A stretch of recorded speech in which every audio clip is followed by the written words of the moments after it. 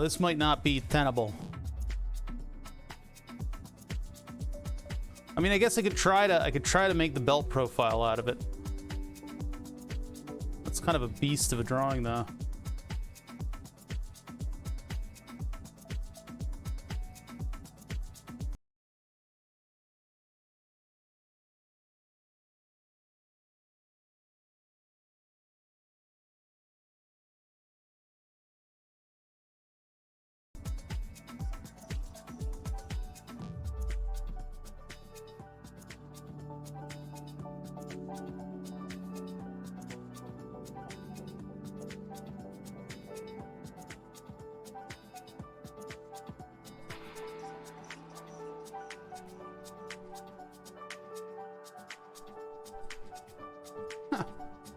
Yeah, that Nickelodeon All-Star Brawl game looks mostly unfinished. I guess it's like a concept, right? Because, you know, they didn't even get like the voices. They could have cut voices out of the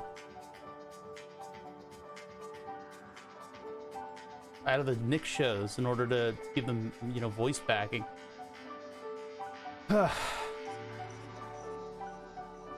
Neat concept, though. Gameplay's great, smooth, and it works well. I was just reading your comment about it on the Switch, yeah.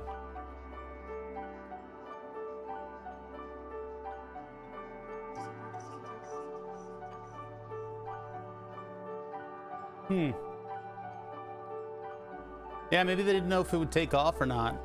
Seems a little... It's weird, right? Like, it's fully endorsed.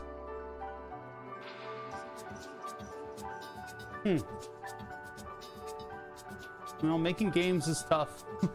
It's not easy. It's not easy to do. Not easy to do.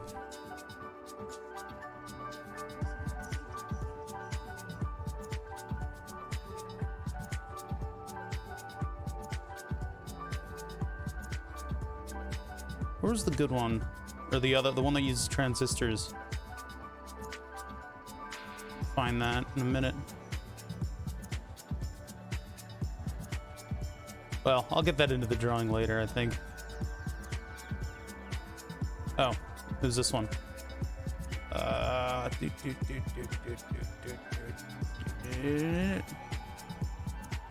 Project 149.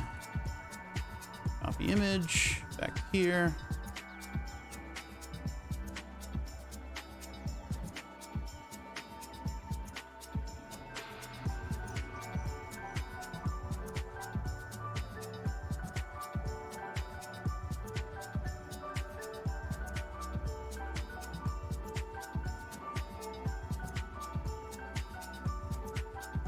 There we go. Just getting all my notes from the mic stuff together to make sure that I don't lose anything. I gotta collect parts for either of these probably tomorrow, because I gotta make sure that I've got all the parts ready to go for solderless breadboarding, so we can kind of like run through the project and see what we can do. The 100K pots get here today, so did a bill of materials for Julian yesterday. Seems like we're looking at like mid-November, depending on what's going on.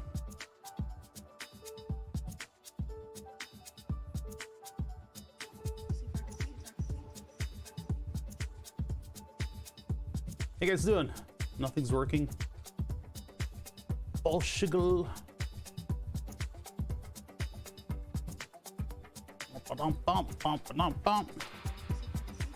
I got a lot of fusion work to do today, and I hope it's gonna be a fun stream, but it might be a little weird.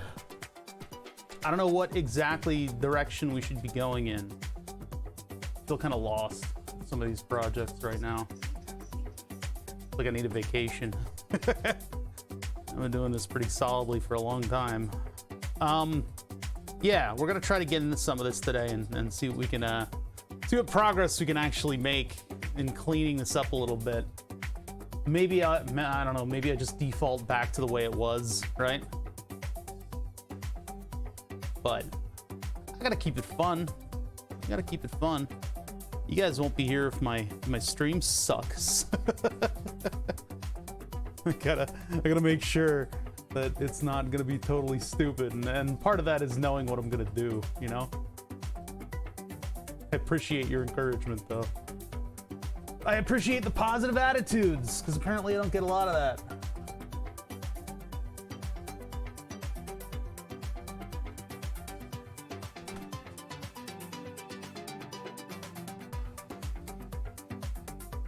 We'll start in a couple minutes. I'm like, today's the day when like everything descends on the neighborhood. So we had garbage and recycling, and then we also have all the yard work being done all on the same day. And it's a stream day, and I have this propensity to procrastinate to a fault because nobody's fucking perfect, even though people expect me to be. And so I was up very late last night. And God forbid I left my game notification on, so I'm already getting flack. Yeah, I'll be all right. I'll be fine. I'll be fine. It's an embarrassment of riches. But yeah, I was up late, so I'm tired today. I'm tired today. I have like a really nice 100k ohm potentiometer sitting right here. Many turns. Does this thing stop turning? Yeah, it does. Huh. What did this come out of? This came out of something. Forget where this came from. It's sitting right in front of my face. We could have used it. That's all right. We might use it. I'm gonna have those little scientific potentiometers though at the end of the day today, and then I'll be able to figure it out. Persistent optimism is a force multiplier. You guys are weird. I'm not talking about persistent optimism. I'm just talking about not being negative about everything. There can be some negatives sometimes, you know?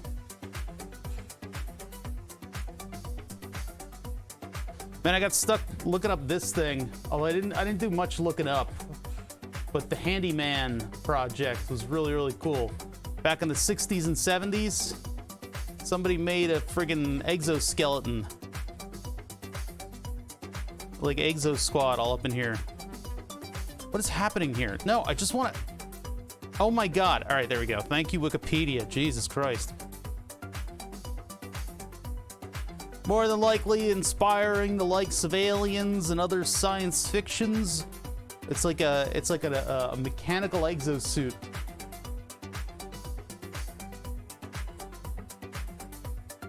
Hey, DS4 Universe, thank you for subbing.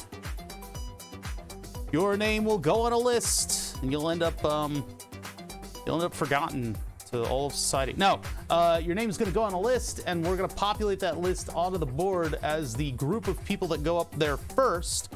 But there will be no first. It will just be a random drawing to see who goes up on the board when. What are you saying? Is that message there? Hold on, I can't even read it. There's so much shit going on. How you doing? I'm doing good. I'm just a little tired. I'm a little tired today. I'm a little tired today, but I'm gonna work through it.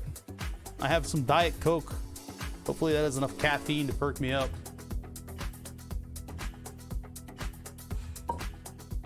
This is what we're building today. Mechanical exoskeleton. No, you've literally no capability of requesting positions on the board. That's not gonna be a thing. What are the problems with it? Oh god, it's one paragraph. Oh god. Any attempt to use the full exoskeleton resulted in a violent, uncontrolled motion. As a result, the exoskeleton was never turned on with a person inside. Ah, so they didn't even they barely worked on it. Difficulties in designing a powerful machine functioning as an extension of the human body.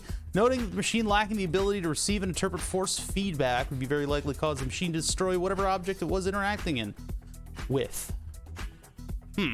In performing the task in hand, according to the General Electric's Handyman project report from 1969, when turned on, power to operate the shoulder joint, the arm lurched and the elbow would not operate. Further research concentrated on one arm, although it could lift its specified load of 750 pounds pounds. It weighed 3/4 of a ton, just over twice the liftable load. Oh God, not getting all the components to work together. Practical uses of the handyman project were limited. I had a pulled pork sandwich for lunch, and apparently it was absolutely the most fucking disastrous amount of carbohydrates that I could ever have. What is happening here? Like, that is insane. I don't think it was pure sugar. It was a pulled pork sandwich. I guess their barbecue sauce is like a lot of brown sugar in it, huh? Jeez. I hope that comes down. I don't want to blast it with insulin because I don't want to go low later on today. And it's like how do you calculate how much sugar is in a pulled pork sandwich? I gave it 30, maybe 40. No, I think I gave it 30 carbs. Yeah, 15 units. I gave it about 30 carbs. I'm just gonna try to see how this plays out. Yeah, apparently that was the handyman prototype, and that eventually became, well, it didn't, I don't think it became the DARPA project, but the DARPA project did something similar, although we have much better electronic control systems these days. So, we're able to set limits in motion and be a little bit better about, you know, something like as dangerous as a mechanical exoskeleton. I wonder how those exoskeletons actually work with loads that are too heavy. Look at this shit. Jesus Christ, what the fuck is that thing? Like a Halo gun. Anyway, these guys, the little external movement Jimmy Jams that supposedly work really well for like loading and unloading stuff.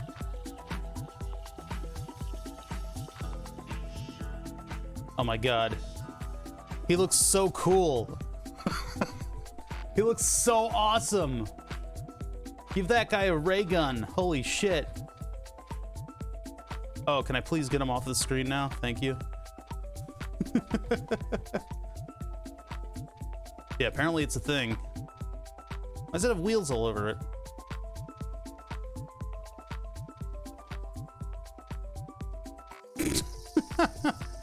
Dear God, dude. He looks so cool. Look at how cool he looks. These guys are like the kings of dorks. This is a lot of speculative stuff in here, huh? Oh yeah, let's do air-powered muscles. There's a solution in search of a problem. A Tinder profile pic. It's me. Oh, damn it. I don't want to download the image. Hey, like long walks in the rain, and, you need me to carry your stuff? No? Alright. Hey, man. Yeah, anyway. I was reading up about this stuff. It's kind of fun. Yeah. That is such a weird shape, though. I mean, like...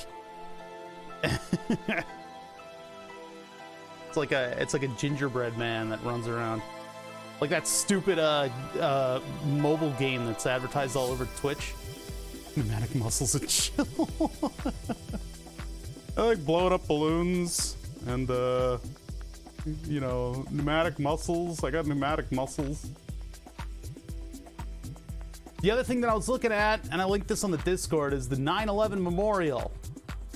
Taking it apart from 9/11, what they did is they encourage you to actually touch all the names, which are in brass. So they got brass plates with all the names on them, and they encourage you to actually touch them. And so in order to make that tenable throughout the entire year, they heat and or cool the brass plates with copper tubes behind it. It's water cooled. It's insane. It's really cool.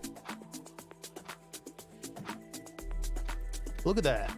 They got a whole freaking cooling system behind this thing. I never knew about this in the memorial. That is some weird work with the braided lines too. I don't know if they built it so that it would be completely hands-off or what, but apparently the whole thing is LEED certified, so it's like everything is like recycling water and doing all kinds of crazy stuff with like the fountains and things like that. It's like the largest man-made waterfall or some shit like that. But like, I thought it was really cool that not only okay, so these little bars that are bolted into the brass are actually holding up the centers of the letters, so they got the right look out of everything, I guess. It's weird that you could like see through the letters from behind. I don't know if that's a thing that they're intentionally doing. I don't know. But all the plates with all the names on it, you can touch throughout the entire year, because even though if it's been like sitting in the sun or if it's been in the dead of winter, it will be heated or cooled. I would love to see that on like a thermal camera throughout the year. I want a thermal camera time lapse of this memorial. It's really cool. Pun not intended. I think that's absolutely mad.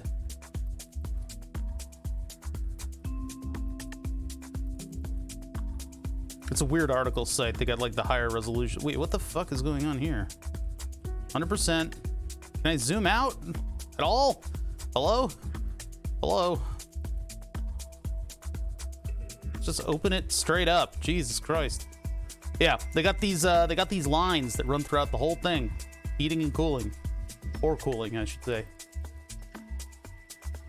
Yeah, I guess they could make it another material. I guess this is what the designer wanted, to have brass names so that they have a certain, I guess the brass has a certain amount of resistance to like bacteria and corrosion, because they expect like millions of people to be touching this a year. And so, you know, with all those fingers touching names, you want to have something that's antimicrobial, right? Brass it is. I do find it weird that the letters go all the way through. I guess they light up. I don't really even know what the 9/11 memorial looks like externally.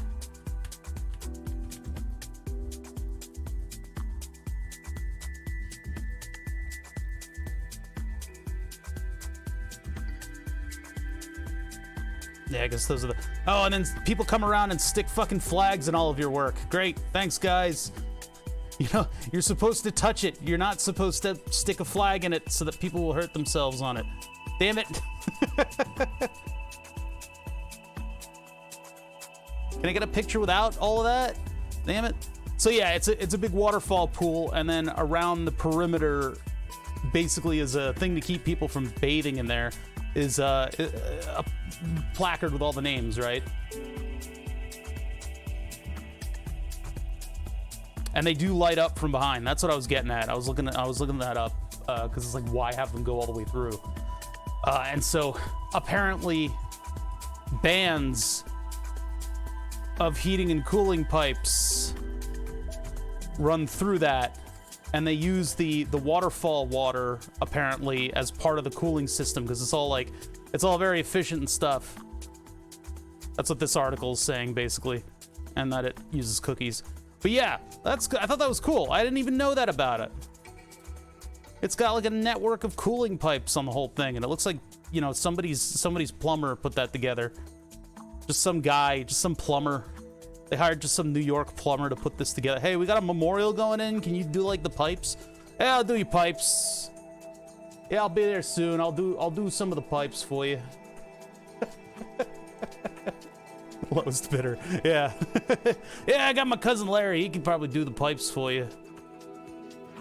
He's pretty good. He's pretty good with the pipes. He get his van, he'll come over. Yeah, I wonder what the heating capabilities are. The article didn't really cite anything specific for the heating capabilities. But like, if there's a ton of snow and they're not running the waterfall, are they still running the cooling system? I would imagine they probably would, but I mean, this just keeps like the sun and the New York cold and all the people touching it from significantly altering the temperature of the plaque, because it encourages you to touch brass. That's what all the kids are saying now, right? Touch brass and devious lick. Touch brass, boomer. Anyway, yeah, you're supposed to touch it, and it is temperature regulated. Oh, that was cool.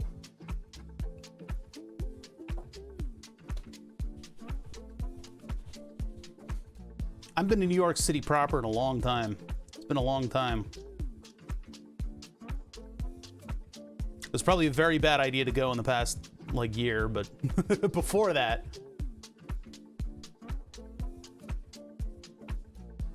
Many of my new coworkers are walking New Yorker breed union, New Yorker breed union cliches. Oh, what do you know about that? Bada bing. Cool. Anyway, I thought that was cool. Boop, boop, boop. Speaking of New York, there it is. There it is. There's New York with the sun coming over.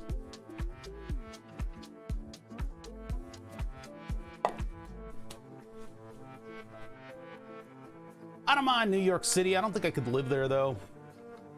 I certainly couldn't afford it. I couldn't. What I could afford in New York City under the money that I make here is embarrassing. I think maybe I could rent like maybe an inch under a manhole cover, and that's about it. 1 circular inch below a manhole cover.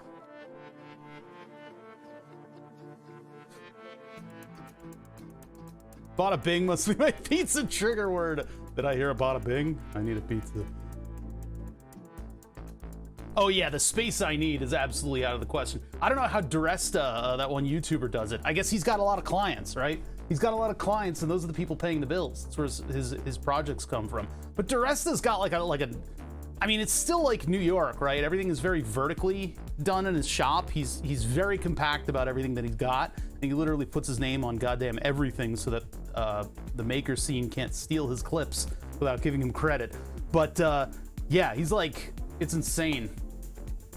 Are maker spaces viable? Because there was a boom of maker spaces here in the Philly suburb area in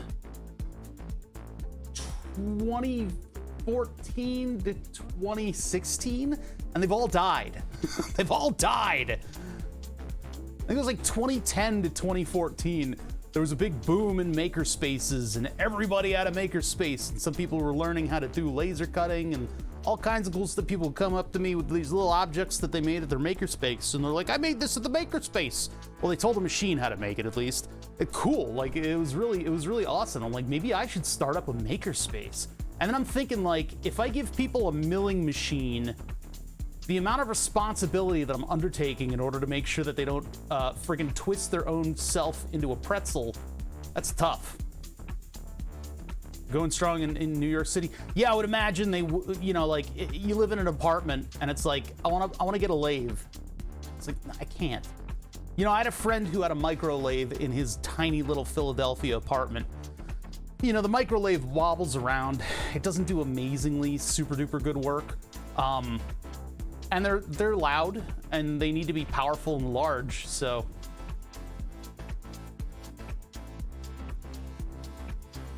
The only surviving ones are in schools, museums, and libraries. I do like the trend of libraries having 3D printers available for people. The only problem that I can see in that is that getting those 3D printers to run is a little bit more of an art than it is a science. Unless they're really, like, you can buy $100,000 3D printers and they will just work. But you gotta pay to play on that one. There's a certain amount of liability that you can get people to sign away, but then there's a certain amount of liability that is inherent with something like that you cannot escape. If you are sitting there and not properly educating people on using machines, and you're telling them that they can use the machines, you're gonna get in a shitload of trouble. That's the unfortunate bit about it. People can't sign away, you know, their lives necessarily. Mahalo resubbed at tier 1 for 26 months. Someday I will burn. Yeah, exactly. Yes, you will, my friend. Yes, you will. We will all burn in the fires of judgment that is the board. Where'd you think I was going with that? The one in Colorado Springs is still running, but I think it gets support from local businesses. Yeah, that was one thing too. When I had the health design job, I was making a device for pulling the pen cap off of an auto-injecting syringe, and they wanted to know how much force people put into this thing. I I didn't know how to use the load cell properly enough, and I got in enough trouble not running that test properly or not getting enough data out of that test that, yeah, anyway. Training levels before you can use certain machines. Yeah, that's what I'm saying. It's just too much of a hassle. I never did it.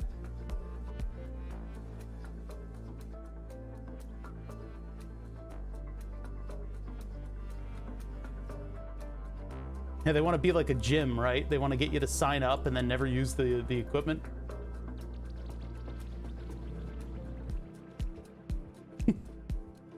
Library still at 4:3 aspect ratio computer workstations. I should check out, I don't know, the local library here. I used to live in a town called Radnor, and they had all the tax money. They had a pretty cool library. But the last time that I'd been there, I think VHS was still a thing. No, it was a little past that. We were still well embedded in the time of CD-ROMs when I was there last. How's it work at actual jobs? Seen people screwing themselves up. I'll censor you. Hot plastic, and there definitely wasn't proper training. Yeah, I don't know. I don't know. Oh, this is the Moby part of the mix. Planet Fitness, but for makerspaces. Man, I would be waking up at 4:30 in the morning then for that. That's when I used to... I was still paying Planet Fitness. I don't know if I should still be paying them $10 a month. God, it's been like a year of $10. That's like 120 bucks a year. I should turn that money into Epidemic Sound. Well, anyway. Yeah, soon I'll be able to go back to the gym. But, yeah. That's something I've been paying for and not using. But, like, could you imagine if that was the case of, like, a makerspace, and I could show up there at, like, 4 o'clock in the morning and, end up with, like, an entire makerspace to myself?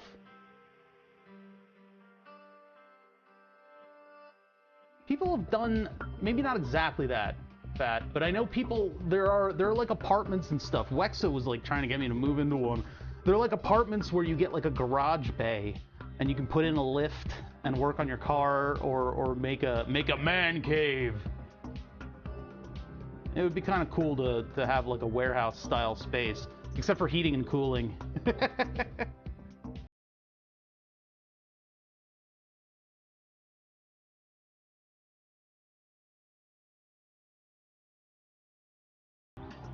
Alright, yeah, I've dragged this on long enough. I guess that Windows update still hasn't installed on this machine.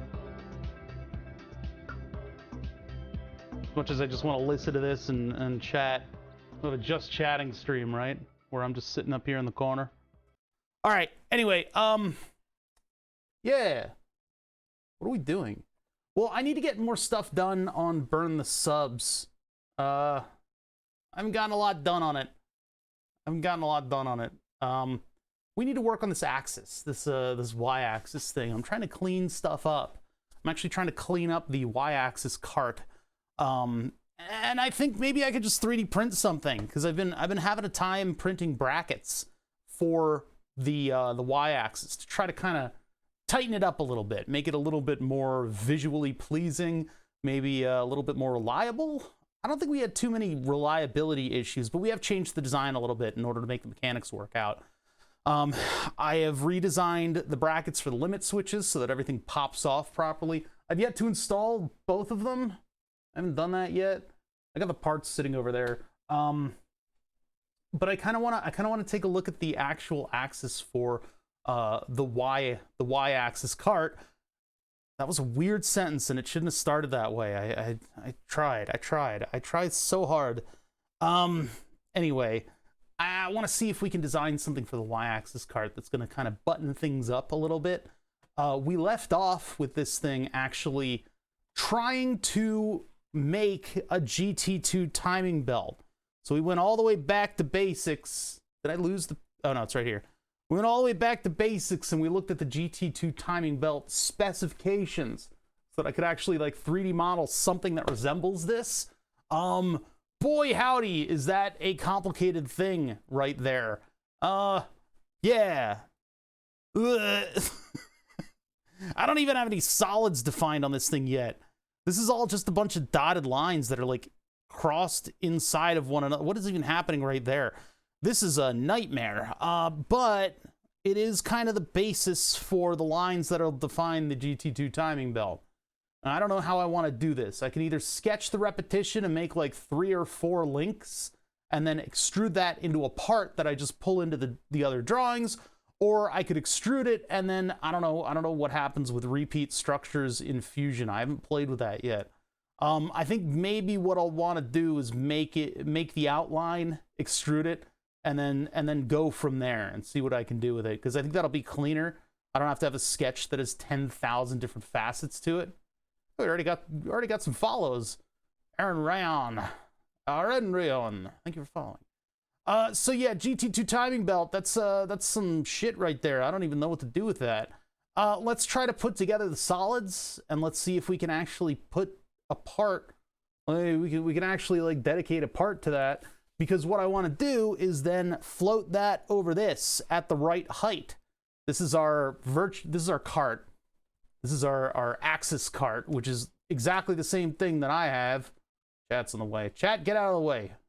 Shoo. This is the exact same cart that we've actually got on the rail. So we've got our little piece of sample rail. We got our cart. I could throw some maker beam in there and actually start to make what we have now. What I'd like to do is redesign this. I want a 3D printed part that's going to sit on top of this cart and hold stuff up in the right places.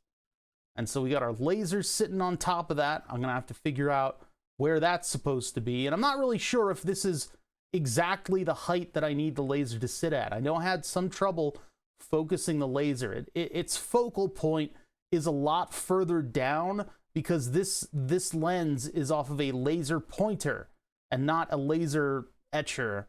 The focal point can adjust pretty close, but it still has like a significant amount of standoff, which visually is really good for Burn the Subs, because that means that we can actually like see the beam and all that stuff. That's like the fun of Burn the Subs. I'm probably gonna have to undo this. I'll probably have to undo this in order to plan out where everything is. Fusion is capable of creating a circuit board. I could try to model this circuit board in Fusion. I could just define it as a box, though. I could define it as a box, and we can roll from there. And then I can figure out how exactly I want to do the turn here. Because I want 4 screws going through plastic to hold this thing up. I need some kind of a tail in order to hold up the, what do you call it? In order to hold up the drag chain. And I don't think I'll do anything too complicated with the drag chain. I don't know how I'm going to hold it down so it doesn't fly up and look stupid. And then we need to figure out where the circuit board goes. This is a lot of stuff, guys. This is a lot of stuff. And what I wanted to incorporate was a different cooler. I wanted to use this M.2 cooler that I just got in the mail. I spent $30 on this thing. I kind of want it to be part of Burn the Subs because I think it would look cool. I literally just looked for heat pipe cooler on Amazon, and I looked for something that looked cool, right? I just looked for something that, it's like the rule of cool. Like, the laser doesn't need all that much cooling anyway. In the future, I will just take one of these brass laser diode holders and wrap some copper tube around it. Maybe solder the tube in place and then put some barbs on the ends of the copper, and I'll have a little water jacket for the laser, and that's easy enough to do. And then I've got water cooling, so I can just move all of the cooling to the external radiator that's going to control the control box. But I'm not doing that right now, because that would mean that I'd have to fish cooling lines through all this stuff. So I kind of wanted to figure out what this would do, how this could be mounted so that it would even cool things at all. I could, I guess, try to get a piece of heat pipe on this. I could remove the heat pipes and just try to use the heat sink. But it's not like I can put the laser inside of this. That would be cool, though. That'd be a cool looking thing. It looks like a dual hot end for a 3D printer, huh? Like one of those long ones. No, it doesn't need much cooling at all. Yeah. All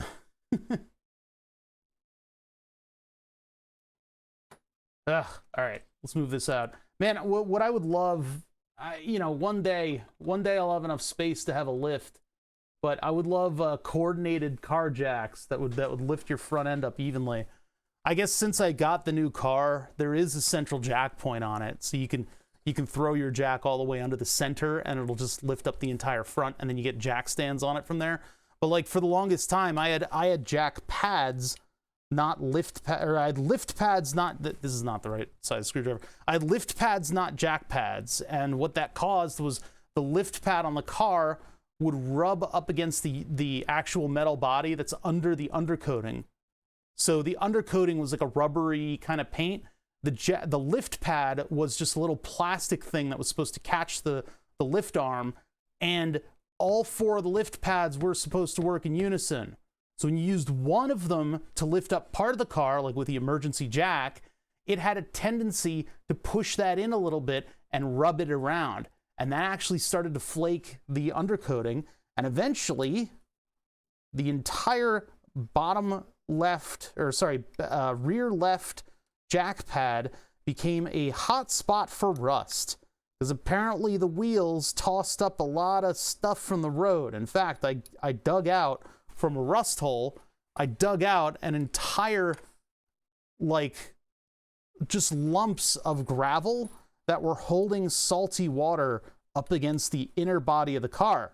And the Germans were like, well, why would we need to paint an interior surface of the car? So rust just became chronic on my old car. And that was all because they decided that all four pads would be used in unison with one another, instead of individually like a shade tree mechanic would. It's the only model that they did that with.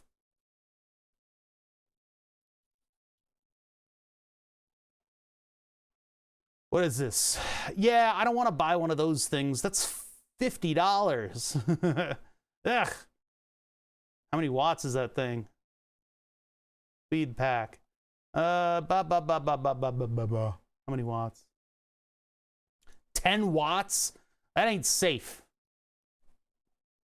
That ain't safe.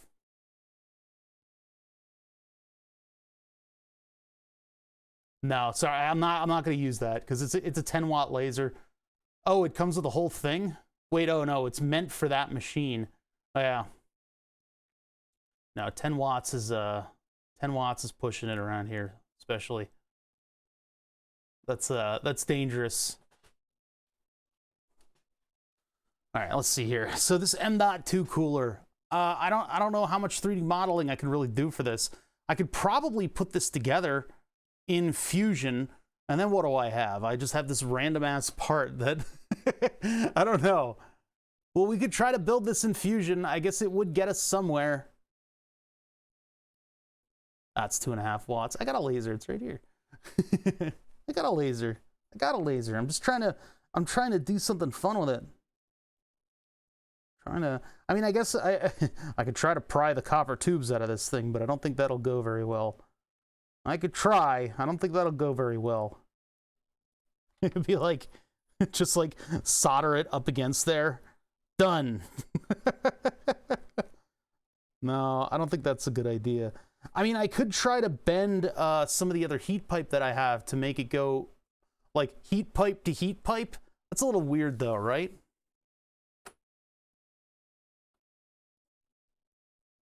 Not carbon fiber gloves. It's yeah, chainmail. Chainmail is the appropriate protocol. Although a screw is a little bit of like a repair. It'll go through the chainmail and stab you. Yeah, I don't think I'm gonna get the heat pipe out of this. I don't think that's tenable. If I push down on it hard enough. This has all been pressed into place. So I don't think that's really gonna work out. Should I try?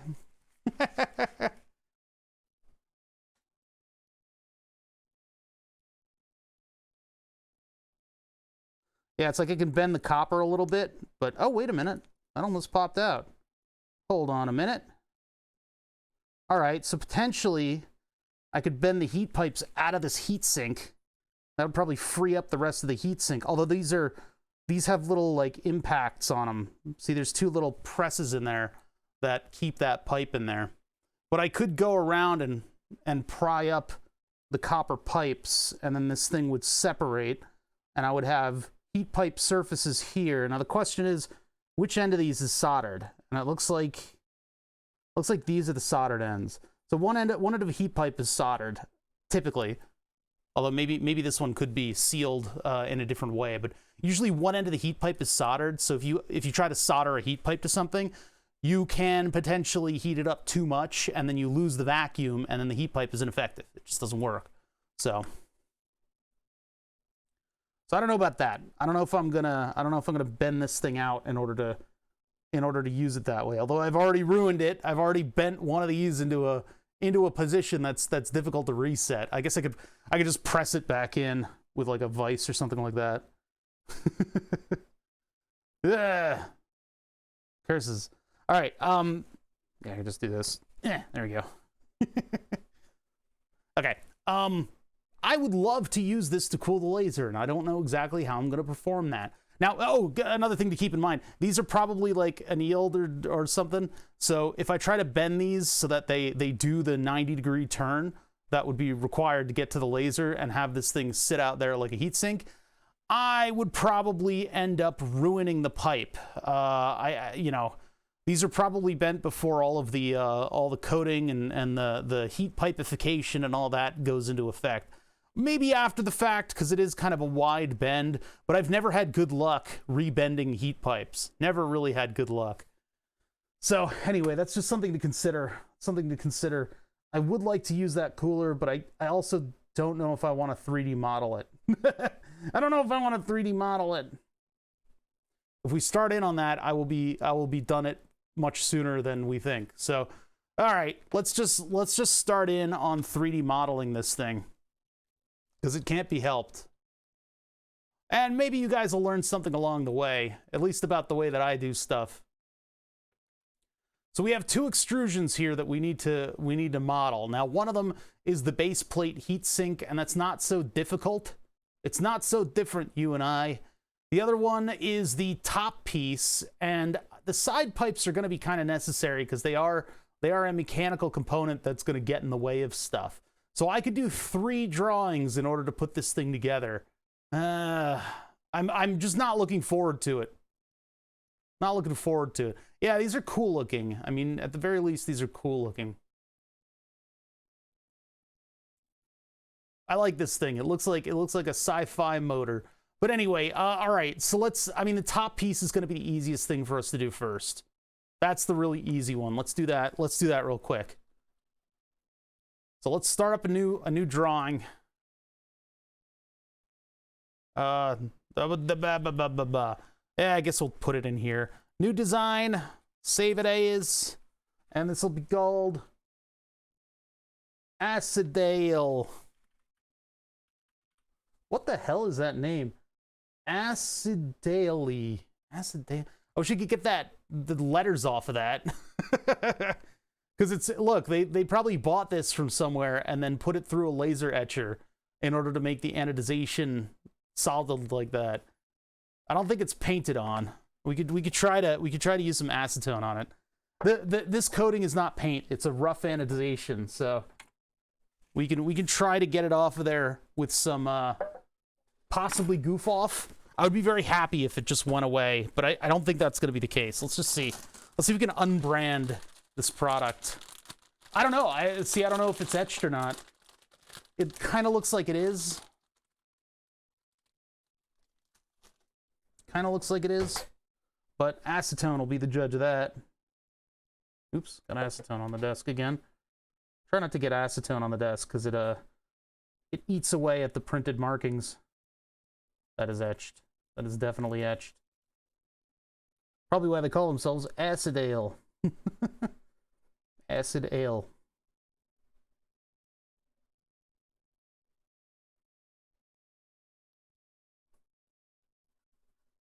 Yeah, it's lasered on.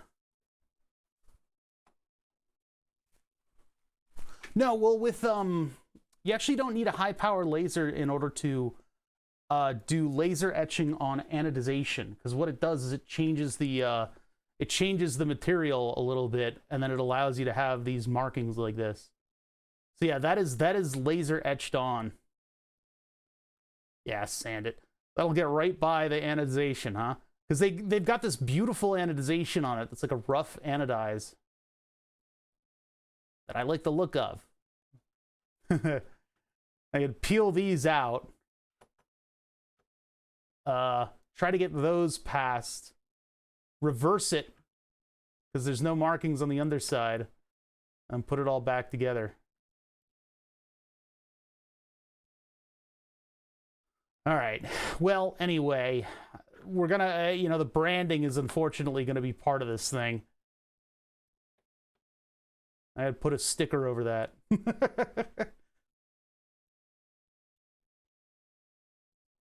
All right, so this should be pretty simple. I'm basically going to just extrude a shape, and then I'll make a repeat structure in order to cut these out of it. That's what I'm saying. That's what I was saying. Yeah, it's locked in, so it'd be difficult for me to reverse the entire thing. These do pop out with a little bit of effort, but getting this thing, I mean, maybe this would twist around and then it would go back together. It probably would not go back together the same way it came apart. Am I gonna waste like $30 doing this on stream? I might. I might. Don't tempt me, chat. I might waste all my money by popping this thing open, twisting these around 180 degrees, and then putting it all back together. So we have an unbranded heatsink on the on Burn the Subs. I might do it.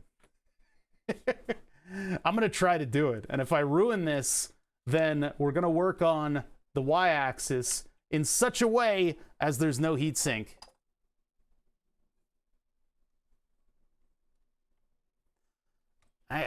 You guys come up with all these harebrained ideas for how I would advertise on Burn the Subs, and you guys have all these ideas, but it's like nobody wants to do that. Nobody wants to do that. Good news and bad news. Copper likes to be deformed. Yeah, that's true.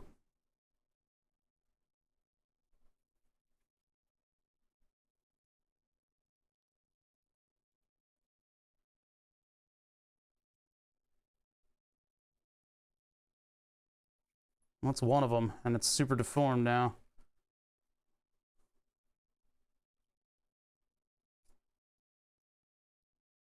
Can't quite get in there, and I don't want to break the heat pipe. There's like a little hiss that you get when you break a heat pipe because of the vacuum being destroyed. That one's not going without a fight. What kind of a fight are you in for, heat pipe? Come here.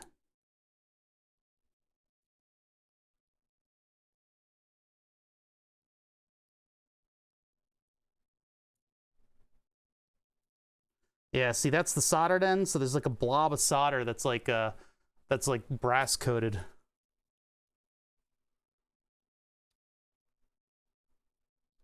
guys never give me credit for knowing what I'm doing, huh? Yeah. I don't know if I can twist these, but I'm about to try.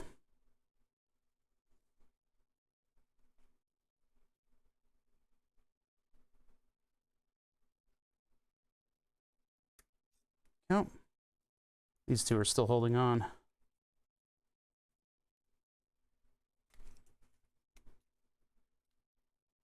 Yep, those will twist, but will the other ones?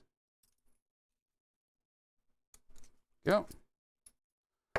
Well, now I'm tempted to just use these in the laser.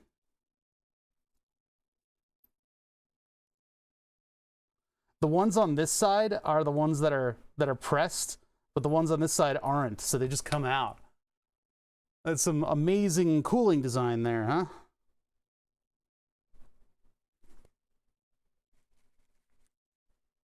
I gotta be careful about bending these wrong, because they'll only bend so many times. You guys never give me credit. You think I'm some bumbling idiot. There's a reason I do this stuff on Twitch. Nice to have a little drama. I'm reflattening them before I make any decisions here. Yeah. I could probably go in the vise. Yeah, the vise will do better. Where's my vise? What happened to my vise? Wait a minute. It's usually right there. Where the hell is this thing? This is my vise. It's just like gone. It's just not here anymore. Hello? Where the fuck is my... What did I do with it? Hello? Hello? Vise? What the... It was stolen. It was stolen by the literal 0 people that have ever been here in the past month. I knew it.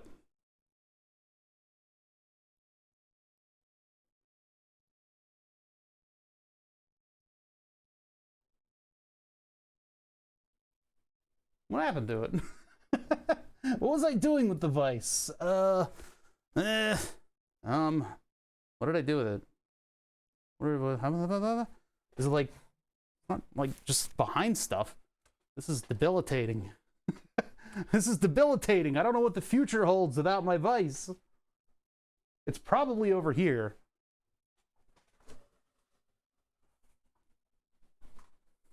Oh, here it is. I was using it to mill stuff. It was literally just sitting right on the mill. All right, I get all the metal chips off of it. What was I doing with the mill? It's cutting metal. That should be obvious.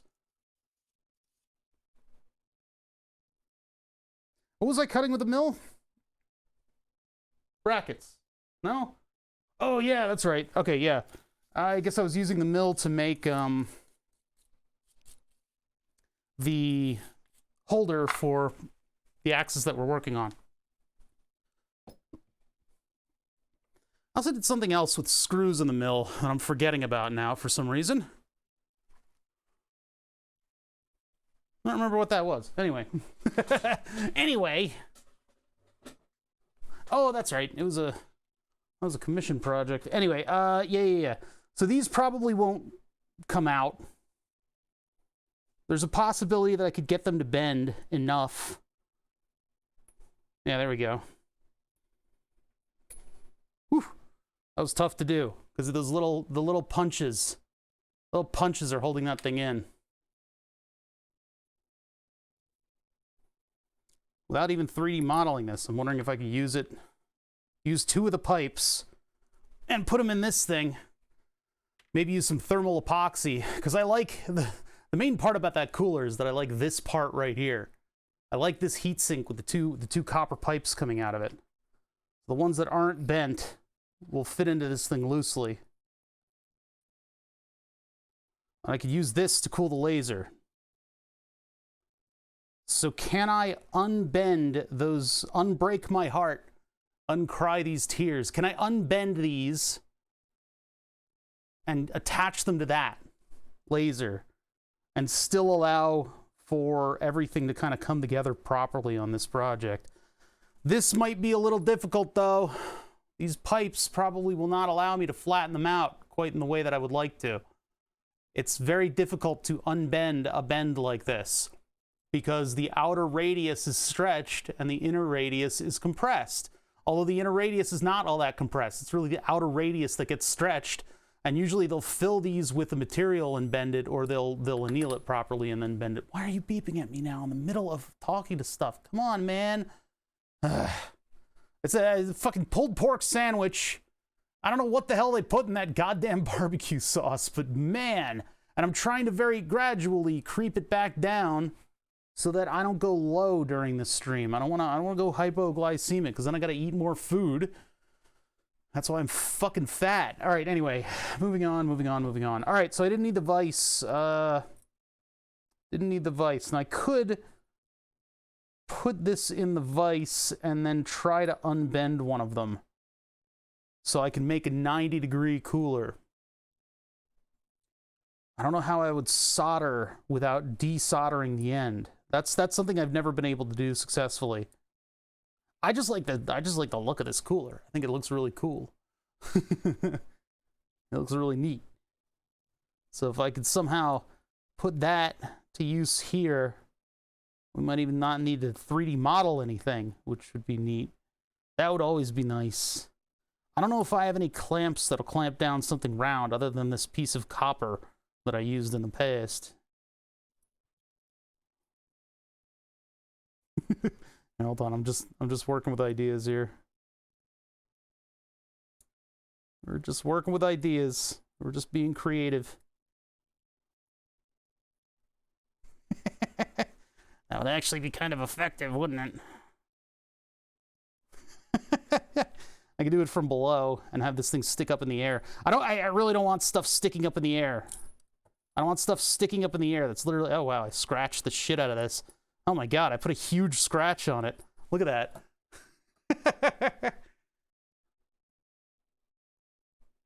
Chances to find equivalent straight heat pipes somewhere. DigiKey does have some stuff, and you can Google to a certain degree. You can Google heat pipe stuff, and so you can get similar heat pipes. Yeah, I think I could probably source heat pipes that would go all the way to the end, and then I could bend the outer end. These have been plated, but yeah, look at the scratch that I put on this thing. Oh man. It would still be effective in your build, but everybody would be like, what's with that scratch? It'd be the first thing they comment on, because that's how people work, apparently. Yeah, they would comment on it. You know it. Let me see. Hold on. I'm not too broken up about the scratch, because I don't want that part to be visible anyway. You can go like this.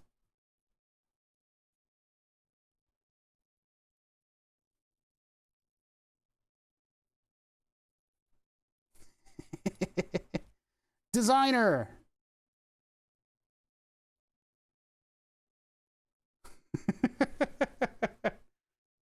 Yeah. And the laser comes from there. It doesn't look very good. I mean, you know, obviously I would like it to be flat, but no, I'm just gonna have this be the visible side. I would like this to sit flat along the cart. I'm just playing with it right now. I'm just playing with it. I guess we don't need to 3D model it. Well, maybe we do. Maybe we do. Okay, give it back. Give it back!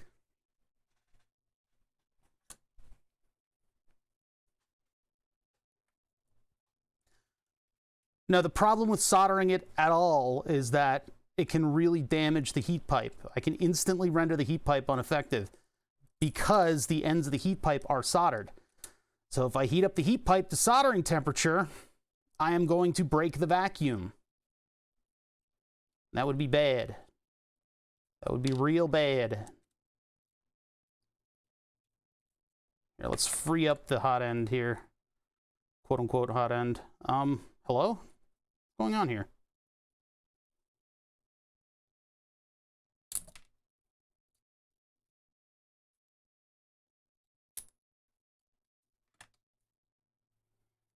That was held pretty tightly onto the heat pipe, and then there's a little bit of heat goop in there. So I gotta free up all this stuff. I'll get rid of the spiral wrap because that's getting in the way. And your ad here is gone, and then I gotta clean the thermal stuff off of this.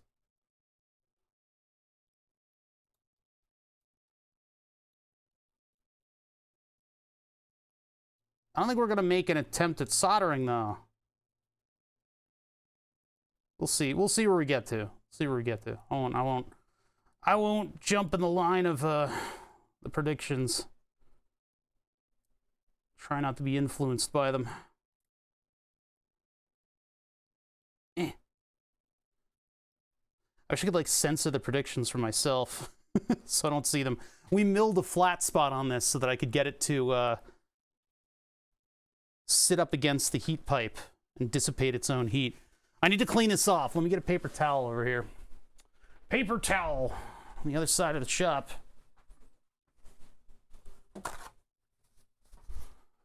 Paper towel. Let's see. Yep, I'm caught on the fan. Probably a bad idea to have my mic cable running right next to the thing. What's up, Come My? No soldering means refund. Yeah, we'll see where we go.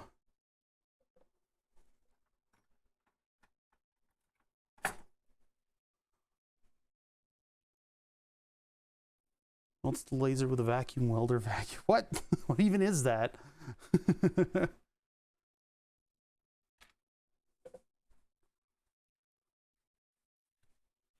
I think the M2 drive cooler was not going to work very well. The interface between the heatsink and the interface between the heatsink and the, what do you call it?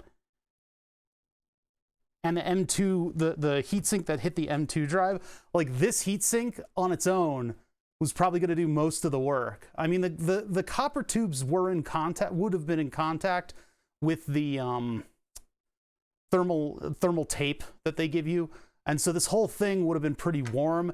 But I mean, the contact between the heat pipe and the fins here, not that great. So I don't know. I don't know how that would work out.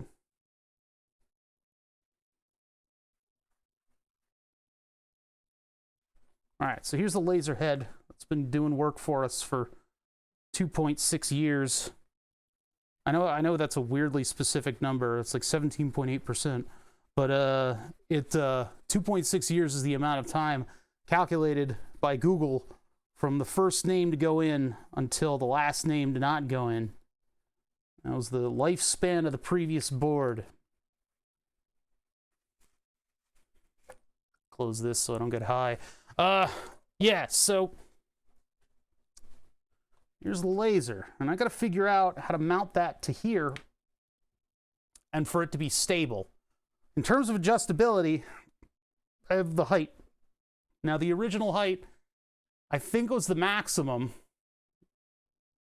It's possible I could power up the laser and figure out how far from the board it needs to be, but I think over-calculating a lot of stuff is where we'll fall into trouble. Use a metal bracket. Make that nice and stable. That's all that's really needed here, but I figure PETG is probably going to be able to stand up to the temperatures that this thing is able to put out. So if I can clamp this to plastic, then I can run the laser just, you know, going straight down from the axis. I don't think this is going to get much hotter than that.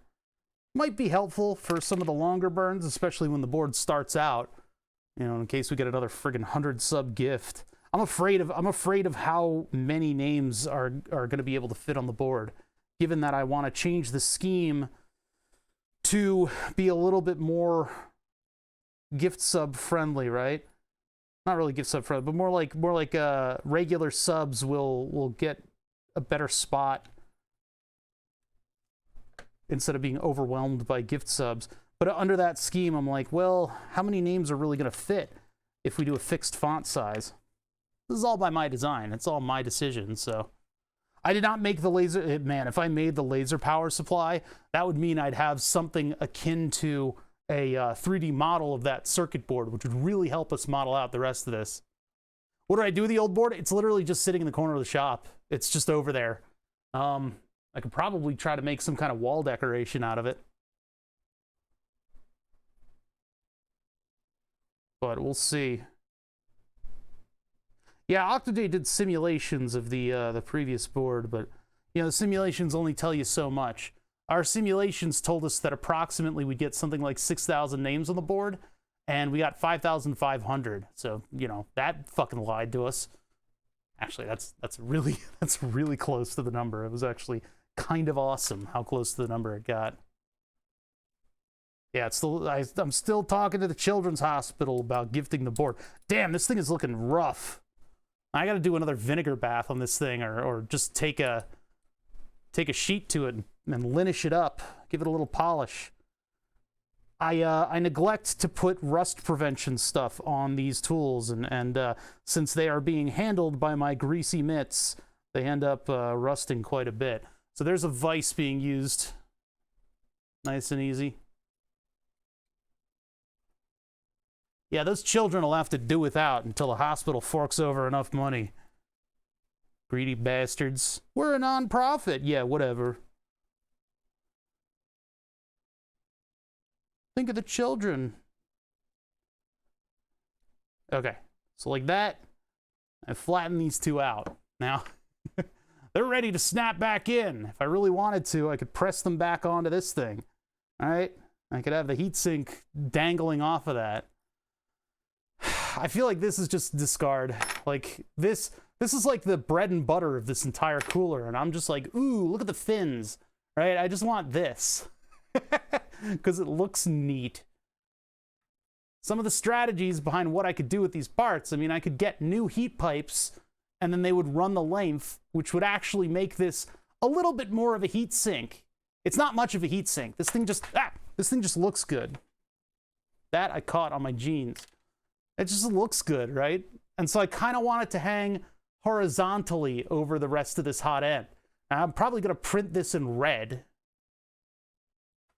But yeah, I know. This is all you would need on an M2 drive, by the way.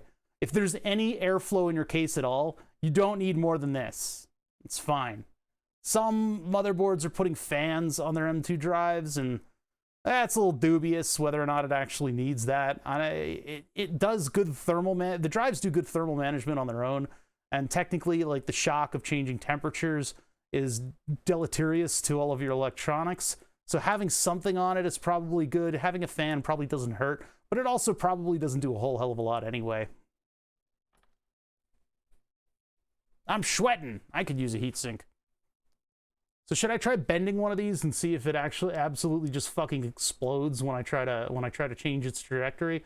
Right now, the part that goes into the heatsink is a little bent, and then this is less of an angle than it used to be, but I don't think this is really going to work out if I try to unbend this bend. Unbending tubes is kind of a cursed process in and of itself. I'm not really sure how I would go about it so that I would get the bend that I want out of this thing.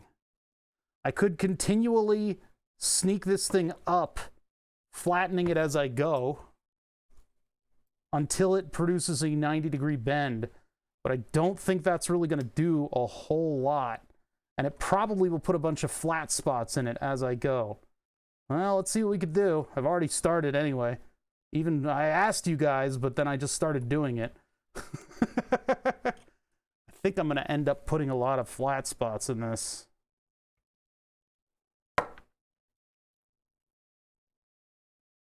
I read that the way to go with copper tubes is to anneal them, but I can't really anneal this because it'll desolder. And see here, I'm putting a flat edge up against it.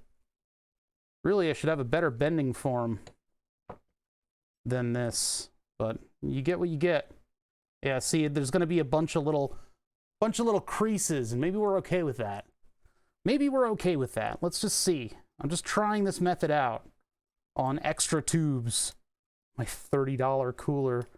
I spent too much on this thing because I thought it looked cool. Yeah, I can do a little bit. Just try to convince it a little bit first, so it doesn't put such a flat spot in it.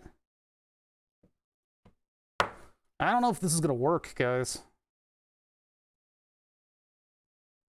If I clamp it and then, or just do this. Whew, getting close. It's going to look kind of rough. It's not going to be a good 90-degree bend. Like, no matter what I do.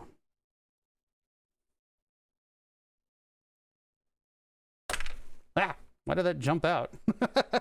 Why did that jump out? That was weird. I mean, I could put the soft jaws on it. Ah! Jumped out again. Probably because I'm bending it and then it no longer is gripping it when it bends like that. You could try to use the actual tube clamping portion of the vise.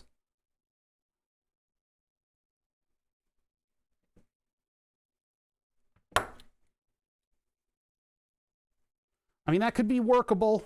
That could be usable. If you guys are wondering, the thing about heat pipes is inside of them, they look like a dry lake bed.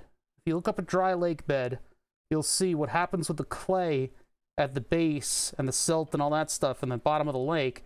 It all dries up and then it has cracks in it.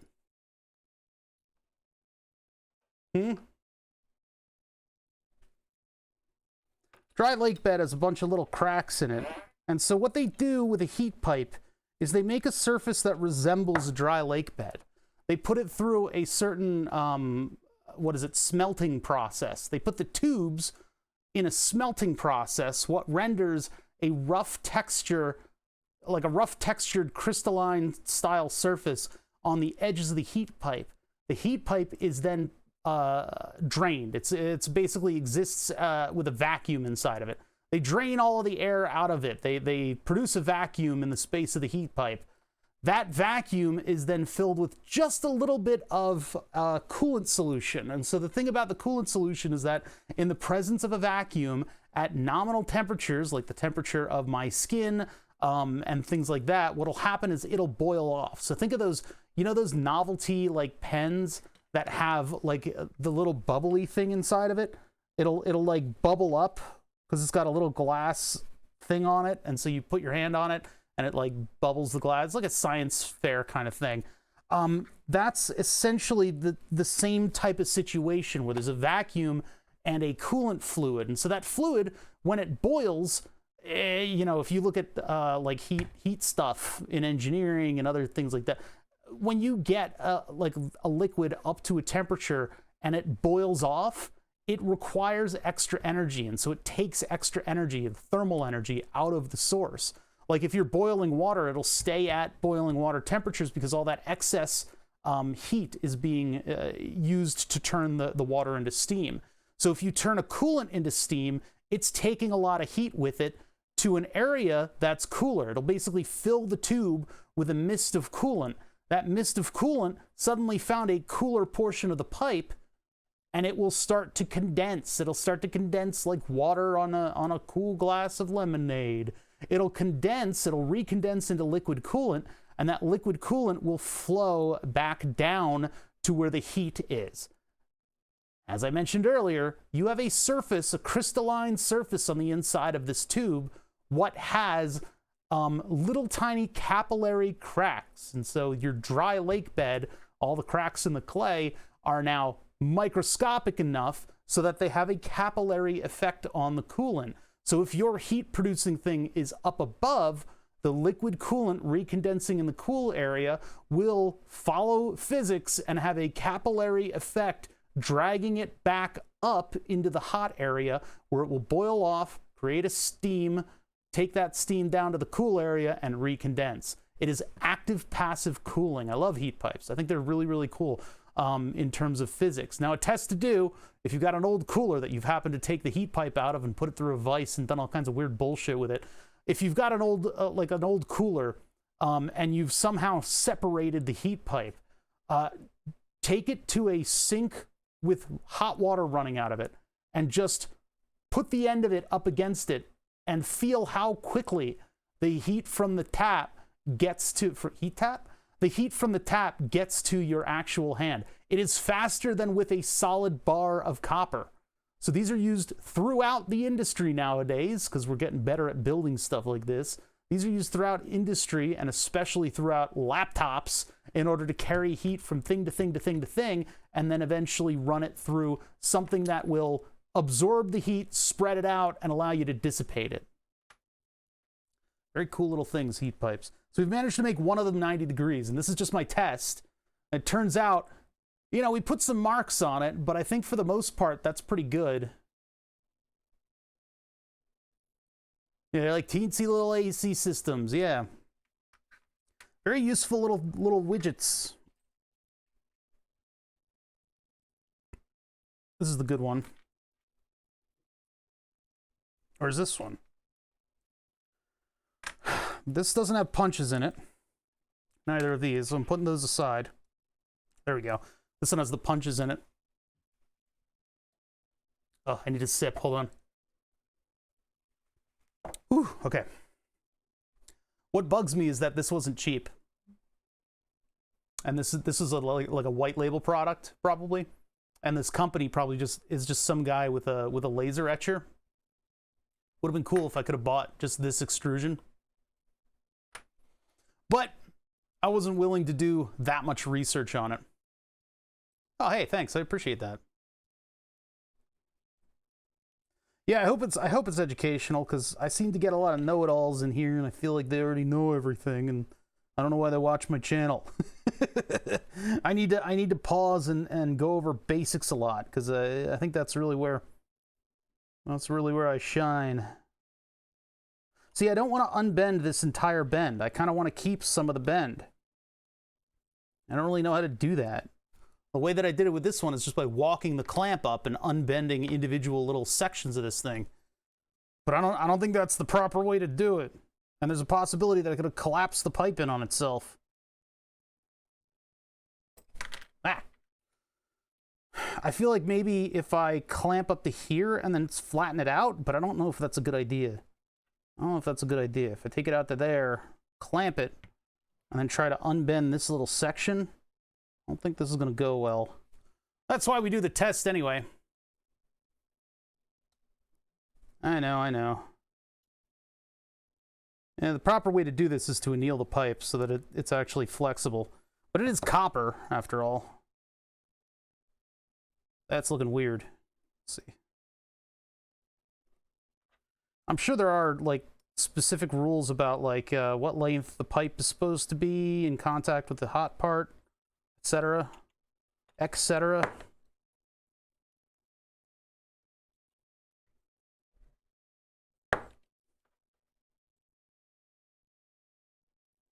Still putting creases in it, but I don't know. I guess it's all right.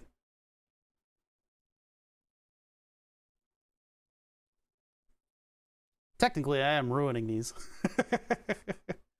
Slide an oversized tube over the bend. Use that for leverage. Put all the force on a small part of the oversized pipe. Yeah. And then there's, like, I've got tube bending stuff, but they're for much larger pipes than this. Much, much larger pipes. Big pipes. Big manly pipes.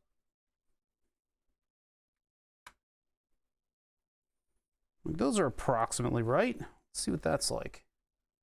Honestly, it would be better to do this with new heat pipes, because then everything would fit in, use the entire heat sink and whatnot. I think there was a kit a long time ago that relied on you to bend your own heat pipes. It was like a computer, like, processor heat pipe kit, and it had these really long pipes to it.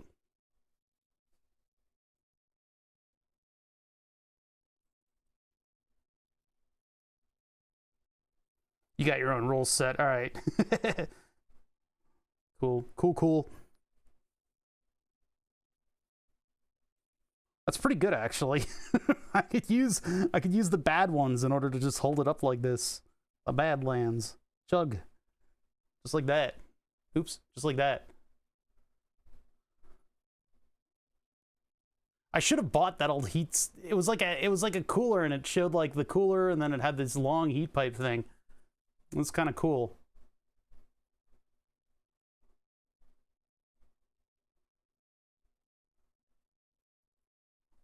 But all right, so those are bent. I didn't think that would work out. And then I can hoist them over this thing like that. And if I just clamp them together with a little bit of heat sink compound, this will carry enough heat out of the laser that we don't really have to worry about heat for the rest of the system, right? It can be a little janky, just as long as none of this stuff moves, you know? Now, I haven't really come up with a clamp yet. That's the thing. Is I don't want to solder this. I don't want to solder that to anything. But like, those are holding in there pretty tightly. And they're not getting an amazing amount of cooling out of the whole thing. But you know, whatever. I just went for the look. I just thought the look was interesting. I just bite it. It's for the look. I don't light it. Ah! I almost dropped it. I mean, honestly, it would be a lot better if I straightened it out in the other direction so that more of this tube went in here. If I straightened it out in the other direction, yeah, that was, okay, so that's where I went wrong. Instead of straightening out this part of the pipe, I need to straighten out this part of the pipe. Well, that's why we do this. Because if I straighten out this part of the pipe, more of it's going into the heatsink, where it's going to do a more effective job, because all of our heat is concentrated around this brass. What's inside of here is just a little laser diode can, and it's being smushed in between two threaded pieces of this tube. And I tightened it up quite a bit and then ran a milling machine in order to create a flat spot. The flat spot's not necessary anymore. What it did, that flat spot specifically, held it up against our old heatsink setup, which was fun. It was funny because this is out of a laptop. But it, you know, hey, I want to move on from this. I think this is a kind of a weird thing. And I was like, how can I use this M.2 heatsink in order to cool off the laser? And I'm like, maybe if I can get one of the flat heat pipes that I've got, I could bend that 90 degrees and have that go along this surface, and then it would be laser to heat pipe to heat pipe to cooler. That's a little weird. That's a little convoluted. I don't think you want that many steps in your cooler, although, you know, hey, whatever gets the job done.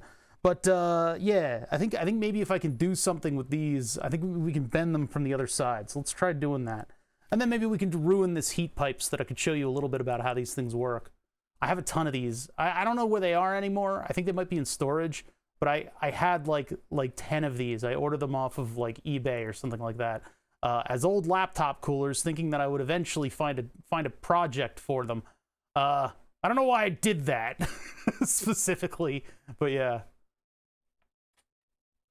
Hose clamp, mechanic zip tie. I'm not talking about the hose clamps that chew up tubes, the ones with the worm gear. You know, we just got this thing. It's just a copper pipe clamp for like home building stuff. I feel like I could come up with something a little bit better than that. Actually, I feel like I have something. Wait a minute, hold on. Hold on one sec. I think I got something better than that. Let's see if I can find it. Let's see if I can find it. Actually, these parts I might want to not cannibalize for Burn the Subs, because these are supposed to go to the... Oh, God, it's under everything. Hold on. Stupid fucking... Ah! Okay, ow! All right. Ah! Okay, got it. Whew. This thing, this linear... I got two of these things. These are linear bearings that... Oh, dear God, they need grease. Oh, that feels chunky.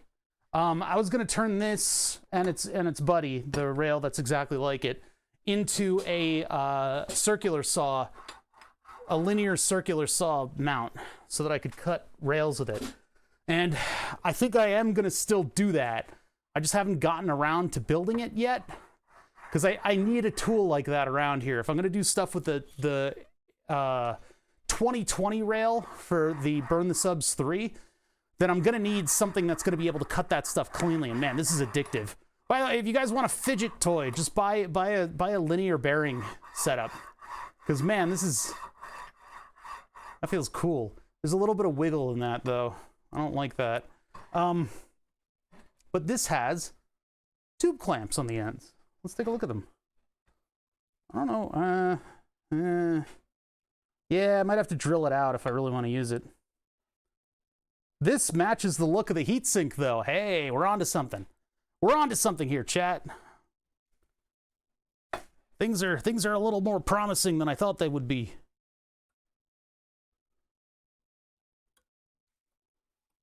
We're on to something. To be fair, this amount of aluminum would be enough cooling for it. Put that aside. This is meant for a smaller tube, and if I drill it out, it'll be very visible that I drilled it out. That is not going to work. That will hold on to the focusing optics and not the rest of the body of the thing.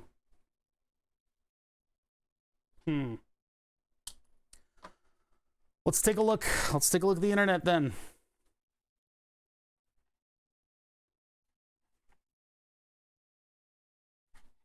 Open up a browser window, go to Amazon, and get my calipers. All right, let's see.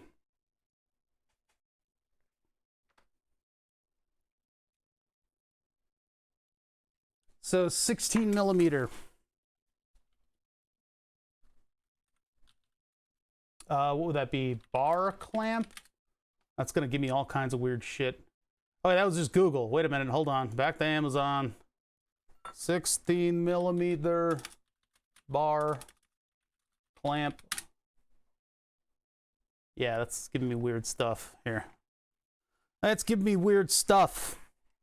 I've ordered variations of this thing. Oh yeah, these are the things that I use as tube clamps for like the for all of my what do you call it? For like the steering wheel project and some other stuff. Like when I need to clamp to a round thing, I've been using those. I ordered a bunch of these back in the day because I wanted to put my brewing system on a shelf that had round legs on it. So I wanted to hang the control box off of that shelf. And so I bought a couple different versions of this stuff. Laser really get hot enough to need the cooling? Kinda. Not really though. Oh, chat's deleted. Here we go. You guys are back. What would it be? Linear, 60 millimeter linear bearing. See, the bearing itself is not the part that I'm interested in. Although these go around something the size of the laser, I need to actually 16 millimeter by 1000 millimeter linear bearing. Yeah, see, it exists. I just need to know what the hell I'm supposed to call this thing on the end. Wait, that was a parts list. Fixed bearing support.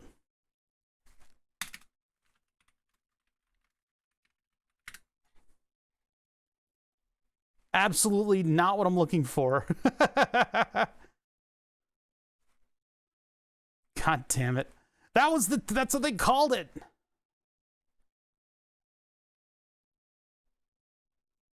Maybe axis support.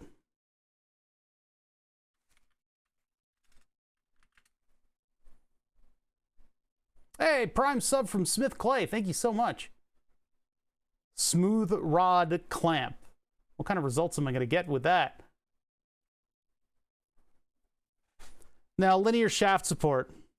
So I said axis support. Linear shaft support works too. I get 4 of them, which is annoying. Ah, there we go. My DJI cell phone stabilized grip. That's right. I want to go jogging, but I want to be able to watch stock photos on my cell phone, on my iPhone 3. So I'm gonna buy this thing from DJI. It's got a little control on it. I can jog all over the place. I could even put it on the tripod for extra stability. Good thing I got all this stuff because I got a tripod on the bottom, just in case. You have this, it works well for stabilizing film. That's cool. It only costs $130. Ooh. Okay, anyway. Stupid sponsored results. You got it for less than that's cool. I've never had a need for something like that. I assume if you do need something like that, it probably works pretty well. Buddy of mine had his DJI drone recently and was tooling around with it. It was weird because he's just sitting there on the kitchen table and like flying this drone around the neighborhood looking for he's like, let's find some kids and follow them around. And I'm like, what? Could you maybe stop? Could you maybe not do that? It was weird. It had such good range with not much antenna. Yeah, all right. 4-piece SK16 linear shaft support. This would hold the laser pretty darn well. X-Blast NL. Hey, thank you for subbing for 3 months. On a 2-month streak. I appreciate that. We'll put you up on the board. Just, we gotta build it first. Yeah, you know, that's, in stock soon. So I can make those out of plastic, possibly. Or, I don't know, figure something else out. Certainly not going to order it and wait until, December 12th. These are for 20. Yeah, it's all right. Anyway, sourcing stuff like this is kind of difficult. These look good though. They've got that aluminum anodization that I was kind of looking at. I don't know if the Tomorrow by 11 is exactly what I'm looking for, though. Because, like, I didn't get much of what I was looking for here. A lot of equipment that I just doesn't fit, does not fit the Whoa, what is that thing? Cool. Color night vision waterproof camera with a 16mm lens and a built-in GPS and compass. It's got everything that I need. Nothing I don't. I'm sure if I refine, like, SK16 linear shaft support, if I just look that up, I'm probably gonna find 10,000 products. Yeah, I don't have the ability to put this shiny anodization on it.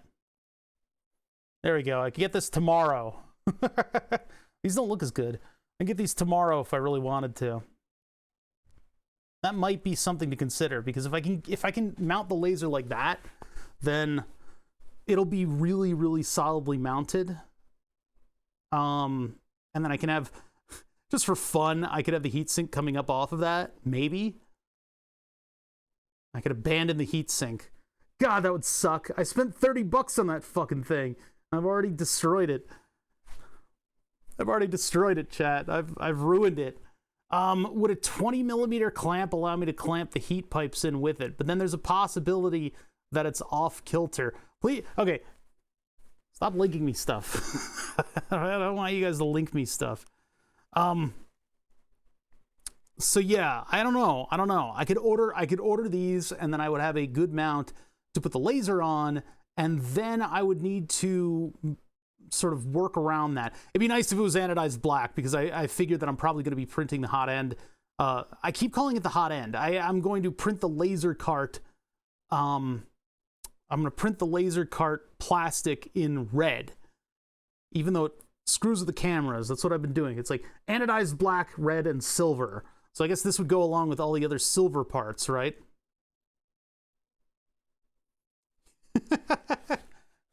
I freed it from its the job that it wasn't even needed for. It's true. It's true. Here, let me get these out of here. Let's try bending these from the other end. I'll use the last bends that I have available to me, and we'll see if we can actually get these things to mount. We'll probably be working on audio stuff tomorrow, by the way, chat. We're going to work on the audio pack again tomorrow. Given that Julian and I had to order a part from China because nobody carries whatever weird, audio codec these people used in their synth project. Actually, to be fair, I wonder if I could find a different audio codec chip in the same form factor. I think it was a manufacturer-specific part, though. So yeah, if we sourced up all the parts, Julian's going to get them quickly, and then we got to wait for the one chip. And once we get that in, then we'll be able to do that project. So what that does is that gives me a little bit more time. Whoa, to burp. Ow. Gives me a little bit more time to work on my audio microphone kind of setup.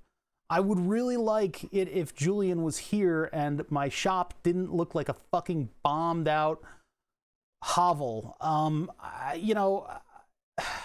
want to, I want that computer in the rack mount, and I want the mixer that I spent so much money on to actually function. And then I'll feel a little bit better about life, So if I can just take this bit by bit and try to bend the other end of it, maybe I can get more of this pipe to go into the cooler, and then have less on the laser, and then this thing will be a little lower to the rest of things. Maybe. We'll see. Maybe. I mean, there's no guarantees on the show, right?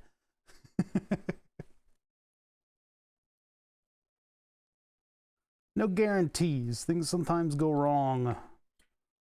Hopefully in a spectacular way, but typically not. This thing isn't exactly a soft jaw,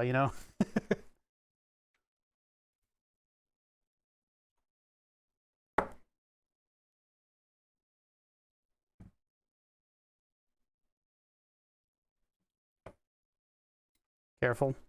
Careful. Careful. Careful. Careful. There's a little cut in my vise that lets you clamp like round things and get a little bit more contact. I don't know. It's not necessarily for round stuff. But it is helping grip the tube a little bit and guide some of my bending, my gradual bending of this thing. All right, I'm going to clamp it down real hard. Maybe that'll do it. I mean, it's a little rough around the edges. Looks like I creased it a little too hard there. I wonder if I can get that back. This is where I risk popping it open.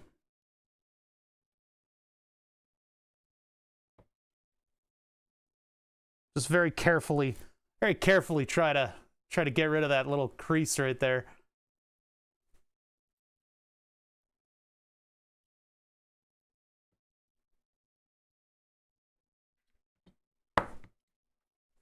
And in doing so, adding more creases to it. Now that looks pretty good. Let's see how that does. I don't think it's gonna exactly fit into this thing as easily as it did before. Certainly not. That is certainly not the case. It's copper, it's malleable. Whoa, it's too malleable. Yeah, I gotta enroundinate it a little bit more. Hey, at least it's making good contact with the cooling surface. Because I could force that all the way through. I mean, or I could just get new heat pipes and then bend those properly. But they'll be copper and not like a shiny brass. At least I got options. At least I got options.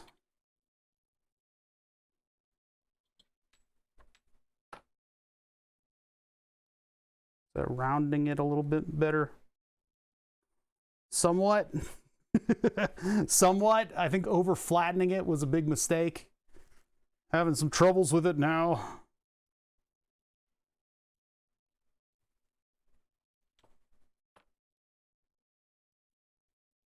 It's looking a little better. I'm never going to get it back to being round. It's never going to happen.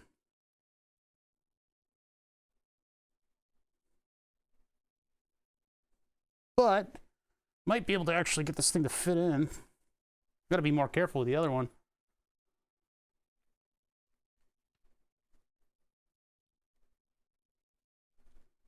It's also hurting my hand as I do it, but once we get all the way to the hilt, be good. The reason I'm twisting it is it's kind of like working, it's actually working the copper and like probably shearing off a little bit of the plating. But it is working. I am getting it to go in there. And this way it'll get more reach further in. Problem is there's only a certain amount of force that I can put on this thing before it actually starts bending the tube. So I gotta be really careful about that.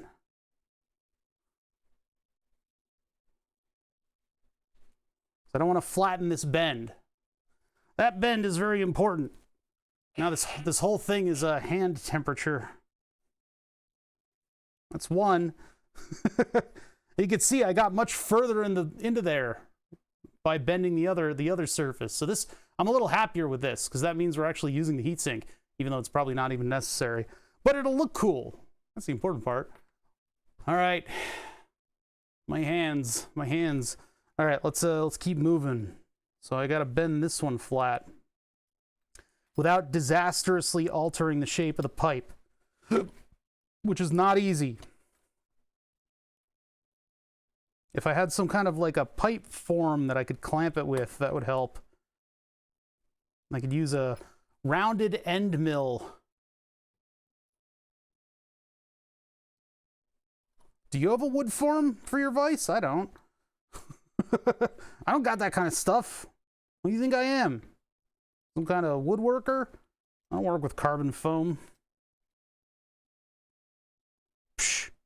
Imagine woodworking. Psh.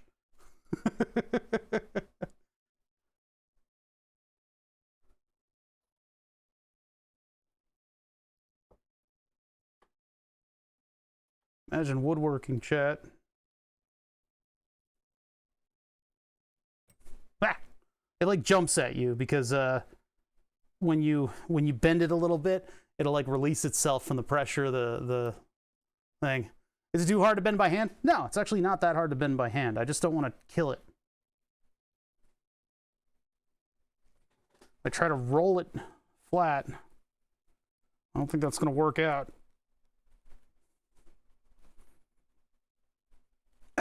Ow. I'm trying to take this slowly so I don't totally remove it, like I don't totally kill it.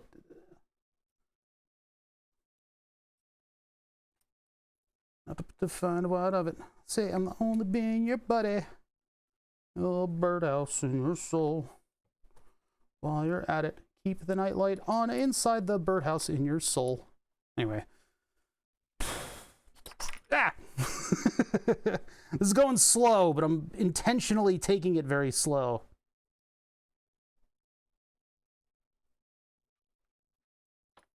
Got just a little bit to go. Problem is, I think I unbent a little bit of this, which is what I'm trying to preserve. Because I want that tight bend.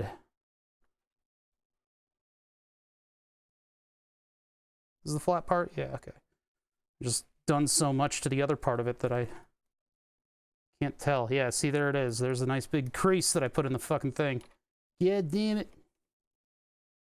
Try to work it out a little bit. Although that is going to hold the pipe in pretty nicely. But I did the exact same thing a second time, which is to accidentally clamp it a little bit too far. Make a nice big flat spot on it. But I'm not mad at the flat spot. It's just that the flat spot is pushing the material out and it becomes non-round. And now I have to somehow get this thing all the way down here without screwing it up. Basically get the same length of this in as the other one. There's this big old flat spot that's making it get a nice amount of friction. So I'm, in a way, I'm kind of extruding this. I'm kind of extruding it. I'm putting it through a forming die in order to get it to fit in.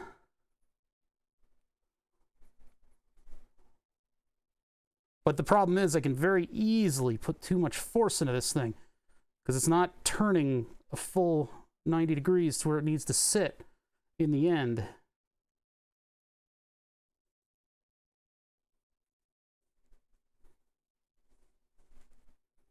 Yeah, I need to get it just a little bit further, but my hands are cramping now because I need these two to be pressed into the same length. And I can do that if this is tilted to the side, but then there's too much friction for me to twist the whole pipe.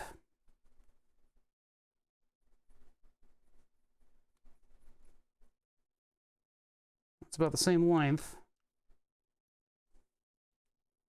Lock it in. All right. There's our altered cooler. And actually, there's a lot more friction on this. So, whew.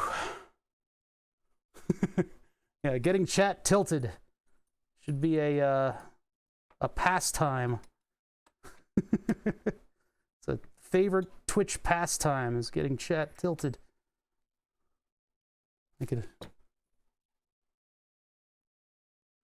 What are my transform controls? I've only got 90 and 180 degrees. Where's my free rotate? Aw. OBS doesn't let me free rotate, you guys. Alt, Control, Control Alt, Alt, Control Alt, Control Alt, Shift, Shift, Shift Control. Nah, I can't tilt chat. It only lets you do 90 and 180. I guess I could do it here. Transform, rotate 90 degrees. There you go. Chat is tilted as fuck. Holy crap.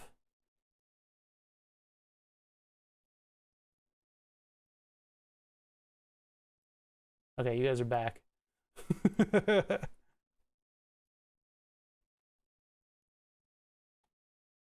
Alt and the F keys. I don't think I'm gonna do that. I don't want to try the shortcuts you guys suggest unless I look them up myself. I know how you guys work. I know what you're all about, chat. Okay, this is pretty good actually. I think we can get this to work. I think I can get this to work. Now, if I am going for an overall slightly more professional look, I could order some of these, and I think I'm probably going to do that. But should I order the 20 millimeters or the 16 millimeters? Because if I order the 20 millimeters, I might be able to sync these things in with a laser diode and then clamp it all together. The thing is, like, really, I would like to have a stable thing holding on to the laser diode, right? And then I can 3D print like a big chungus to go on there, right? I can big chungus, amuga, sussy, baka, and other cursed fucking memes. Anyway, I can print like a big chunky thing to go here, and that would have two big bolts that would hold this thing in place. And it would be within the area of this, actually it's exactly the width of the cart, which is really nice. So that'll look really good. And we'll get Peter Griffin to explain the meme. But the thing is, like, what radius am I going to need around this in order to clamp it down properly?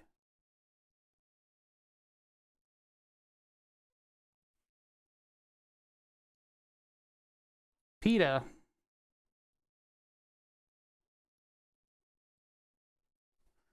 Let me think about this for a second. So if I do that, or I could just cool this piece of metal and just drill 2 holes in it and then sink this thing into the 2 holes. I would much rather just have them all clamped together so that I could actually put some kind of like a thermal interface on it. But if I do actually drill 2 holes and sink that in there, I can have a nice friction fit on it. And then technically I am cooling the part that's in contact with the laser. It's all weird. It's all a little weird. This is a much larger part than I had expected to use. And technically, I probably could have actually 3D printed something like this, but I like how shiny it is. I hope it looks okay under all the lights of the board.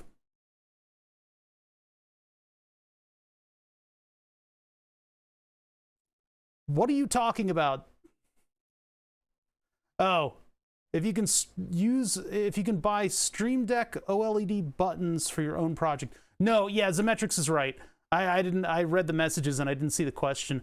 This is an LCD that has optically transparent buttons over top of it, and it only displays the pixel in certain areas. You can buy buttons that have screens in them. They're very expensive. They're debilitatingly expensive. You can't buy them as buttons, no. Individual buttons, no. You can buy screen keys. I don't know why I'm derailing so much for this. But get ready for a price tag. No. No.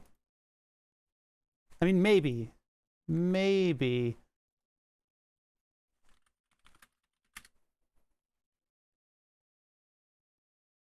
No.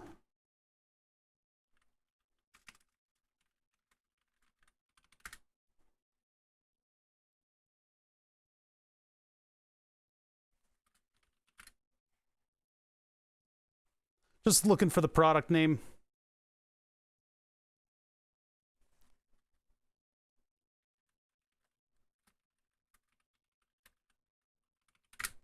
I thought they were called screen keys.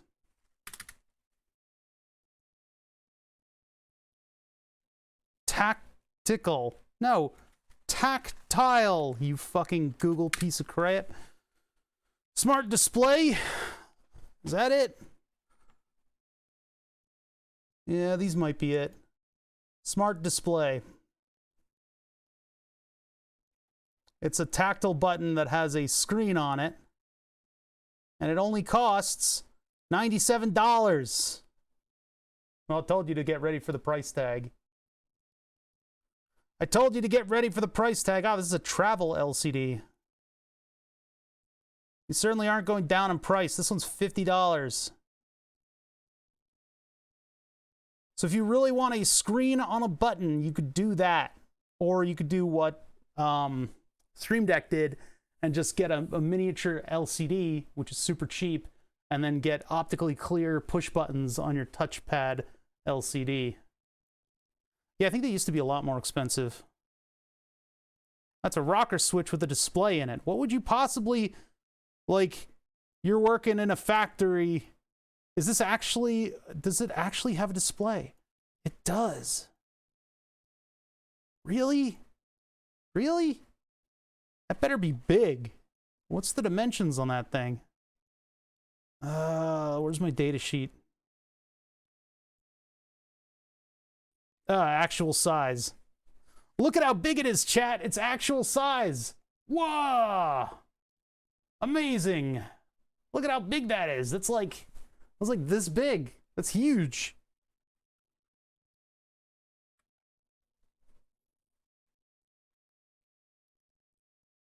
What the hell?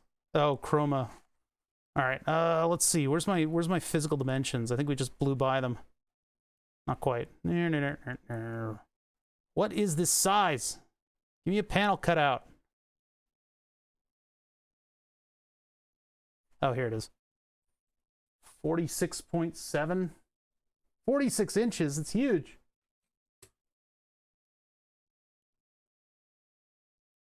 I mean, 46.7 is pretty big, actually, to be fair. To be fair, that's pretty big. So I guess that makes sense. Yeah, $50 for a button. It's a big button. But yeah, putting an LCD behind it is a better call. You know, you don't need a full display on a button. Incorrect. Correct. Why are they panel mount snap-in if they're so big? This thing is huge. I don't know. Force numbers, nobody knows what the forces are. You know? Nobody knows what the force is. It's like, they'll give you the newtons. Operating force. 5 plus or minus 2 newtons at center. 1.7 newtons at top and bottom. I don't know what that even means. I don't know what that even means. Adafruit did a teardown. That's cool.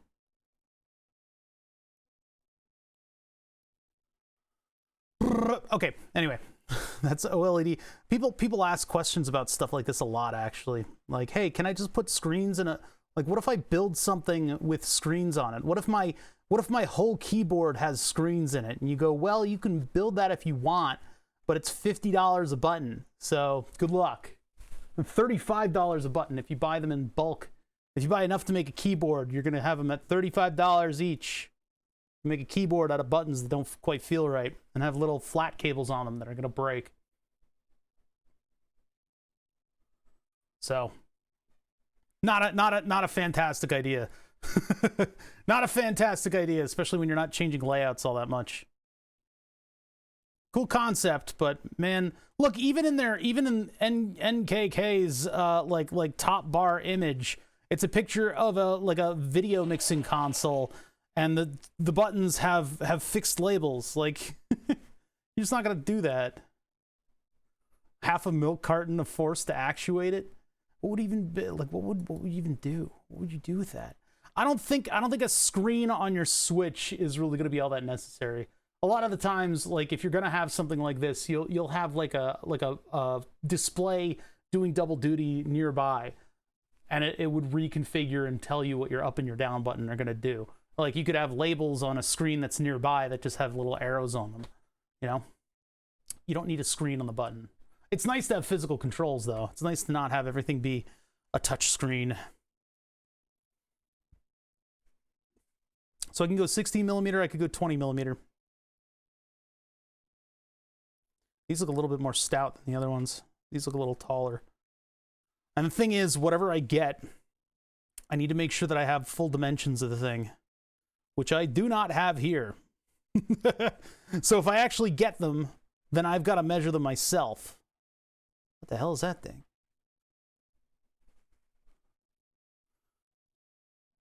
Drilling 2 holes the way the heat pipe's directly touching the laser itself. Yeah. I was just going to clamp it all together, and hopefully all that stuff doesn't rattle around. Because, yeah, having them in contact with one another. Hey, CosmoQuest is rating with a party of 25. I should probably tell you guys, now that we've got a decent number of viewers, oops, that's the wrong camera, that I'm actually going to be on CosmoQuest on Sunday, doing a little interview-y kind of thing, having a little talk. So if you guys want to check that out, I would really appreciate it. Yeah, we got CosmoQuest rating with a party of 25. Thank you for the raid. We are ruining $30 heat sinks that I bought. I bought a really cool looking heat sink, and we're working on burn the subs. And so I'm trying to come up with ways to mount the laser so that it's a little bit more reliable than just clamping it up against some random heatsink that I bought off of eBay like a billion years ago. Yeah, we managed to not destroy them because I actually know what I'm doing. I do the heatsink kit came with thermal pads, so I do have thermal pads. So I could just wrap it in a thermal pad and then put the two heat pipe pieces near it and then use it. I'll say it again. If you guys don't know how a heat pipe works, a heat pipe's internal structure has a crystalline surface that has been forged like in an oven onto the inside surface of the copper.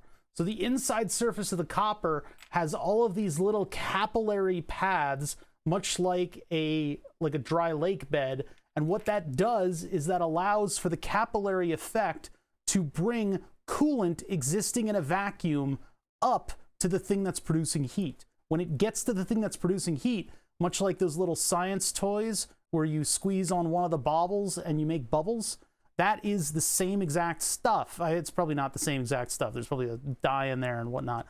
This is sort of like an ammonia type substance. And what'll happen is when it heats up, when that liquid coolant follows the capillary effect and makes their way up, it will boil off, and the extra energy of boiling is going to take thermal energy, and that thermal energy is going to be carried by what is ostensibly steam over to the other part of the tube that's cool. And when you have a cool surface in the presence of a warmer area, you get, and I guess I don't have ice in my drink. This isn't much of a drink anymore. It's actually, I would call this a glass. The glass is 1/18 full. Anyway, so what you will have is condensation. And so the coolant will condense back into a liquid on the cool surface and then flow its way back over to the hot surface where it boils, becomes a gas, and makes its way over to the other thing.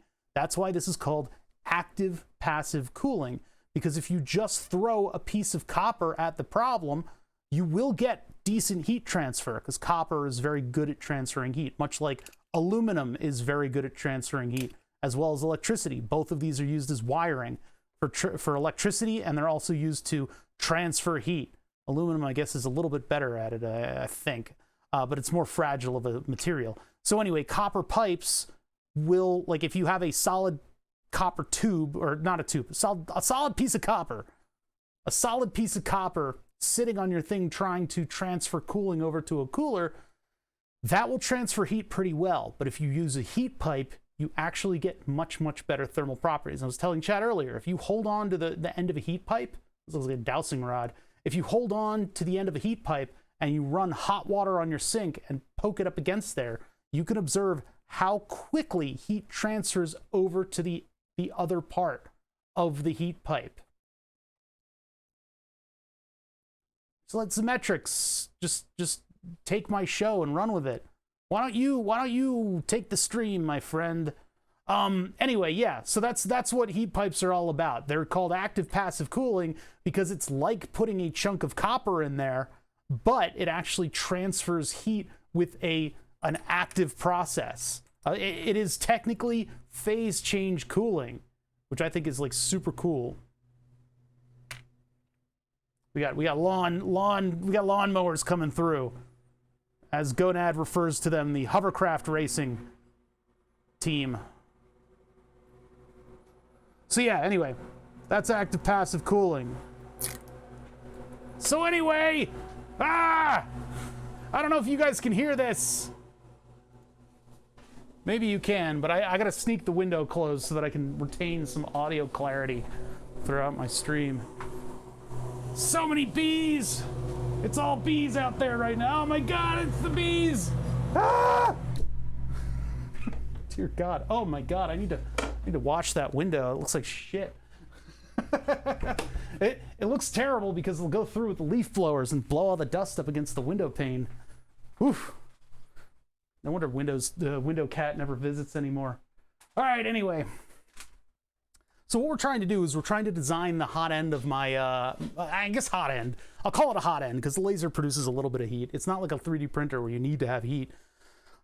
This is the actual end of the laser etching stuff. It's where all the magic happens, where you actually get the laser comes out of this end, right? I would have loved it if I could mount the laser somehow in this thing, because this is just the whole reason that I bought this $30 M2 drive cooler was that it looked like some kind of a futuristic motor, because it has this thing sitting on top with 4 heat pipes doing a little curvy thing into the actual M2 cooler. And then in here's where you'd put your drive, and you would have thermal pads on either side, and it would be in contact, either side, and it would be in contact. Oh my God, that was a very hard birdie burp. It would come into contact with the copper pipes. Of course, it would have like one of those thermal pads sitting on there, which is all well and good, but none of this stuff is exactly quite laser shaped, right? None of this stuff is exactly quite laser shaped. I was thinking that it could sit at like a 90-degree angle, and then I would have something that would come in contact with the laser and pull the heat out and go into this. It's all too convoluted. So you really want to have direct contact from the heat pipe, from the thing you're trying to cool, onto your heat sink. This is actually a much more efficient and betterlier cooler. This thing will do much better cooling because it's got all these fins that are, I believe, soldered on, not just pressed on, they're soldered on, which I think those are soldered on. I'm going to cut my hand if I'm not careful with this thing. And then you have it pressed into this form that's supposed to be clamped down onto a chip in your laptop, and then you have a blower fan sitting here. So this gets a lot of active cooling from the fan, and then all that cooling ability is transferred over to here. But yeah, I can't quite get this thing off of here, and this thing is kind of dumpy. I'm trying to let go the presence of the look of trash on my design here. I'm trying to make it look less like trash. I'm no longer the trash man. I got to do stuff a little bit more fancy so that Twitch can be satiated. Now, I'm not sure which end. It looks like this end is the end that's soldered. I'm wondering if I could use a torch to free this. But this is like clamped in. They're clearly using like a big mechanical press to put these things together. So I don't know whether or not this thing is like fully super duper clamped in. Yeah, I want to stress that I'm going to be on CosmoQuest this weekend, and I have absolutely no idea what the fuck I'm going to talk about. I'm going to try not to curse my ass off. I'm going to get on the show and be like, fuck! And they'll be like, can you not do that? And I'll be like, oh. Talking about space. Yes, yes. Paint it to look fancy. Just rattle can it and move on. I'm not gonna talk about what you want me to talk about, chat. Jeez. Yeah, so previously this was just mounted directly like this, and so I had this disaster of a sheet metal cutting blade sitting out in the air. So, am I gonna bring the fart machine? I'm not bringing anything. I don't know if you know how this stuff works these days. If they wanted me to go somewhere, I'd be like, hell fucking no. I ain't going nowhere, man. I'm going to be sitting literally right here. The history of rockets. That's cool. I might have to do some research. Alrighty. One of the other cool, I keep saying cool. I need to start replacing the word cool with neat, because that way I won't riddle my friggin' riddle my talk here with puns. Because I'm talking about cooling devices today. And if I say they're neat, I'll get away from chat being like, So what I'm trying to say is one of the more interesting ways of cooling things actually has something to do with space, and it's something I don't have. It's splendid. Oh, that's a good word. There's so many good words out there. You'd think I'd learn not to freaking curse all the time. There's so many wonderful words that I could use, like defenestrate. Elite. Elite I would only use if I wanted to sound like cringy. But no, so one of the cooler, damn it, fuck. One of the more interesting, got it. Ooh, that felt good. One of the more interesting cooling systems that I've seen out in application is specifically for space in the Apollo program. One of the rings, I guess the one with all the computery stuff in it, needed to cool things. I don't know what exactly. It needed to lower the temperatures of something, some kind of a system. And so what they had is they had a permeable metal membrane that would literally outgas coolant. So like in MechWarrior 2 and on, I think MechWarrior 1 had that too. If you really wanted to cool stuff a lot, you would press the button to release coolant, right? Which was my entire strategy in MechWarrior 3, I think. I would be in what was the largest jump jet capable mech, trundling around a city with nothing but the shotgun, whatever the shotgun was in MechWarrior. Nothing but the shotgun and as much as I could put in and as much heat sink as I could put in, and that was my narcolepsy bot. And what I would do is I would jump jet on top of a building, wait for my friend to go by in his super duper uber mech, like I always win because I choose all the strongest everything, and I would fall down on him, hopefully knock him to the ground, shotgun the ever-loving fuck out of him, fall asleep because the mech overheated, let out a fart of green gas, and then be able to escape before he was able to get like 10,000 missiles locked on me.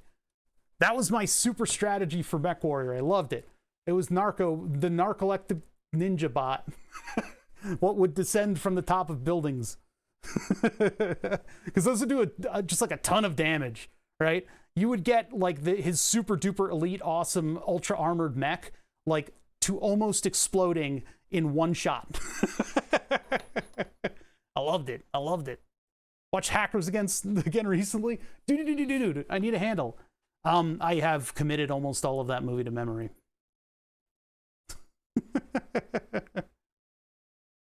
I forgot how elite used to be. Yeah, I want to be an elite hacker. So yeah, Mickey Mouse ears machined into this thing possibly. The 16 millimeters might be able to hold this, or I could go to 20 and it might actually be able to fit.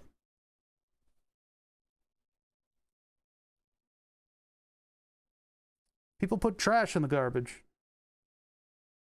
Or shit in the garbage? I'm not as read up on it as I used to be. All right, what are we going to do? Let's see. I need to measure the radius of this thing, and I guess I could do it just doing this. It's not like I have, like, circle forms to measure stuff. Yeah, that's not really going to work. I could 3D print something with a 20 millimeter hole in it and see if that fits. How hot does the laser actually get? It gets pretty warm. If it's doing a lot of stuff, it will actually get pretty warm. I want to cool it because I want to have consistent performance out of this thing. Heat is the death of electronics, after all. So if I let this thing get too hot, it will not perform, or the laser will be damaged over time. But this actually does get pretty toasty in typical normal use. Otherwise, I would just have this sitting out here. Otherwise, all those laser etching setups wouldn't even have a heatsink on it. So this is kind of the bare minimum that I think I could do in order to cool it. Burn the subs 3, the one where I'm pulling out all the stops. What I'll do is I'll take a little piece of copper pipe and I will wrap it around this part of the laser and then house this in something else. And what I'd like to do is run some flexible silicone hoses all the way back down, and then I can have a water cooling system for the laser, which I think will be pretty cool. No, I did it again. Damn it. I think that'll be pretty elite. There we go. But I think that'll be a better cooling system because then we just have the laser sitting out here and it'll look more compact. But yeah, I'm sort of tootling around with this stuff right now to kind of get familiar with it. I don't know to what end we can 3D model all this stuff. I mean, if I assume that this cooler is sitting off of this thing, I guess we could probably put that together pretty reasonably well. And then I could plan out what that radius is actually. Although it's going to be a little bit different because these are like squished. These are like squished ends. They're not exactly round by any means. I could plan them out as like square pieces, but that's a little odd. I think it's better just to cram everything into here and just use it like this. It'll look cool too, because that'll cover over all of my shame over here. It's not paper. This is a cutting surface. This is actually one of those like healing cutting surfaces. And it's literally just from Amazon. It's Arteza makes this one, although I'm pretty sure it's a white label product. But this is a plastic mat, what is designed so that when you slice it, it'll eventually kind of like close itself up again, I guess. But these are like fairly common, and I got a very large one. It was much larger than the one that I wanted, and it's gray because otherwise the cameras makes my blood pressure, it makes my hands red when I do that. I could do like an Amazon link where if you buy one, I get money from it. That's what I have down there, but I don't, you know, they don't generate any revenue for me at all. Because I put stuff that like you guys see in the shop down there. I didn't put this mat in there. But this stuff is I don't know, it's fairly common for like, you know, like artists and stuff like that to have a mat like this. This protects my nice butcher block wood surface of these tables, which would be better if I could show it off a little bit more, but that's wood over there. I just haven't stained the surface of this thing. And then the reason that I got gray was because otherwise my hands look red, because the camera is like, wow, look at all that green. We probably need more red. So it just keeps it from looking like I have hyper super duper blood pressure. You can see the reds are a little bit, they're a little bit overachieving at the moment. Right? So when you guys see like how red my fingertips are, believe me, it's not always like, you know, I do have high blood pressure and I take medication for it because I'm diabetic, but like my hands are not like ready to burst into blood. What's up, Groovy? How you doing? Yeah, people who do like sewing and stuff like that will use these. Yeah. Yes, this is made from skin. No, it's plastic. This is, by the way, we put the hot end of the laser together. I keep calling it the hot end.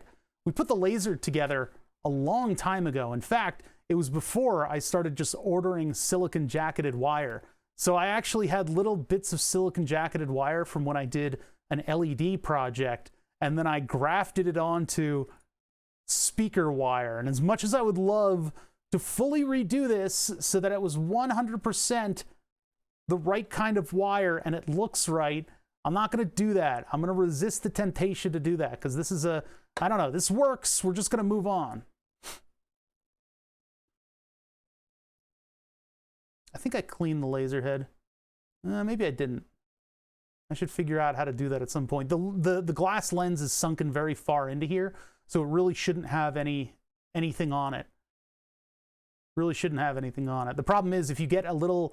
With laser optics, and especially laser optics that are strong enough to start etching things, you got to be really careful about cleanliness in your optics, because if you get a dust particle on there and it ends up being turned into carbon, carbon is black. Black absorbs energy. And so you can end up cracking or carbon washing or doing all kinds of terrible stuff to your laser lenses. Keeping laser lenses clean is a very, very, very important affair. You got to be real careful about that. Now, I'm debating about whether or not I want to buy another laser carrier. Hey, thanks, Anonymous Cheer. Appreciate the 2 bits. Shaving a haircut. But, yeah, anyway. So this is the laser. It's held in a block of metal. We do need cooling on it. And I'll have to figure out how to actually design that part. So what are we 3D modeling here? Well, I'm going to need something like this. I don't know what the final dimensions are on the things that I want to buy. Obviously, I could make something like this, but this anodization matches this anodization, so I kind of want to keep that going. But that we need to produce some kind of a plastic piece that's going to hold this at an angle. Probably, how do I want to do this? I could use 2 large cap head screws through the front into the surface, depending on what axis I'm printing this on. I think about that. Because, like, if we have horizontal holes in big blocks of plastic, it'll be a big block of plastic. I can clamp the GT2 timing belt down to it at the height, so it'll be a little lower than it is right now. Because if you look at this from the side, you can see that it's this is going up just a little bit. This would drive me absolutely batshit insane in Satisfactory. Having your belts go up and down just barely, that drives me nuts. I'll sit there looking at it like, is this an orthographic perspective? I think that was my favorite comment from streaming games this weekend, was somebody was like, oh man, then everything turns into ortho view. And I was instantly triggered. But yeah, if I do a big block that goes all the way through this thing, and the top of the block is at the height of the belt, I will need sunken holes in order to mount the block to the cart. I will also need horizontal holes to mount this thing to the front. It won't be height adjustable insofar as I could just loosen it and move this up and down. I don't know if that's going to play hell with our focusing optics, because this thing is, the board's going to be a little bit closer to the laser. So if I lift this up, it would probably be good, although it probably should be down near the surface. Thurston Waffles. You guys love Thurston Waffles, don't you? I like Thurston Waffles too. Thurston Waffles is that cat. You want daddy to die? Anyway, so yeah. Mount on the front, holes horizontal, mount to the top, hole vertical. If the hole's vertical, I won't be able to put the locking nut on there. And that might be subject to loosening over time. Although, technically, if it's a nylock nut, isn't it doing the same thing as a screw going into plastic? Isn't that exactly what a nylock nut is? So if I gap this thing properly, if I smallify the hole for that, will it hold better in a vibrating vibrating environment? It might. I don't want the thing that I'm going to print to go over the edges of the cart, right? But I do also want these holes in it, and I'm going to do a 20 millimeter one of these, possibly. Big Wheeze, how you doing? Spring washer. Yeah, I guess. I don't want to do a spring washer against plastic though, right? I'll have to think about that. Because if I do that, I'm going to be trusting quite a bit. I mean, I guess if the belt pops out, I'll be able to put it back in. It's just I don't think I'll have, if it's in the middle of burning a name and the belt pops out, that's going to be an utter fucking disaster. And if the belt pops out, this thing should hopefully fall down to the bottom. But that would put a big line in the, it would put like a wibbly line in the board, because it would be moving back and forth, and the axis would drop while this thing thinks that it's actually moving in 3D space. So it'd be like, oh, that would be really bad. It'd be like unraveling a name. Let's not think about that. Let's not think about that. That's not going to happen. I think if I do a bolt there and it just goes through the whole cart and I just bolt it all the way down to the bottom, like if I use a long fastener, that should hold it well enough that we won't have to worry about it.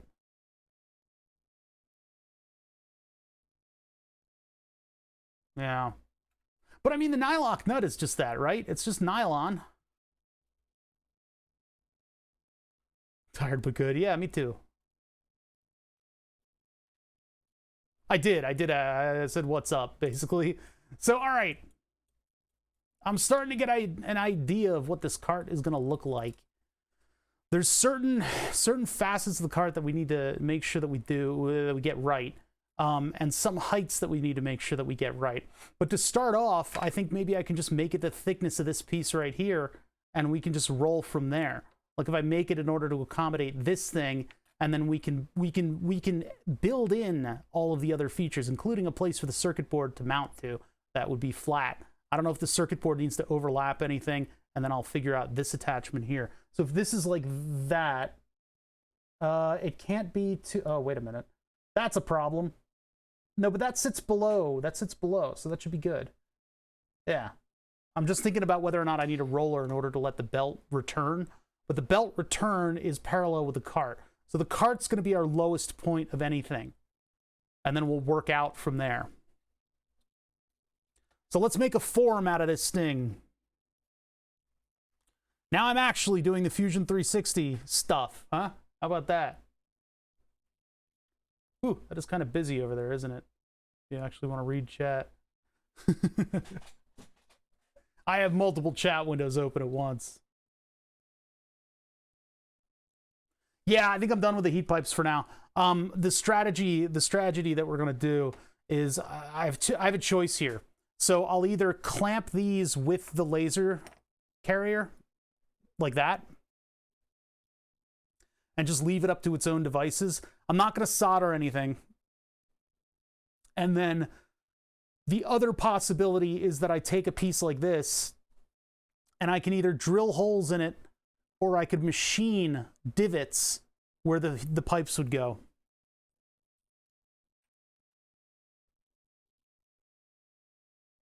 Yeah, that's what I don't know. I don't know because the mounts for the 20 millimeter probably are going to be spaced out a little bit more. Push comes to shove, I could machine out this to 20 millimeters. That's push comes to shove though. So this is exactly the size of the cart. That's what's giving me all this inspiration about what I should build here. Because if this is the exact size of the cart, I can make a nice clean laser end out of it. And it looks pretty good, right? It has a little thing coming out, there's the thing there, and then it's got the nice anodization. Like, it's good. I like it. But I want to use this. So I'm going to put that up against there, and then I'll print a big cart for this thing in red or black. I can't decide. It might have to be black. And then this will hold the laser. This will probably cool the laser enough, but this will be added for fun, just hanging up on this thing. And then if I get this to the right height, lower this down a little bit, mount this a little bit more sensibly, then it'll look pretty clean and cool. No, I'm not anodizing these. I'm talking about what I'm going to print to replace this piece of maker beam here. What I had before was like another piece of where'd it go? Where did it go? Where have you gone? There it is. So I had another piece of maker beam that I was holding here with corner cubes, and as we were working on the laser, it just started doing like this. And I'm like, that's really bad. The way we had this design before, it had a different cart here, and it had two pieces of maker beam holding it up. The maker beam is like, it's configurable, and it's reconfigurable, and it's strong, but I think it's a little too much. We could have a piece of plastic here and get along just fine. I'm gonna have to make something for that circuit board, though. Anyway, let's start working with this thing. So that's eventually, we'll make the heatsink out of this. Oh yeah, we were gonna do the heat. Let's do the heatsink first. So let's make the heatsink first. But I think I've got it all up here, chat. I got it all up here. It's all up here. It's gone. No, wait, no, I still have it. It's all up here. So I think I know what I'm doing now, and we can start putting this together, and then all the little features that we're adding to it will be sort of like cut out of the main form. First of all, though, I'm just going to make this heatsink because it looks like it's fun to make. So let's take our dimensions and extrude just like a square piece out of it. What the hell is that thing? RPG empty. Toxic. All right. So we're talking 20.7. Are you kidding me? 23.78. What the hell is that? I'm going to call that 24. 24 by 11. Who made this thing? 24 by 11? 10.96. Look, when you do caliper measurements, they're going to kind of lie to you. I figure that most of the stuff that I work on is essentially metric, right? You would assume that whoever made this is probably not in America because we give fuck all about making stuff anymore, which really pisses me off. But I figure this was probably not designed by Americans, and so all of our dimensions that we're getting, and especially from these calipers, are very close to round metric measurements. You see, these calipers, they may say 0, but sometimes they give me other results. I'm thinking about getting a new pair of these, but it's like a $115 purchase. So anyway, 11.17, because I moved a little bit. You move like this, and your jaws are going to separate. Or if you clamp hard down on the thing, your jaws could do one of these things, where it like clamps, and then the other part goes like this. So your measurements are actually smaller than they should be. So one thing that you can do is clamp on it and then just get it to move a little bit. Just get it to move just a tiny little bit. That's going to separate the jaws from one another, but it gives me about that rounded number. You got to kind of work in non-absolutes, which is why when we were talking about like laser scanning stuff, we were getting too many details. What I wanted to do was dissect how the steering wheel airbag cutout shape came about, because it's a bunch of 3D Bezier curves, and you could probably simplify it down to just a few curves with rounded numbers that make sense. Engineers don't really design stuff to be 10.98 millimeters. unless they absolutely positively have to, because dimensions exist as probabilities, much like the values of resistors exist as probabilities. So in this case, I'm getting like 10.79. That's like 11 millimeters, which is weird because 11, it's not divisible by anything except for it's, why would you make it 11 instead of 10? What is that extra millimeter doing for them here? Maybe they wanted a radius around the tubes? Doesn't make any sense to me. Anyway, 11 millimeters. So we're going 11 millimeters, and then the other dimension is the other dimension. 11 by 24. I'm calling that 24. So 11 by 24. So let's start with a box that's 11 by 24. This is a nice, easy to design thing because it's just like it's so simple. We'll put it on this axis. And should I center it? That means I'm going to have to measure everything off of the center. I'll center it. So create rectangle, center rectangle. What we did, if you guys don't know Fusion 360 at all, the way that I'm putting something together is by breaking it down into individual sketches. So we're going to have our front extrusion sketch, and then we're going to have a side sketch. And that side sketch is what's going to define the cutout for all the veins on this thing. You see, these edges of the cutout they don't have fillets on them. There's a fillet on the main thing in order to soften up these top and bottom and side edges, right? Those have a fillet on them of a particular radius, which we don't really have to measure. We can just eyeball that. And then these two holes I can locate on this drawing so that we can extrude and have those holes run throughout the whole thing. But these cutouts are square. There's not much to them. They've got hard edges on them. So I will just make a square and then repeat it the number of fins so that it fills up this space evenly. And that's it. That's all we need to do in order to recreate this cooler. I don't know what I'll do about the tubes. We'll figure that one out in a minute. But it's a very simple shape. That's why I wanted to start with it. So in AutoCAD and Fusion 360, we start with a shape and then we extrude from there. One way that I could do it is actually just with one single extrusion. I can do this in one sketch. Maybe we'll do that. Okay. Re-strategize here. Instead of doing two drawings, I can have one very busy drawing. Oh, no, never mind, because then I would have to do these separately. So I need a sketch for that. Because we could extrude this whole weird shape with all the cutouts in it up, and then I would put a sketch on the side and cut two holes horizontally through the whole thing. Or I could extrude it horizontally and make a sketch that would then cut. Either way, it's fine. Either way is a perfectly fine, it's a perfectly cromulent way to do it. Although, if I make these cuts first, chamfering this entire edge would require so many mouse clicks. Let's not do that. So in terms of order of operation, in AutoCAD, the way that AutoCAD works, you make a two-dimensional sketch, you extrude a solid, you work on that solid, you add sketches to that solid, and then you can do more extrusions on that solid. What it's supposed to do is it's supposed to kind of loosely represent the way that you're going to manufacture the part. Let's get started. What are my dimensions? It was 11 by 20. Blah, blah, blah. 11 by 24. 11 by 24.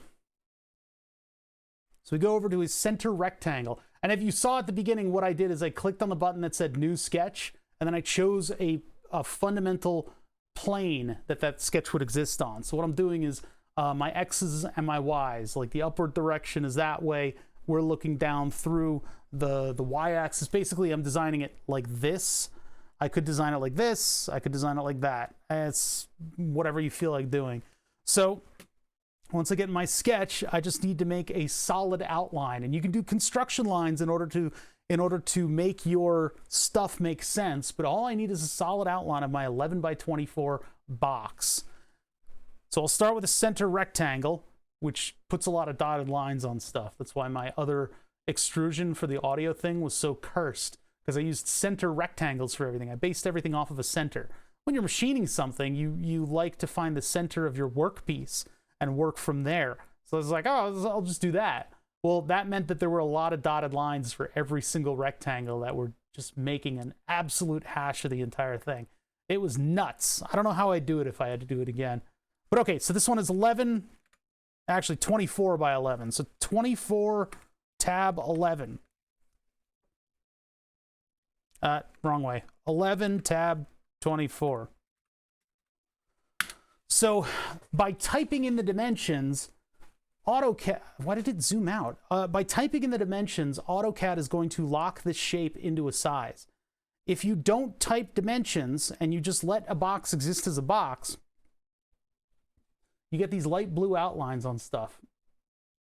And those light blue outlines mean that none of this stuff is locked down. You haven't defined any of this yet. You can define it by having it associate with something. So I can have it lock up against this, or I can give it, by hitting the D key, I can give it a distance. So that's doing that to there as a number that it wants me to enter. So if I actually give that a number,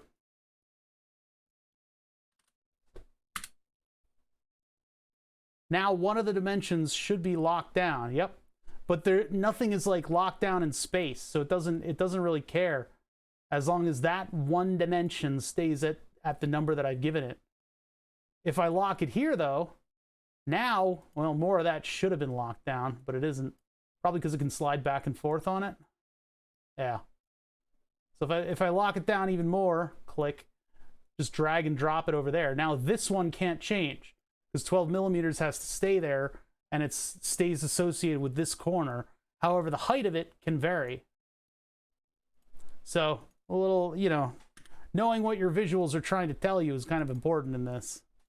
All right, let's delete all that nonsense. So anyway, 11 by 24. I don't need to do anything to this now. Typically, like the chamfer, or sorry, the fillets are not done in the drawing, because when you fillet something, you're getting rid of the position of that corner. So if I give that a fillet, I get a warning. Constraints and/or dimensions were removed during operation. So the constraint and the dimension would typically be like that corner. Now I have a center square, so technically I kind of don't.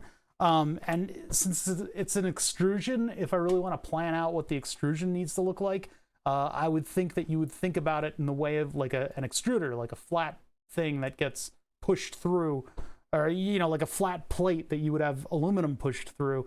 I would think that's how you do this, but I guess not. So anyway, I'm literally just making a box. We did it. We made it. Actually, we're not. We have a couple more things that we have the two holes that need to go in the box. So we know the center's there, so we need to figure out what the distance to the holes are going to be. So we need to do a little bit of trickery in our measurements here. So we need to figure out how far from the center is the center of these holes. So we need to know the size of the hole. Well, that was 420 blaze it. We can just call it 4 millimeters though. The Incanus Project. Hey, thank you for subbing with a prime. Give me those primes. Primes are great. If you got a Prime, if you have Amazon Prime and you linked it to your Twitch account, it will not remind you that you need to use your Prime sub. So if you go and actually try to sub, you can see if you have the option or not to sub with Prime. That's built into your Amazon account. That's built in with Amazon Prime. So you're spending like a shitload of money so that you can get quick shipping. You also get a free Twitch Prime sub. And those are brilliant because people use those on the channel and they don't auto-renew, which is really cool. So when people sub with a Prime, I spend a little bit of extra attention to it. Anywho, so, all right, we got 4 millimeter holes here, right? I'm getting about 4 millimeter out of this thing. So 4 millimeter holes, we got to do distance from center to the center of the hole. If it's 4 millimeters, we can measure the inside radius here, 6.68. You're gonna friggin' tell me that it's 7? That's really annoying. This doesn't need to be super exact, but that's 7 millimeters. Are you kidding me? That's such a weird number. All right, so they're 7 millimeters apart. They're 4 millimeter hole. That means we add 4 to it, and we've got center to center. So that's 11. What? Is that correct? Same as the width? Yeah. That would be 11 millimeters from center to center. There it is. 11 millimeters from center to center. So what's half of 11 millimeters? God damn it. 10 and a half, or 5.5. 5.5 from center. Easy peasy lemon squeezy. Let's go back over to here. I got this camera like right here, keeping me sitting up straight. So I'm just going to do 2 construction lines that are 5.5. I mean, we could use like mirrors and stuff like that, but I find keeping these driven dimensions in there will help me go in and edit it later. And unfortunately, we only have 2 holes, so I'm not going to use like pattern repeats or anything like that. I don't think it's an even distance from 6.5. Yeah. 6.5, 5.5, 5.5, 6.5. It's so weird. Wait, 6 and 6 is 12, 13, 23, 24. It all works out in the end. I can do math. I can do math. All right, let's get rid of that. And then we got a 4mm. And you can see where I'm using the dotted lines versus the solid lines. The dotted lines, I don't want to have any influence. Oh, wow, flashing warning. The dotted lines, I don't want to have any influence on this solid shape here. You can see how it's frenetically highlighting it because the program desperately wants me to extrude that solid opening. All right, 4mm there. There we go. There's the side of our heatsink. Finish the sketch. That sketch is locked in. Now all I need to do is hit the E key for extrude. Choose the solid and select the length. What is the length of this thing? Measuring under chat. Of course. 65. God, these are weird numbers on this thing. 6.5. There's our block. It's a solid chunk of aluminum. All right. I want a chamfer, but before I do the chamfer, I think what I want to do is make the repeating pattern on this thing. In addition to that, I mean, it would be nice if I made it the right material, but we're going to do that after this. So now we need to create a sketch. So the way that I've been typically doing it is not by using, there's multiple controls all over this program. What's interesting about AutoCAD, what's interesting about Fusion is that this program has a very simple interface. Under it are layers and layers and layers of complexity. You can get into some pretty complex stuff if you start digging down into the program further and further.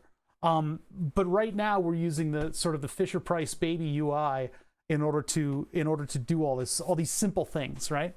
So creating a sketch, I could click the button up here to create a sketch, or what I typically like to do is right click on the surface where I want the sketch and then go down to create sketch. So now I have a sketch that's on that solid. What that means is that all of the edges of this thing are now in my sketch. I could even unview the solid and you can see the outline is still kind of there. It's kind of in the background. I can use this though. Yeah, it's like ogres. It's got layers. Okay, so what we need are a bunch of horizontal lines that are going to define where a bunch of boxes. We need like a repeating box. So what is the size of that? Well, it doesn't matter how far, it does matter how far in. So we've got our width of 24. What do we have here? I need to like measure so that you guys can see sort of see the number. 6.6, 6.7. Should I make that 7 or should I make that? I'm gonna make that, so let's see, 7, right? So 24 minus 7. I mean, I could just do one line here, construction line, and do 24 minus 7 divided by 2.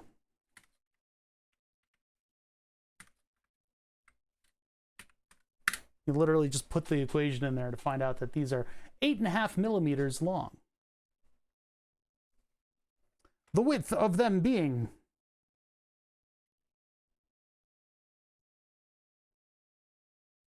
2.69. The hell? 2.5. I don't know. Those are like 2.6. It's like a weird number. I guess I'm going to make these 2.5. I mean, I hate to put like half numbers on this thing, you know? I'm getting like 2.5 something. And then again, like there is damage to my calipers right here on this point. This point has been bended back a little bit. So there's a little bit of inaccuracy in there. Difficult to measure it like that. I don't know. So in the, what is it? 65 millimeters. We have an end plate distance of 1.5 on both sides. And then the fins are 1 millimeter approximately. Oh boy. How is this math gonna work? So let's let's go over here and do, well, it doesn't need to be, let me think about this, because if we do the first one and then we space it up evenly for the next umpteen millimeters, we could use the repeat function in order to create it again, right? So I just need to boil it down into the right components, right? In order to make that measurement again. So like if I really wanted to do that, I could do 1.5. And then these are 2.5.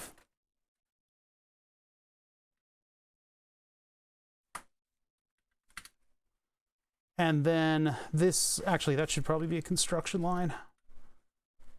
1.5, 2.5, 8.5.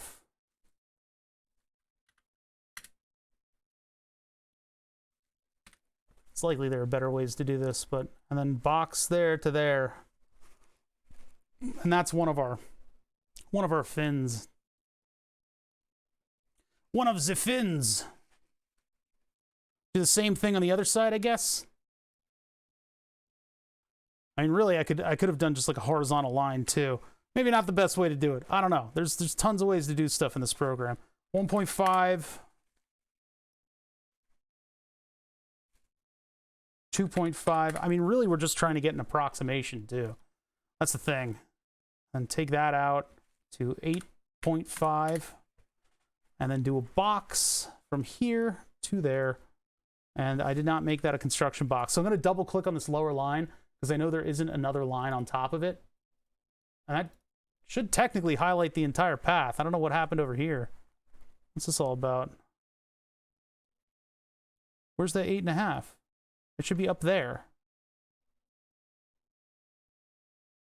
Huh, it doesn't highlight my whole path. I'm just going to Control Z my way back and just make sure that that's a solid line. So from here to here, there. Now we got a solid box.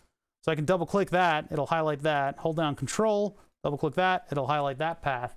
When you double click, it highlights the path that you're defining there. Hey, Dr. Ray. So how many fins do I have? How many fins are in the chat right now? I must know. I must know. Ah, there we go. This is our modified heatsink. Looks nice and fancy. So I gotta figure out how many times I need to repeat the pattern. There's not much to do for it. So we need this 1, 2, 3, 4, 5, 6, 7, 8, 9, 10, 11, 12, 13, 14, 15, 16, 17. Are all the numbers in this thing cursed? Every number is cursed. It's 17 slots. Are you kidding me? Everything is cursed. I'm sure they did it a much easier way in their own CAD. Oh, look at that. That actually works in Chatterino and not in my Twitch chat. So what we're going to create is a rectangular pattern. Rectangular pattern. We're going to do the objects that I selected. The direction. We need to go positive. Oh, God. Positive 64 millimeters. Sorry, 65 millimeters minus the 1.5 millimeter end caps. So 65,432. 62 millimeters. That didn't... Oh, it just wants me to do this. Oh, that direction. So minus 62. That doesn't work. Nope, it's from the centers. but there's going to be 17 of these.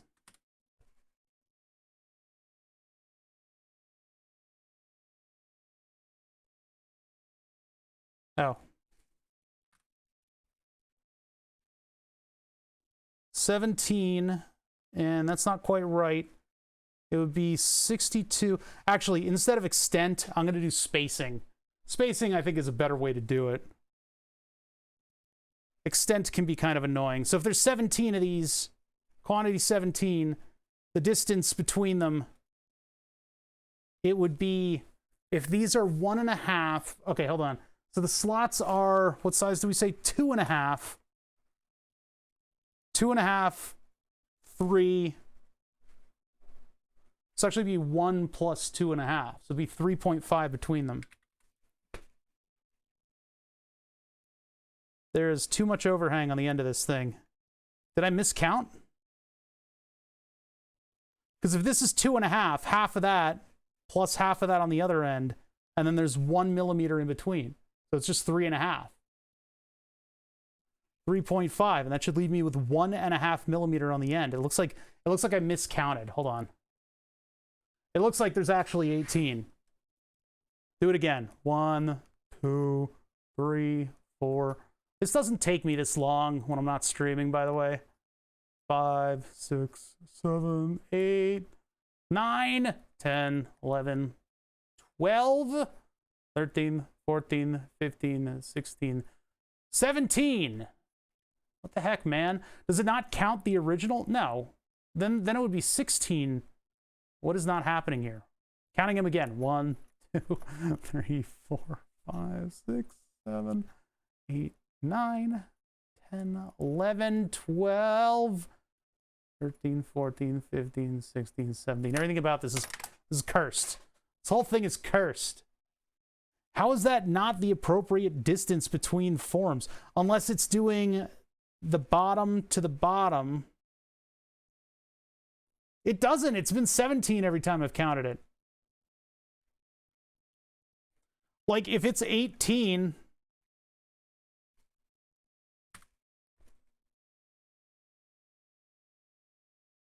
Oops. If it's 18, it seems to work out. What the heck?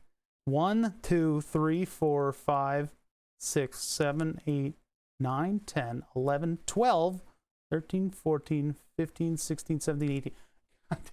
What is this? What is this?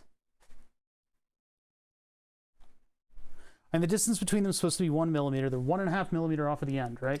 1.5 millimeter off of each end. Boop. I mean, 1 point. Yeah, it's about 1.5 millimeter on each end. Each fin is 1 millimeter wide. And then for each cutout, I've got 2.5. 2.5, 1 millimeter, and then another 2.5. Find the centers. You'd be subtracting half of 2.5 twice. So basically 2.5 plus 1 is going to be your center-to-center distance, or your edge-to-edge distance. It doesn't matter. So bottom edge to bottom edge, that's still going to be 3.5. But when I put in 3.5 with a 1.5 millimeter cut, that brings me all the way up to where I have 1.5 millimeter up here. What the hell happened? Did I get my overall length wrong by exactly an increment of this thing? It's 65. There's no beating around the bush on that one.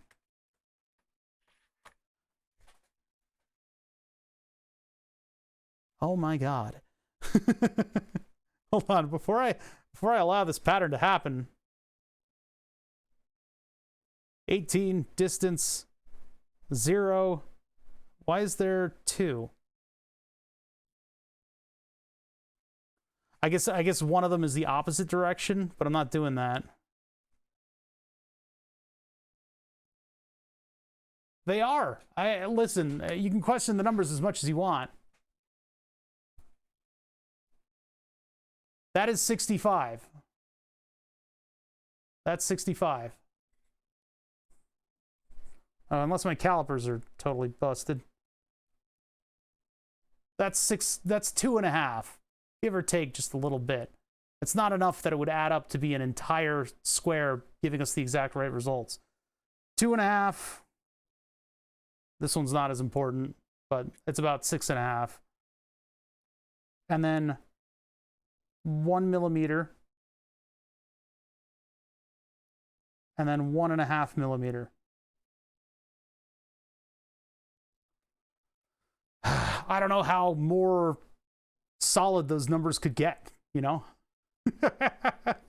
What the heck? How does that work out? There are definitely 17 cuts. 17 cuts. I'm going to count them again. 1, 2, 3, 4, 5, 6, 7, 8, 9, 10, 11, 12, 13, 14, 15, 16, 17.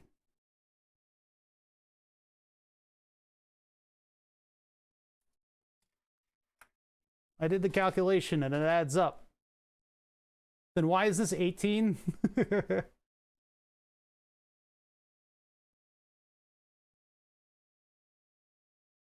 If they're 2.65 wide, give or take, 17 makes that difference almost work? Yeah, is it one of those things where it adds up over time? It's just odd that I would have to do it 18 times in order to get almost exactly the right numbers. That's just frustrating.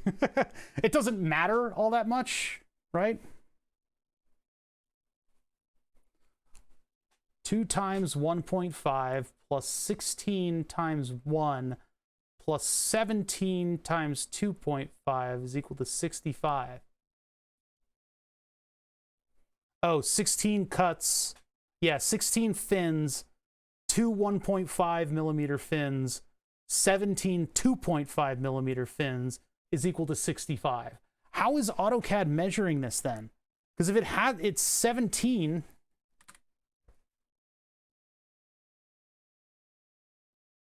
The distance is like what, 4? I don't think 4.5 is going to do it. Yeah, 4.5 overshoots. 2.5. 2.5 stacks them on top of each other. Yeah, so I am doing like center to center, huh? Maybe, did I put the wrong number in the extrusion? I'm thinking maybe I put the wrong number in the extrusion and I accidentally upped it by 1 millimeter. 18 fins, but I'm counting the cutouts. Because it's 17 cuts, which makes, I don't know, man. Yeah, 18 fins, 17 non-fins. But I'm literally counting the number of cutouts because that's how many boxes I'm putting on this pattern. Hold on, let me click OK on this. Click OK on this. I'll finish the sketch, and then I want to take a look at my extrusion. How far did I? 65. That's the distance. Why am I going insane, chat? I think I'm going insane. Because, yeah, definitively 65, definitively 65, definitively 2.5, definitively 1. Why? All right, so let's assume that my sketch worked perfectly. Where's my sketch?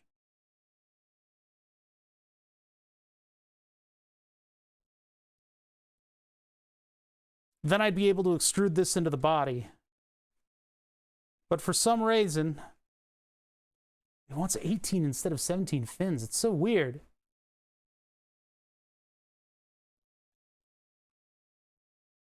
Now I agree that it's cursed.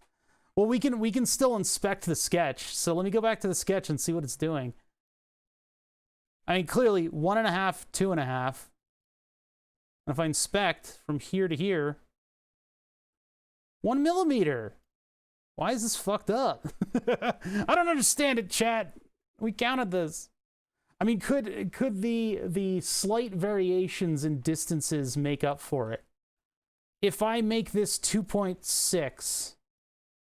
Oh, wait, I gotta close this. All those move up a little bit. It's not gonna make up for this distance. And if I made the distance between them a little bit more than 1, like 1.2. I can't go back to the repeat step, though. Can I do like a distance from here to here? 0.9? Okay, so that just widened them. That didn't... Okay. Can I Control-Z my way back to the pattern, though? Nope. We just have to redo it. Okay, double-click, Control, double-click, and then if I... Okay, so let's first make these 2.6. Let's see if we can wiggle the number out of this thing. Hey, what just happened there? Something big was over my face. Pistola Muka! Thank you for following. 2.6. Let's try it. It's kind of cursed, but whatever. 2.6, double-click, Control, double-click. Hello? There we go. And then I do create a rectangular pattern, and I do it in this direction. And then I separate them by a distance of 3.6, negative 3.6, and I make 17 of these things. That still leaves me with quite a bit to desire there. What's my best measurement for the width of these things? It's 2.6. Like this is fucked. Why is this weird? I don't understand. I don't understand what's going on here. I very definitely measured the ends to be 1.5. The fins themselves are pretty much 1. I just got 0.96 on that one. You did the calculation, you made a mistake. I mean, should it be 18? Because 18 seems to work out perfectly. I just don't understand why I'm counting 17 cuts and I'm making 18 boxes and somehow that works out perfectly. That doesn't make any sense. I don't know why we're running into this right now. It's like one of those math problems gone wrong. Look at this, 1.0. Like, that's 1 millimeter right there. The inside of this thing, 2.5. I couldn't get it more consistently close to 2.5 if I'd friggin' tried. Why am I going crazy about what is happening here? We should be done this part by now, but instead it's laughing at us. It's just sitting there laughing at us. 65. Definitely 65. 65, 1.5 on each end. If I do an extent, then this gap is going to be different. We measured it. It was proper. It's just, I'm going crazy. I'm going utterly fucking insane, chat. Why is this happening? What did I do wrong? You guys are allowed to backseat now.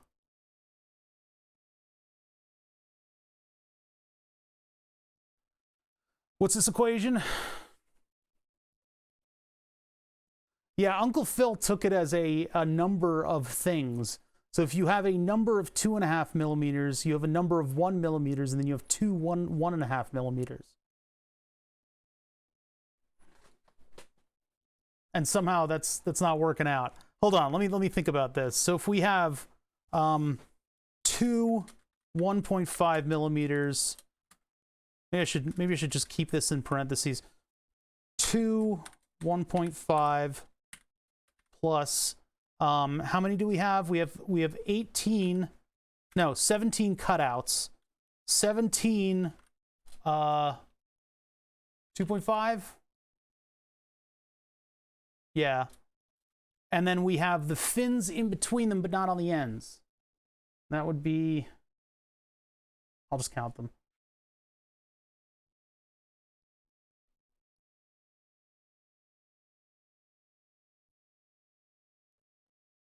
Yeah, it's 16. 16 times 1 millimeter. 61. Oh, there we go. That doesn't quite turn out as the right numbers, huh? So we can take these to be a little bit more towards what I measured. 1.6, 2.6, 1.2. Well, maybe that's the key. And the 1.2 is the key. If they really are 1.2, which I think is hamming it up a little bit, because I am definitively getting 1 millimeter. Oops, that's wrong. Look at this. Look at this. Look at this photograph. I don't know how more definitively this could be 1 millimeter.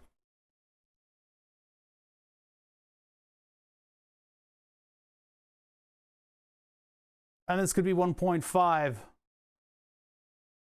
And the gap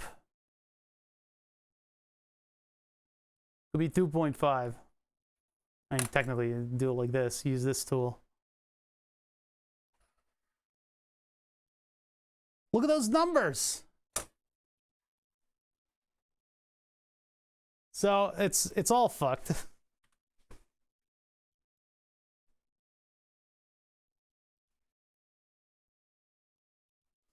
$1.1 gets us to 65, even though my numbers do not reflect that. 2.6, 1.6, it's not where they were. But it does work out. We do have a nice even number at the end, so I might as well just use those dimensions then. That's so weird. That's so annoying and weird. So 1.6, 2.6, 1.1. Cancel.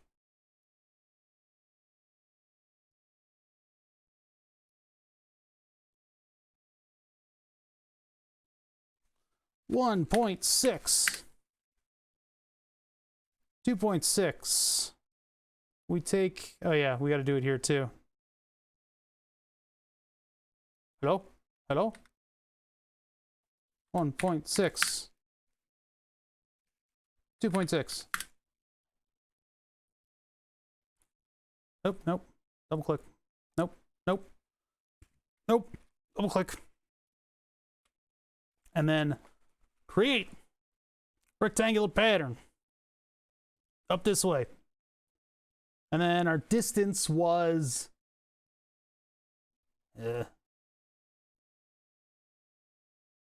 1.1 plus 2.6, so 3.7. 3.7. We got 17 of these Johns. Now that gets us an even distance to the end. All right. So we've uncursed this thing.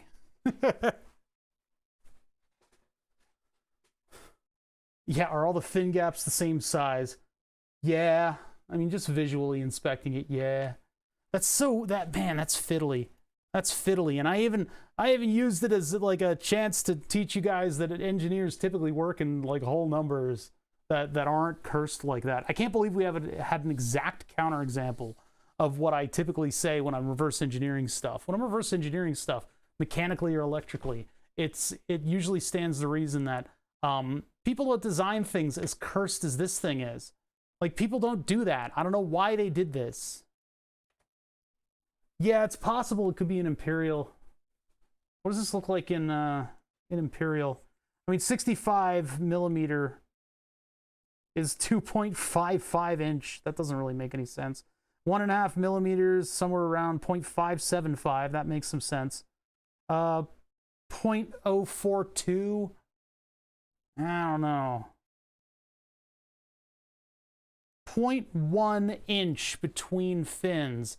I think it might be in English. You're right. It might be an imperial. That might explain. I mean, typically I like to work in metric, but like 0.1 of an inch is this. So that does make a certain amount of sense. This doesn't. No, maybe it does. 0.06. Uh-oh. 0.06. 0.035 or 0.04 maybe.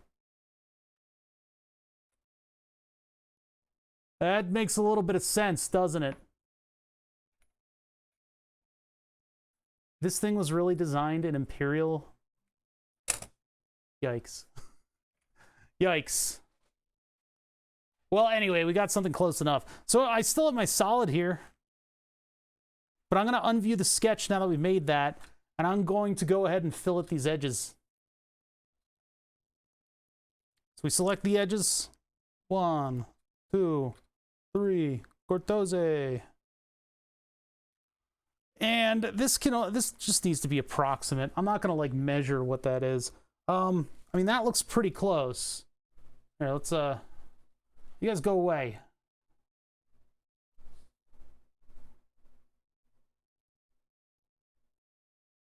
Looks pretty close. 2.5 millimeter. That's 0.1 of an inch. That's not quite, but whatever. Yeah, I think that looks good. Let's use that. Cool. All right, come back, chat. Sorry I yelled at you. 2.54. I know it's gonna be, but it doesn't need to be for this. As long as the overall dimensions and stuff are kind of similar. But what we can do now is we can then take that sketch that we just made, sketch number 2, and now comes the part where I actually cut out all the fins. So I'm gonna hit extrude, and unfortunately I have to click every single one because of the way that I did this. I guess no matter what, you're gonna end up having to click a lot of stuff, which sucks, because then you've got this sunk cost fallacy of all the clicking that you've already done, and if you screw it up, that means that you've undone all of that work that you've done previously. I do not enjoy things where I have to click a lot of stuff in specific places in AutoCAD. Yeah, see there, I just messed it up. How do I unmess that up? The answer is, I have no idea. There, I somehow did it. All right, so we're going to take that and just go... And I'm going to do cut, but I'm going to do direction, doesn't matter. Extent is all.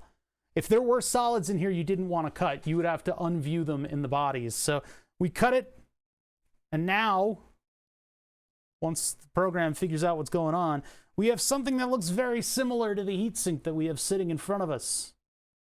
15 minutes of work to automate 5 minutes of clicking. Look, I don't know how else to do it, all right? That doesn't quite look like our heatsink, though, right? Doesn't quite look like our heatsink. It's a very simple shape. There's not a lot to it. But we go to the appearance menu. Here's where the magic happens. So we go to, I don't think it would be aluminum. I think it would be anodized. So we're going to go metal, aluminum.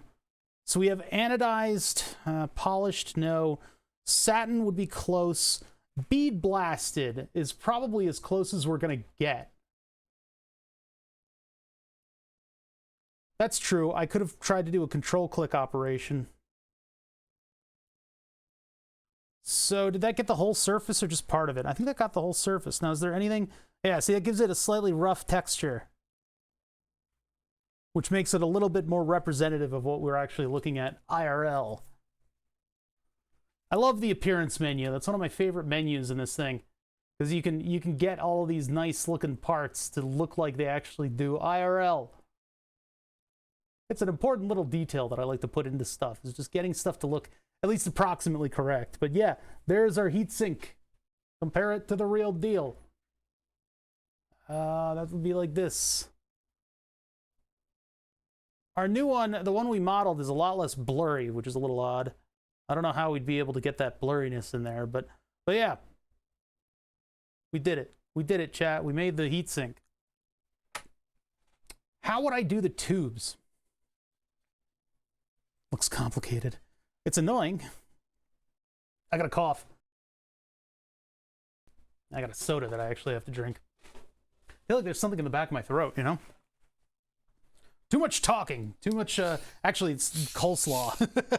Too much coleslaw. I got like a little piece of carrot in the back of my throat. Always happens with coleslaw. Curse you, cabbages.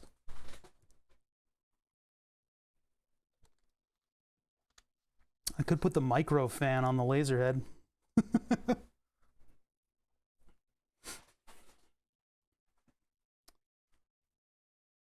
Heatsink for a brushless motor, and it looked complicated too. Yeah. This looks good. It's pretty good. Are these really that close to the edge? I guess so. There's like a little bit of pipe that's visible in the sides there, so maybe 4 millimeters is too wide for this. Or I got the centers off by a little bit. That would be a funny joke. No, these are about 4. And if they're about 4 and the distance between them is 6.6, if we can believe the weird numbers that we're getting, I got about like 6.6, 6.7. So maybe, okay, so maybe it's 6.6 plus 4 divided by 2. Which means, well, I guess I have to do that calculation elsewhere. Although, no, I don't, because I can go all the way back to my original sketch, click on that, and do 6.6 plus 4. This way I can show my work if I need to get back to it, divided by 2. So 5.3. Did that move it in? That moved it inwards. I don't really want that.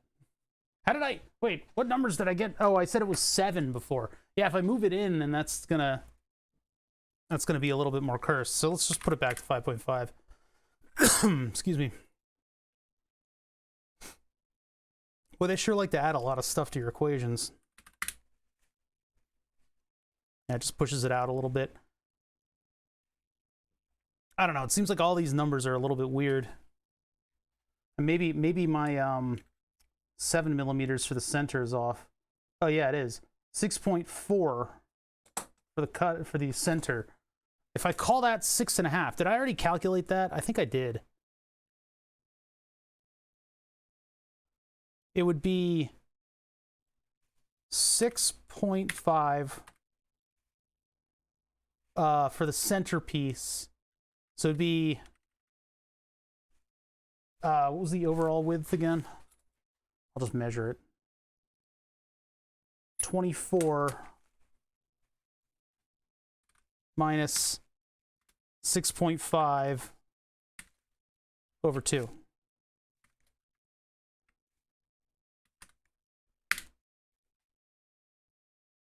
$8.75. That's going to make it look a little bit closer to what it is.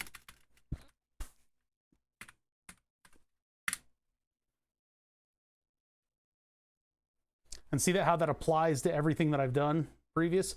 See, now there's a little bit more of a gap there between the tube and the edge, which there is visible in the actual thing. Yeah, you can see it just a little bit there. With the light coming through. Now, keep in mind, like, details like that are not necessary for this project. Like, it's fun to get this exactly right, but at the same time, I don't think I'm ever going to buy another one of these things. And I just went through all the trouble of 3D modeling it. But mainly that's just so we can get a good look out of the rest of our laser cart. All right. So that's our heat sink. We're just going to keep that as is for now. I'm not going to bother doing the tubes yet. We need to work on the cart a little bit before we pull this into the rest of the drawing. I wanted to do this first because it was supposed to be very simple. I was supposed to get this done very quickly so that I could give you guys like a little bit of an intro into AutoCAD. I don't know if the people I have left watching are actually learning anything from this, but I do like to break it down into basics. Do the logo. I could actually make a vector text and move this in, or I could try to find this font and have Fusion do it and put the logo on there, but the logo is lasered on there, so I'm not even going to bother. Plus, we're going to have the logo facing in. I want it to be unbranded. I don't watch to learn. Well, you're going to fail the test. Yeah. Yeah, Lord Squeak remembered that there was going to be a test at the end of this unit. Otherwise, you don't get credit, and I'll have to kick you out. Sorry. That's just how it works. All right, save it. We can close it. I don't want to ever see it again. That's our belt. I don't really want to see that again. Laser cart. Yeah, we'll have an end of unit test. It's going to be pretty grueling too. No, it can't. It can't be open book. It could be open book, but then you're gonna get caught cheating, and so you get kicked out of all of school. Nope. Sorry, your credits are locked in. You're paying for the term.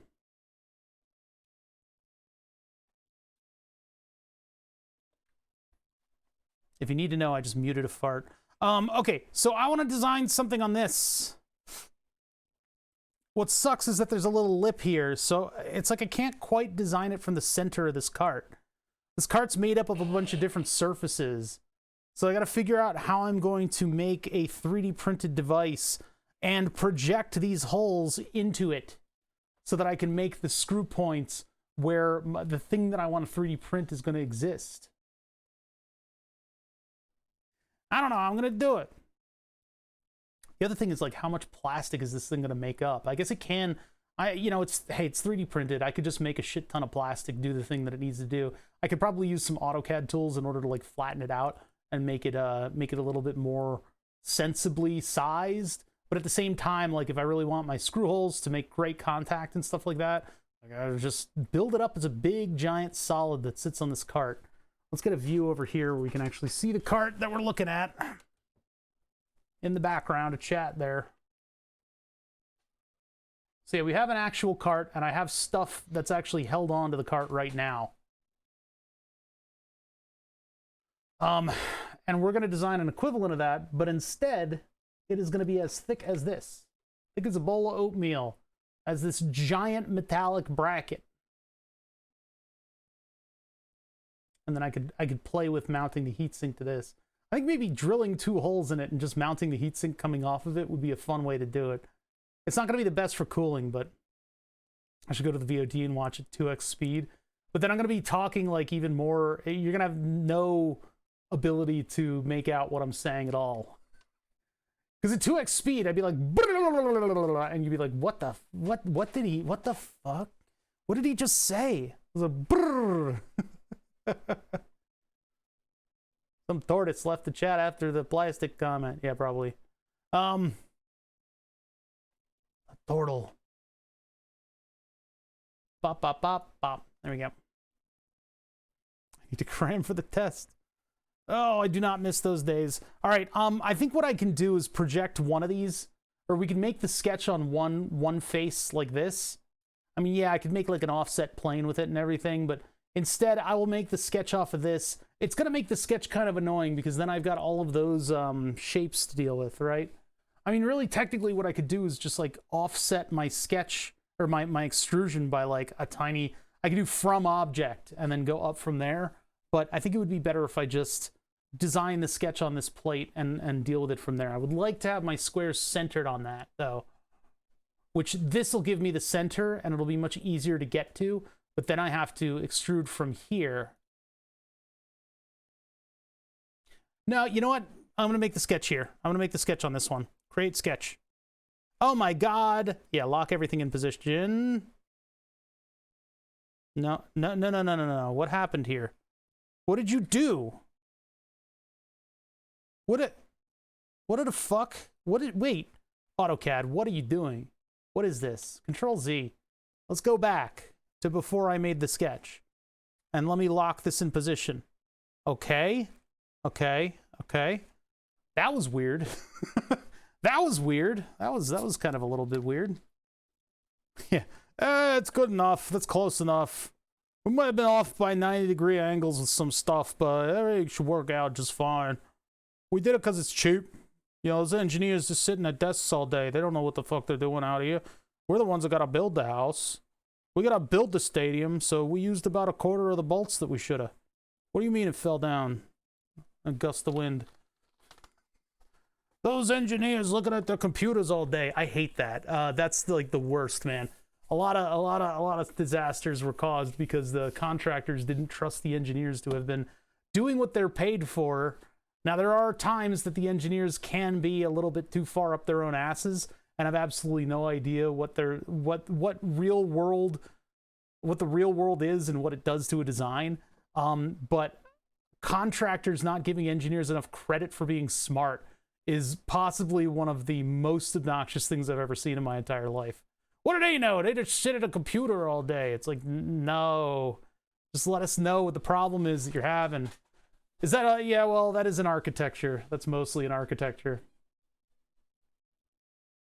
Design for manufacturing. We're designing for 3D printing is what we're doing. So I got to be cognizant of where my bottom plate is and not create shapes off of that bottom plate that are going to be replicator impossible. Like the Star Trek replicator or like a powder printer would do great at making some of these cool things, but we're dealing with something that's laying down some hot plastic.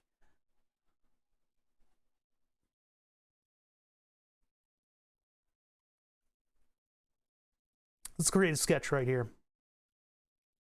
And let me move this over to the side. Boop. Actually, technically, I think we're counting So I'm counting the negatives this direction as the front. Like with anything, I'm just starting with a box. We'll do a center box. Since our only facet that's been drawn in this drawing is this square right here. We don't need that square for anything except for its beautiful center position. So one thing I would like to do is project the holes. Now I know the size of fastener for these, so it doesn't matter which hole I project into this. But I guess if I want to give it a good radius, we'll just take this initial hole here. Now this 3D model was created by some guy or girl out in the internet. This is not from the company that made this product. It's a pretty accurate model. I don't know how much I want to trust it. So I'm gonna have to measure these and probably redo the circle outlines for these so that my fasteners fall through the holes and don't get caught on my 3D print. I could make this like super tight and make it fit super tightly to everything that it needs to fit to, but I don't think that's a good idea. Instead, if I just have 4 loose-fitting screw holes, once I tighten down the screws, that'll hold everything together. It'll hold friction against, I guess, these 2 plates and not this one. Unless I really wanted to have that little trough cutout in my final design, that's not a good idea, because how would I 3D print that? I would need like the tiniest little amount of support material, and the layer above support material for me is usually pretty loosey-goosey, and so stuff won't quite fit the way I want it to. So having a contact area of this and this is perfectly fine for this laser. Perfectly fine for this laser. It'll just hold it tight against those 2 things, and then I can add all the stuff to that box. So anyway, we're projecting the 4 screw holes. Those are going to be important. These dots that are created by projecting them are what I'm really interested in, which is the center point of the screws. It's almost tempting to go with the smallest size instead of the largest. But now on our sketch, we have this box, bounding box, and then we have 4 circle outlines. And so from here, I would like to build up what is eventually going to be the body of the laser. So let us make a center rectangle. And I'll start making it before I even know what the hell I'm doing. Excuse me, I had a burp. I had to burp. Burp again. Whew. Okay. The question is, do I want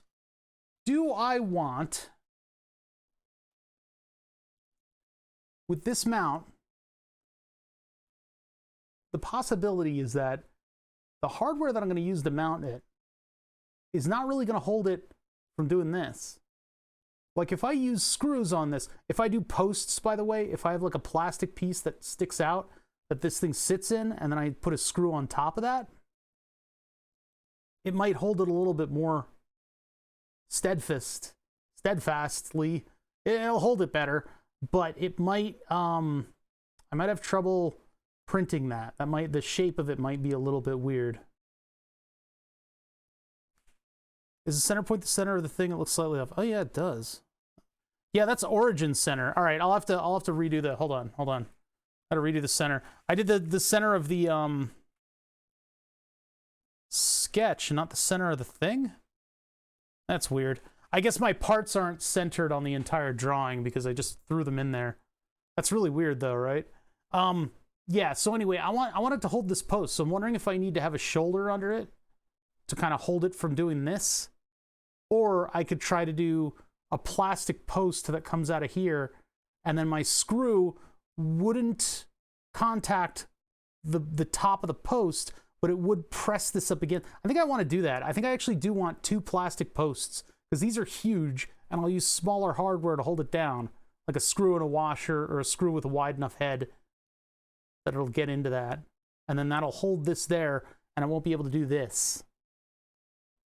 This is bad, because that's an angle, and that's gonna create a huge distance, right? All right.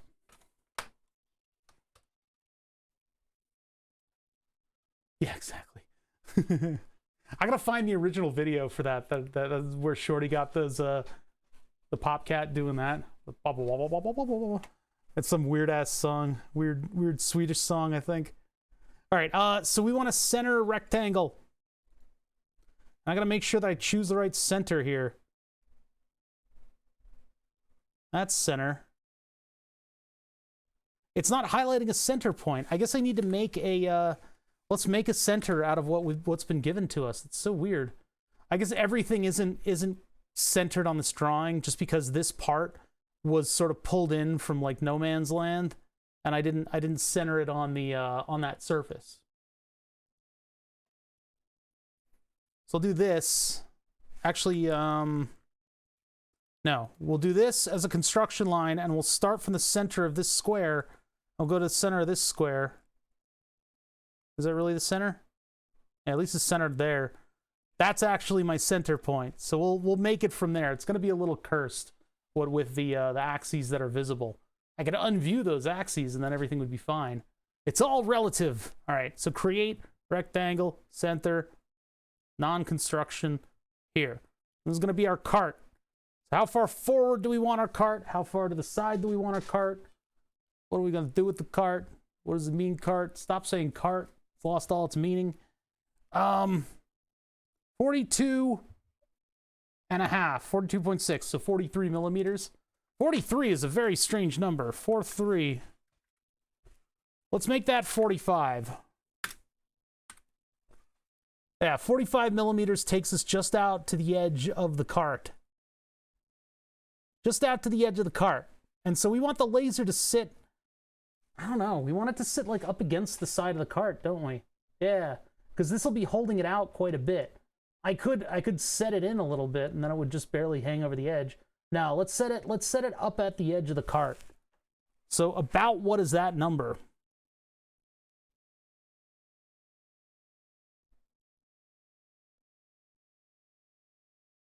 Hmm, 27 millimeters? 26, 25? Yeah, I'm trying to get away from them. Trying to get away from the weird prime numbers that we're getting all over this project. We've been spoiling this project with prime numbers. Let's see. What's the size of the cap head for the screws that I'm using? If I continue with the countersunk screws, I'm going to need enough room that they'll have plastic to grip onto. The problem is the holes for that cart holder have to be a particular size too. So actually, before I do this, hold on. Just remember 25 millimeters here. Quit hosting my show, Uncle Phil. You're like when Milton gets in somebody else's channel and they go on a break. Remember Twitch Prime. I don't need your pity. Let me see here. Yeah, prime numbers, Twitch Prime. Oh, I get it now. I get it. That took me a little while. That took me way too long. What was this thing too? Why do I have this little plastic gear with like a potentiometer cut out on it? It's like a pretty big plastic gear too. I'm trying to remember what that went to, and it makes me kind of sad that I forgot. Huh. It's something that I took apart. I don't remember. A weird little mechanical piece. I do have some gears that I can use for stuff. It's better. There's gear tools that you can do in Fusion 360 in order to make gears. You can 3D print those gears. It'd be a fun project to do something with gears. I'm trying to measure the maker beam width. What is the width of the fastening hardware that I'm using?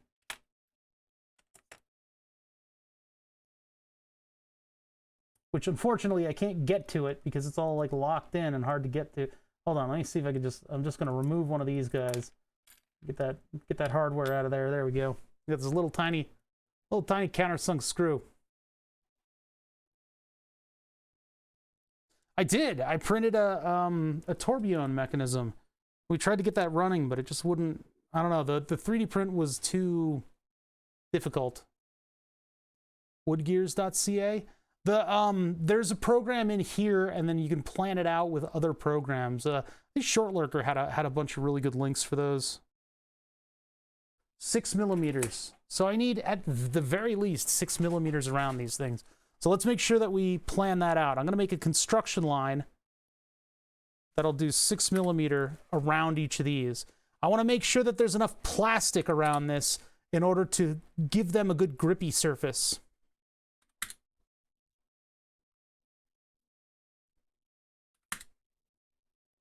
I might as well measure the screw as well.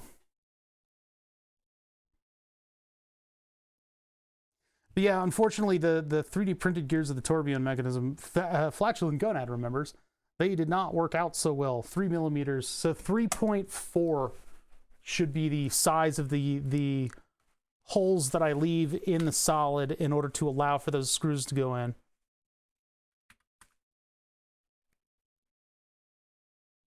Well, 3.4 puts us into the line that I projected.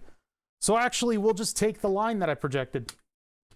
They were damn close to working. I know, it was so frustrating. Everything had bearings on it where it needed bearings. It just wouldn't tick like a clock. I really wanted that to be my BRB can. That would have been cool as the BRB, because I could have put like BRB on one of the gears, and it would like rotate and twist. It would give people something to look at, you know? Gear cutting template. That's cool. Yeah, this is very, very similar to the tool that Shortlurker used. My browser's over there because I didn't want to show active channels. That's cool. But yeah, with 3D printers, I mean, making gears is super fun. Look at all that. That's awesome. Okay, so we can use the lines that Hello? I don't want to specify the diameter of the circle. I would like to get out of this menu. God damn it, it made me put a circle down. Control Z it. There we go. That was weird. It trapped me. I couldn't hit escape. So 25 by what? Create rectangle, center rectangle. Take that from there. So it was 25. Sorry, 46. 44. 44 by 25, you can see is going to get into trouble right here. It's going to get into trouble because there's not a lot for that screw to grip. So 44, 25, 28. That puts it out from the cart just very, very slightly, but it also gives me room for the fasteners. So let's try that. 45 by 28. Unfortunately, because of the nature of this, we have a lot of weird projections of solids, so that's going to make it a little bit more difficult for us to extrude. I ran into this with the Maker Beam. Sorry, yeah, the Maker Beam, and the Maker Beam had tons of different surfaces on it, and when you tried to extrude it, you had to click on like 75 things in order to get it to extrude. I think there's a setting that I can disable that does the projection from other surfaces. Yeah, show projected geometry. No, that didn't do it. I don't know. There's a setting, I think, that undoes that. Show profile. Are you flirting with me? Oh, no. I don't know. It's still like highlighting all these different surfaces. Maybe when I do it on the actual outside of the sketch, it'll help me do that. Or maybe Shorty just wanted to look at my LinkedIn profile. I don't know. I don't know. That guy's something's with that guy. Oh, now you're just getting weird. All right. So yeah, that's that solid. Now, if we keep it simple for now, I can just make this into a block. So I'm going to finish that sketch. We're just going to try it out. So I hit E for extrude. Unfortunately, I got, well, it looks like it highlights the whole thing if I click there. So we're going to extrude that. We're going to start at an object, and that object is going to be the top of this thing. And then we're going to go a distance of the width of this thing. I haven't modeled these yet. I'll need to figure that one out. So 14 millimeter. So yeah, let's make it the same height. 14 millimeter. Click OK on that. All right, so now we got a new body in our sketch. We got one body. Oh, I didn't do the middle. Interesting. Yeah, it's going to need a little bit of work. I'm going to need to do a radius on the screw heads so that they can, you know, screw all the way down onto the bottom of this thing. That's if I made it a big solid block. I guess that would be pretty strong. I could make it look less chunky if I do some stuff on this. Profile stops the sketch highlighting. If you don't want to select the extruded stuff, then go through each component, make them unselectable.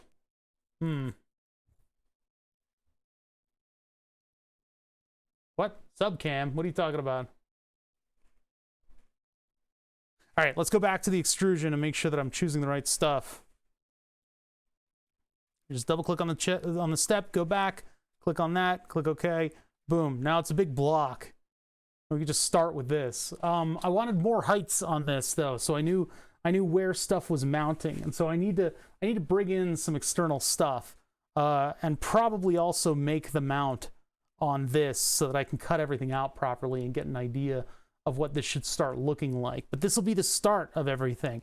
So what we need first of all is to make holes for our countersunk screws, which is going to get a little bit weird because they'll be dropping way down in this material here.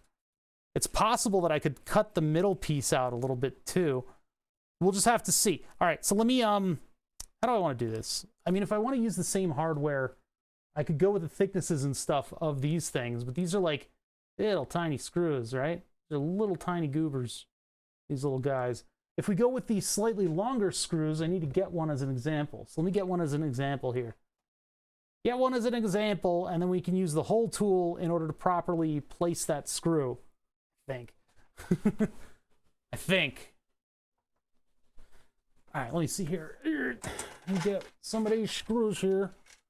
Unfortunately, I don't have any of these screws imported into the drawing, because otherwise we could use that in order to plot out all the distances and stuff, but we gotta unfortunately exist in the real world a little bit here.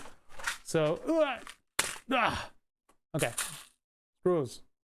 Lots of different hardware. The one thing that I got a lot of are the countersunk screws for the corner cubes.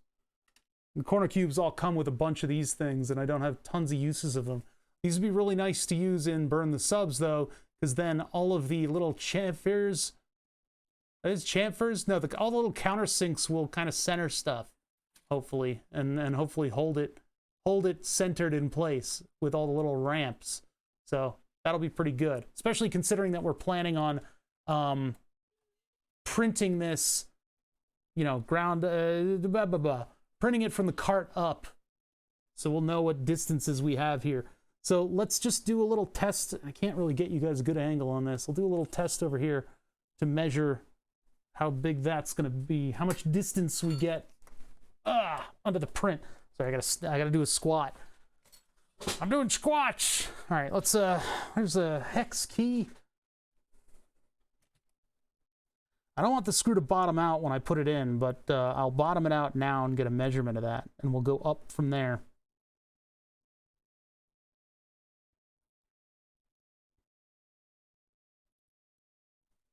Oh, it completely bottoms out, actually. That's like a millimeter. So with these, I need to know, I'm approximating the angle at 45 degrees. That height is 1.8. It's probably, yeah, about 2 because I bumped it. So 2 millimeter. So the amount of thread that we have on this thing, yeah, 2.3. About. That's a weird number, but that's just the amount of that's the amount of actual thread we have below the taper of the screw, the countersink of the screw. So I got like 2.3 at the bottom of this thing. So we'll have to figure out how can I let's look at the hole tool and see if I can figure this out. So we know the top of this thing is what was it, 4 millimeter? No, I need to measure it again. I keep forgetting my numbers, guys. I don't know what's wrong with me. I think my brain is broken. 6. Okay, top of it's 6. So hole tool, we're gonna create one of each. Why does nothing else open up?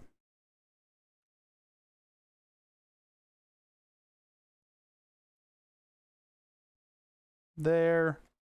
Nope, that is not. Nope, that's not even. Nope, that's not even close. Not even close. SolidWorks. Hull. Create. I don't know if this will let me do it the way that I want to.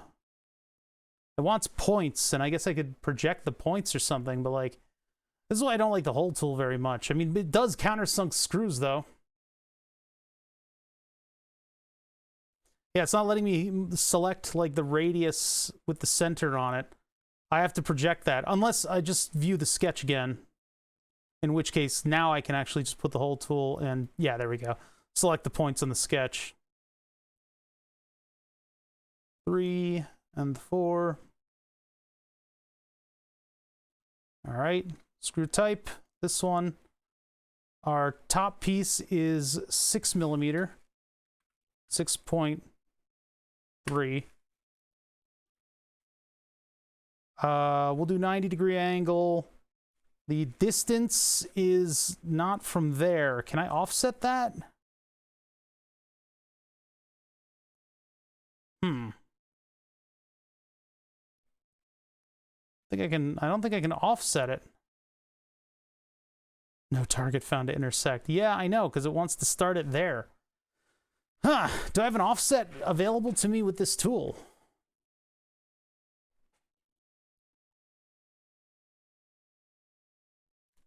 Hey, what's my overall length for the screw? Doesn't really matter. That's interesting. I don't use this tool a lot. I don't think it really... It makes sense to use it like in other scenarios, but this one, it doesn't let me do like a fundamental offset of the thing. I can do it from the other direction, and it'll make that taper, but it'll only make that taper right up against the edge of the surface, right up against the sketch, basically. That's not very useful. It's not very useful. I wonder how I can otherwise do a tapered hole. Because yeah, this is a 6 millimeter screw.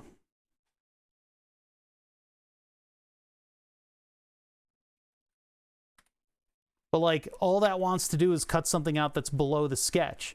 I could reverse the direction, and then it's going to put my countersunk screw comedically like that. Which doesn't make any sense. That's stupid. I don't like this tool. I don't like this tool. I can't do an offset. I mean, I could do an offset sketch specifically for those holes, but that's silly. That's just silly. And I could use other bolts to do this. I could use the computer screws to do this, which would work out just fine. It just means that the axis can kind of jiggle around a little bit there, whereas I wanted all the pressure against all the ramps of the countersinks in order to kind of lock this thing into a position. Because if you loosen all 4 of those screws, it'll be able to do this unless you have the countersinks in there. And if you loosen the countersinks, it'll still do that, but it'll kind of like, when it's tightened down only a little bit, those will hold it better from being able to like wiggle itself around. They also have a very clean look to them. But I guess I'll eat crow, come up with something else. Let me see if I've got the laptop screws in this particular flavor. Those are much easier to design around because the pan head screws are a very simple screw and they work well. So I got my little pan head kit here. I'll just see if I can find something useful in here.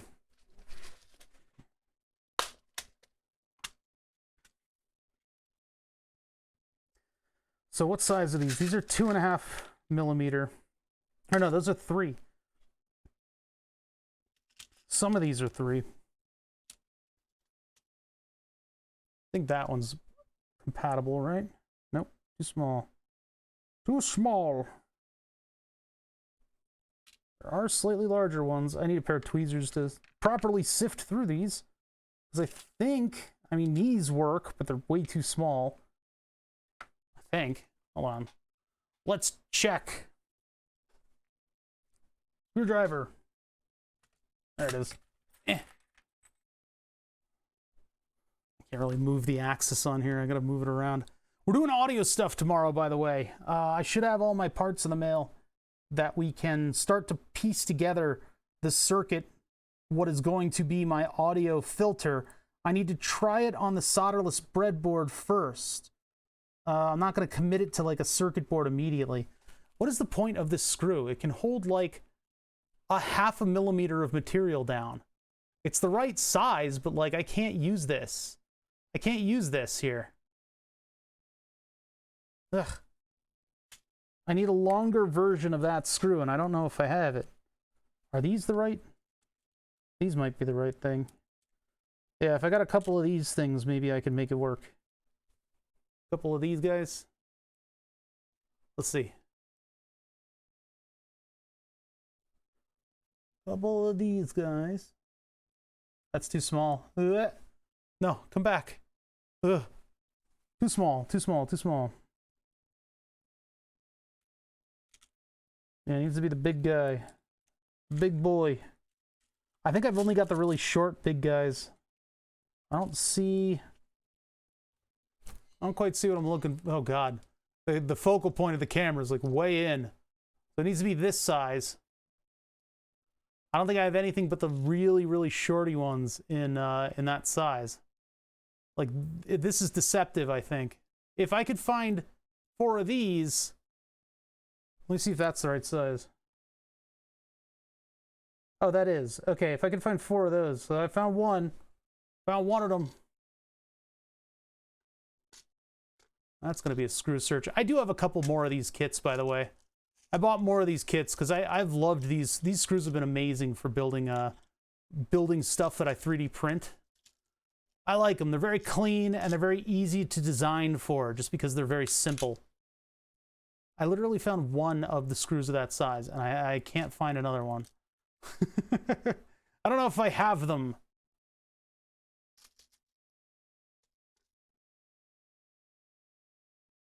Like, these don't quite match up. That one is too thin, I think. It's kind of deceptive. It's hard to see. Yeah, too small. Oh, let me get the other fastener over here. I need these. I need 4 of these guys. And I guess I can plan for them. Now that I know that they're in this kit, I'll just open up another kit and use those. I don't have to do the Lego bin sifting because I've got 2 more of these kits sitting in wait, ready for a project to find them.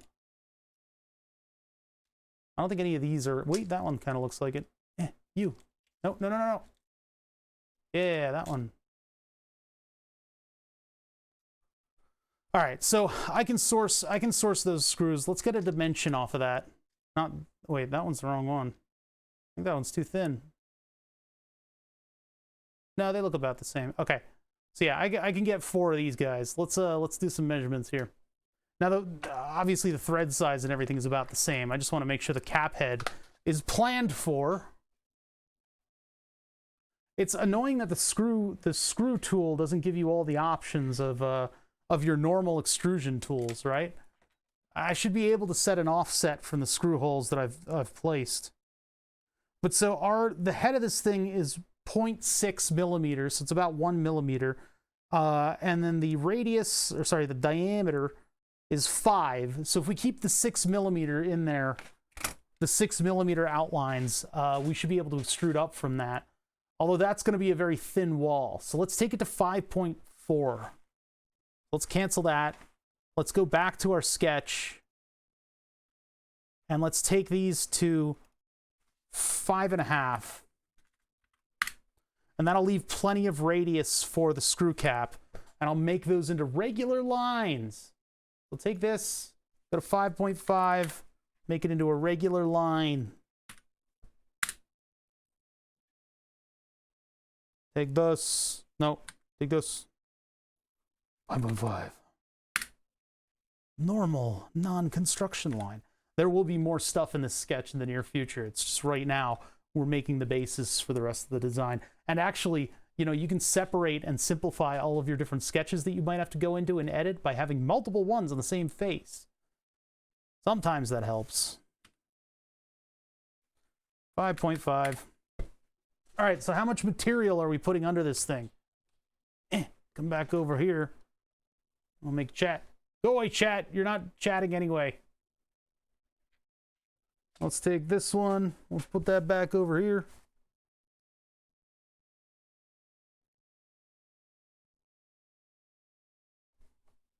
You know, I don't know how many turns exactly I'd like to go into this, but I do want to have a nice amount of material that this thing can definitely like clasp onto.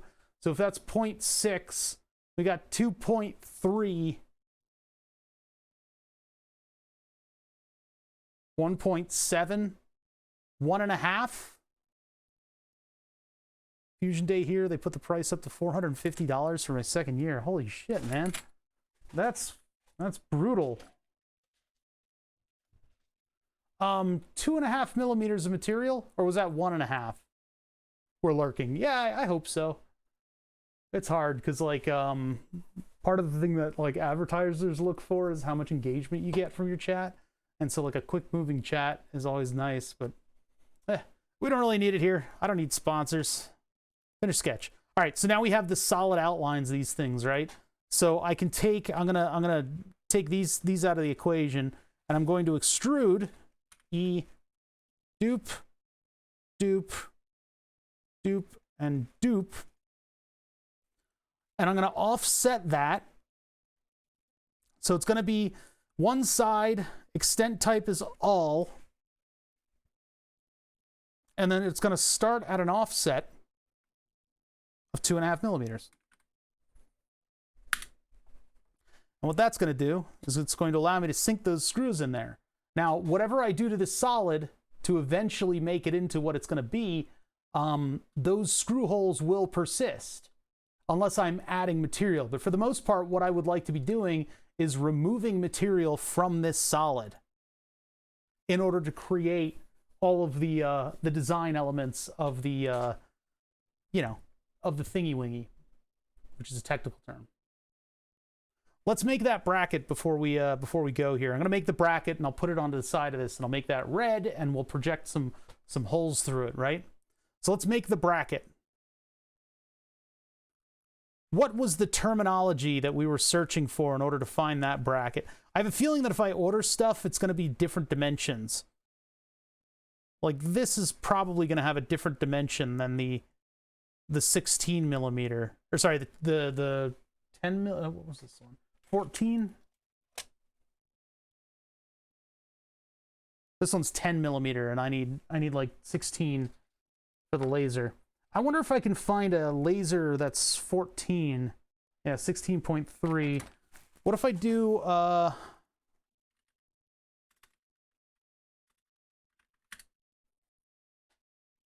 laser diode holder 14 millimeter? We could move the laser into a 14 millimeter. Well, but then I don't know if my columnating optics will transfer over. See, this is kind of what they have. Yeah, maybe we want to keep it in 16 millimeter flavor. Because they don't have, I mean, some of them have an external lens. Kind of that one. Making robot. Yeah, that's what we're doing, man. Well, essentially, it's going to be an automated laser etcher that triggers off of subs. I'm so tempted to just buy these and just mount them somehow. They're so dumb, though. I don't want them. No. This is the original plan. But I think it's better that we're doing it this way. I think it's more fun.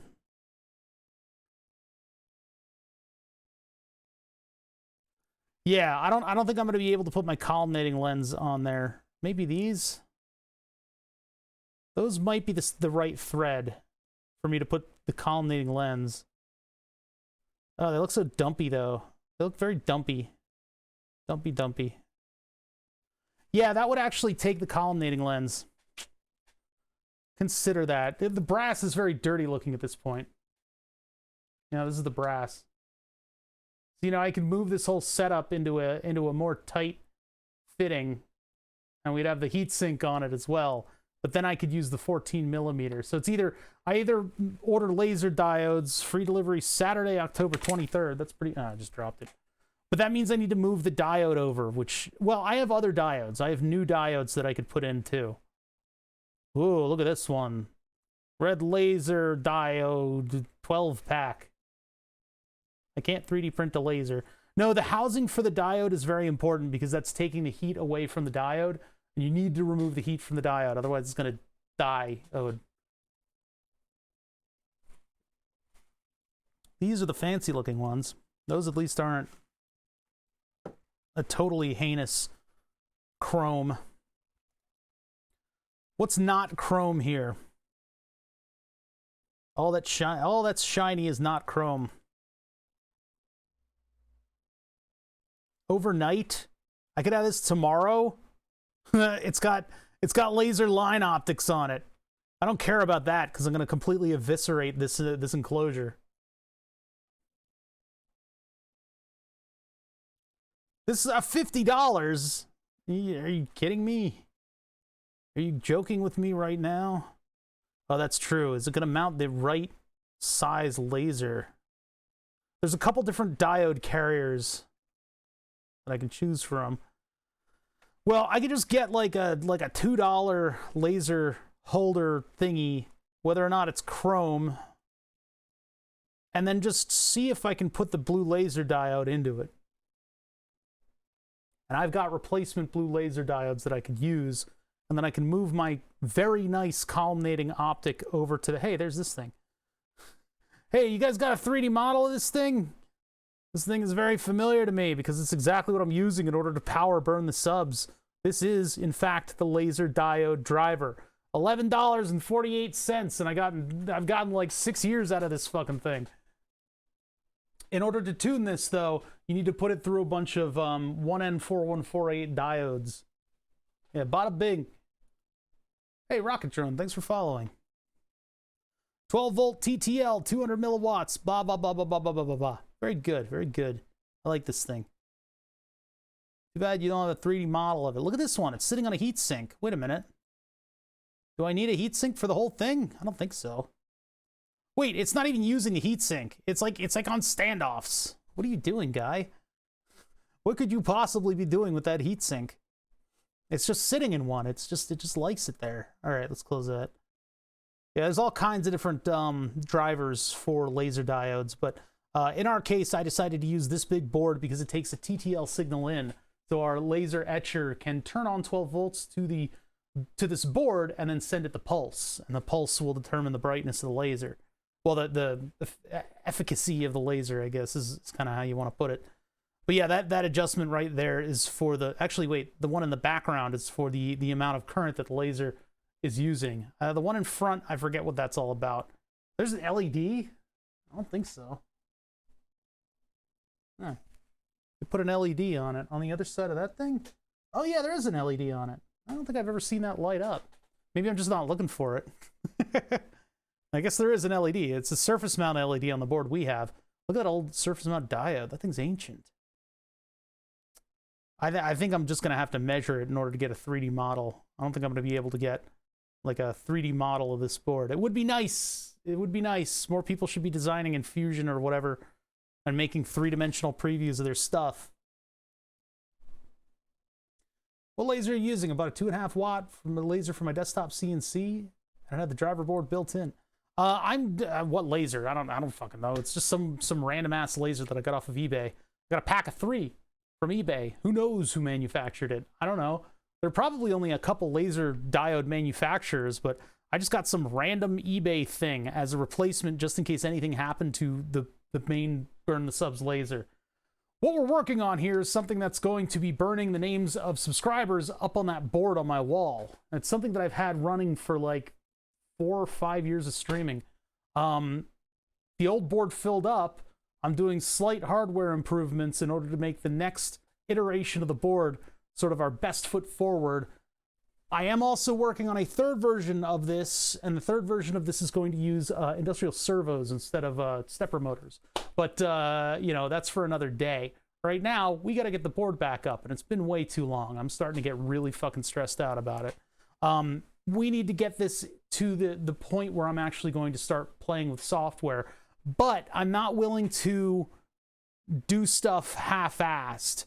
So what I'm trying to do right now, fat burning, lipo, low laser, cold diode, cold laser, body slimming, fat burning equipment. Shipment from the USA.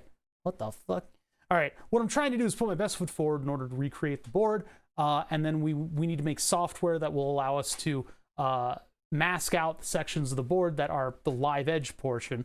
And then from there, you know, we'll take it from there and we'll make sure to do a good job on everything, right?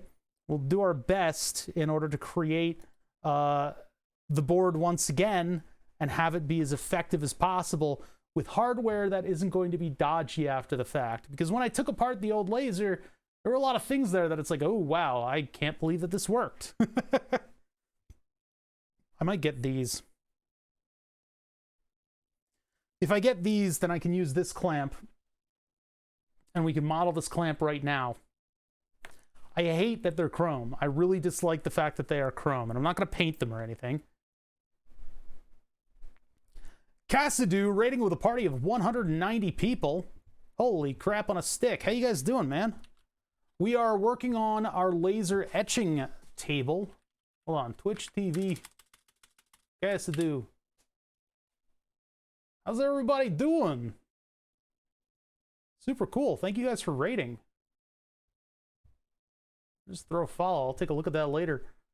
You guys doing science as well. So yeah, the stuff that we're doing right now, and I was literally just explaining this to like one new person. So let's just explain it to like 200 new people. let's just explain that to a bunch more people. We're working on this thing behind me. This is my board on the wall. It's a laser etching table. What is designed ostensibly to burn the names of subscribers up onto itself. And I say itself because basically the thing is plugged into the Twitch API, and it waits for the Twitch API to go, hey, yo, hey, I got like a message, and it's like, hey, what message do you have? So it sends over this message, and it's got all this information in it, all this XML information in it, and we pluck out the username or the display name of the account, and it takes them and it like smashes them together and figures out which one it can display. It will display your display name first if it can, but we've locked it in to the Twitch user account name parameters. So 16 characters, A through Z, 0 to 5, and dash and minus and underline and stuff. Yeah, there's also a reverse engineered fart machine, what is used with channel point redemptions. Thanks for reminding them of that, everybody. Anyway, if I mention it on screen, there's like 500 farts get triggered. But yeah, so that board is taking names from the Twitch API. It's given names for the Twitch API, and it will randomly place them on the board, and it'll size them. It used to size them based on how many names were already on the board. We're changing that. All the names of like subscriptions, from user subscriptions to Prime subscriptions, will get one size name. They'll be the smallest double-line font name that the board can create. I've done a lot of testing in the past on this thing, so I know what the minimum font is and the maximum and all that stuff. Gift subs will go in the single-line font and be a little bit smaller. So it'll be bold names will be all of the people who have decided to subscribe to my channel, and then all of the little tiny outline names will be the people who have decided to gift usernames a sub. Now, that leads to a lot of chaos. In the previous version of the board, the size was only based on however many names were already on the board. We filled that thing with 2,500 names. Done, done, or done, done, dun, dun, dun, dun, dun, dun,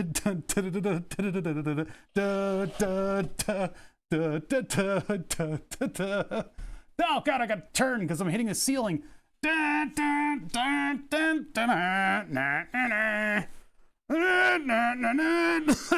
Oh, this thing is not light. Anyway, that's 5,500 names that are burnt onto a plank of wood. This is the new board. I spent a couple $100s on it at a place in Lynnith, Pennsylvania, so that I could have a more interesting target for my 1.4 watt blue laser.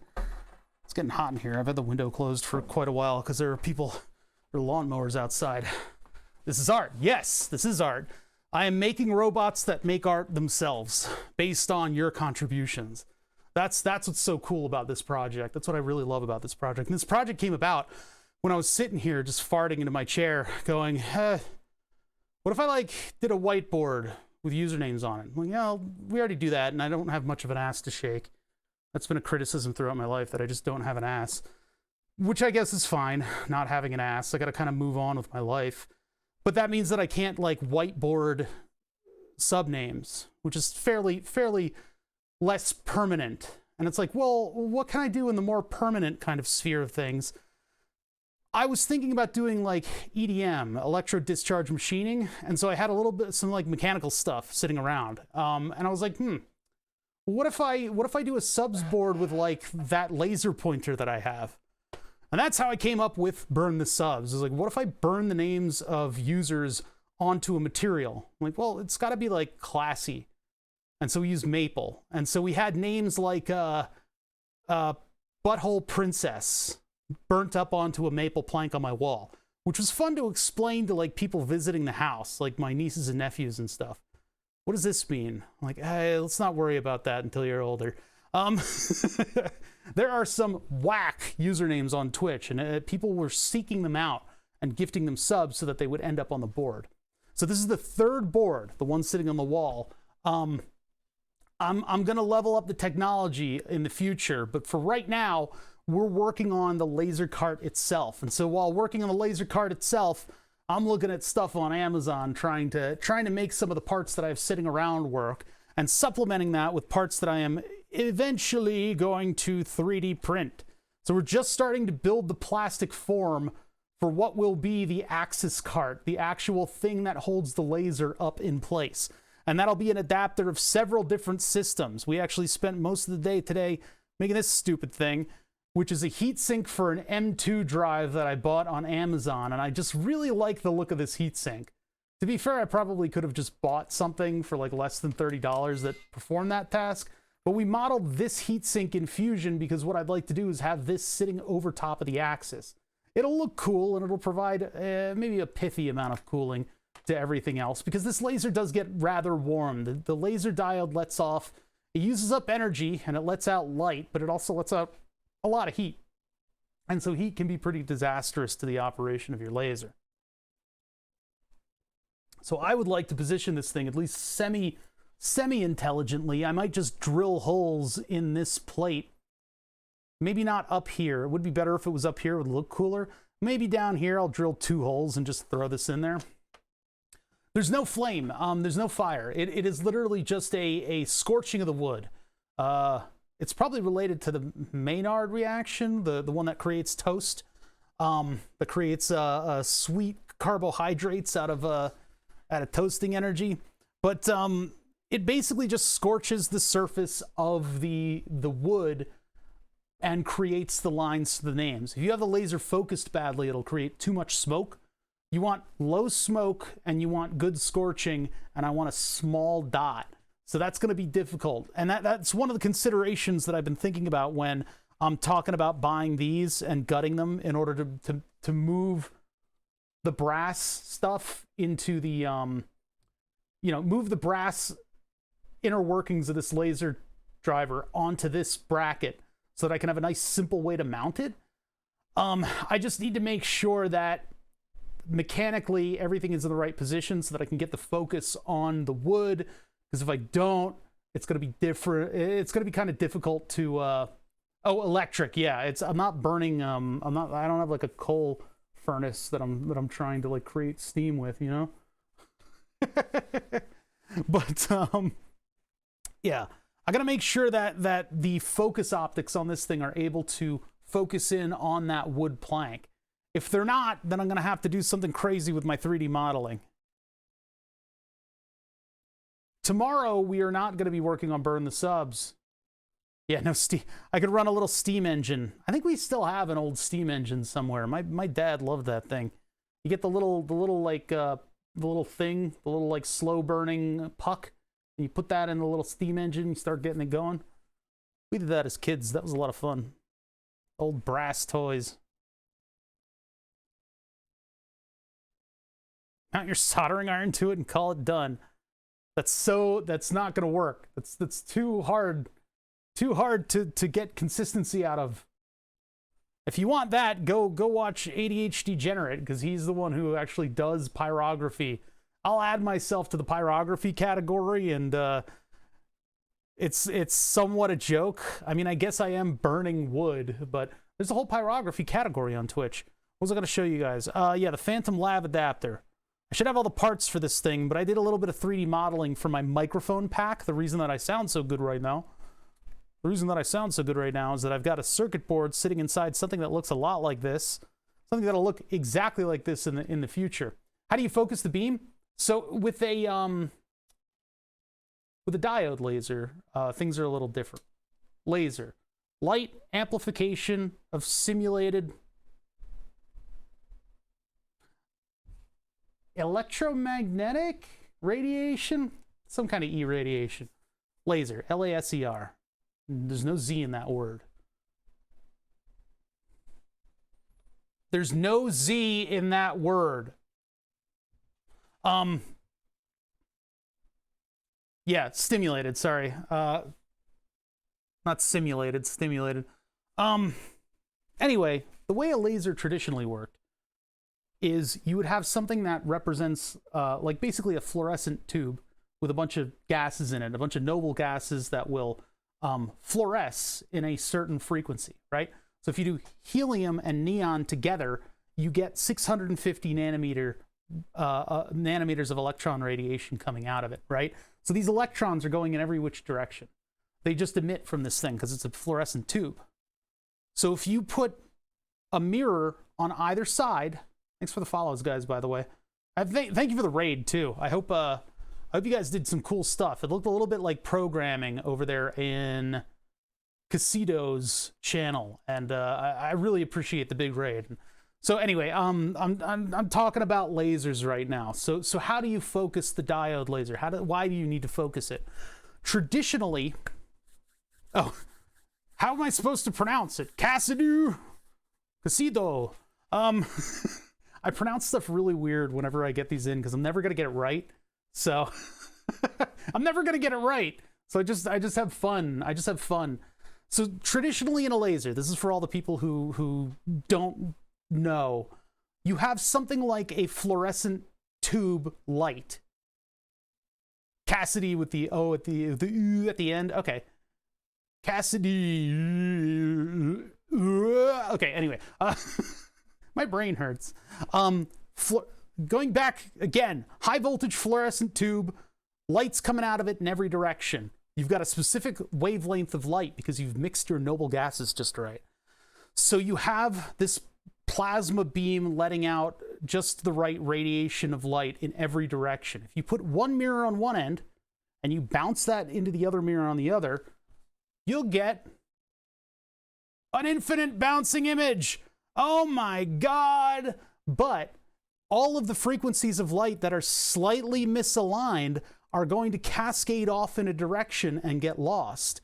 If you're able to align that mirror looking into another mirror that's looking into the first mirror, that's looking into the other mirror, that's looking into the other mirror, that's looking into the other mirror, you will eventually end up with coherent light. What does that mean? It doesn't mean that it speaks English. Coherent light means that all of the little wibbling of the electrons is in lockstep. Because if they're out of lockstep, if you get light that is an entire, 90 degrees off in phase, or 180 degrees off in phase, it cancels each other out. And so you get these cool interference patterns with lasers that you do a lot of really interesting stuff with.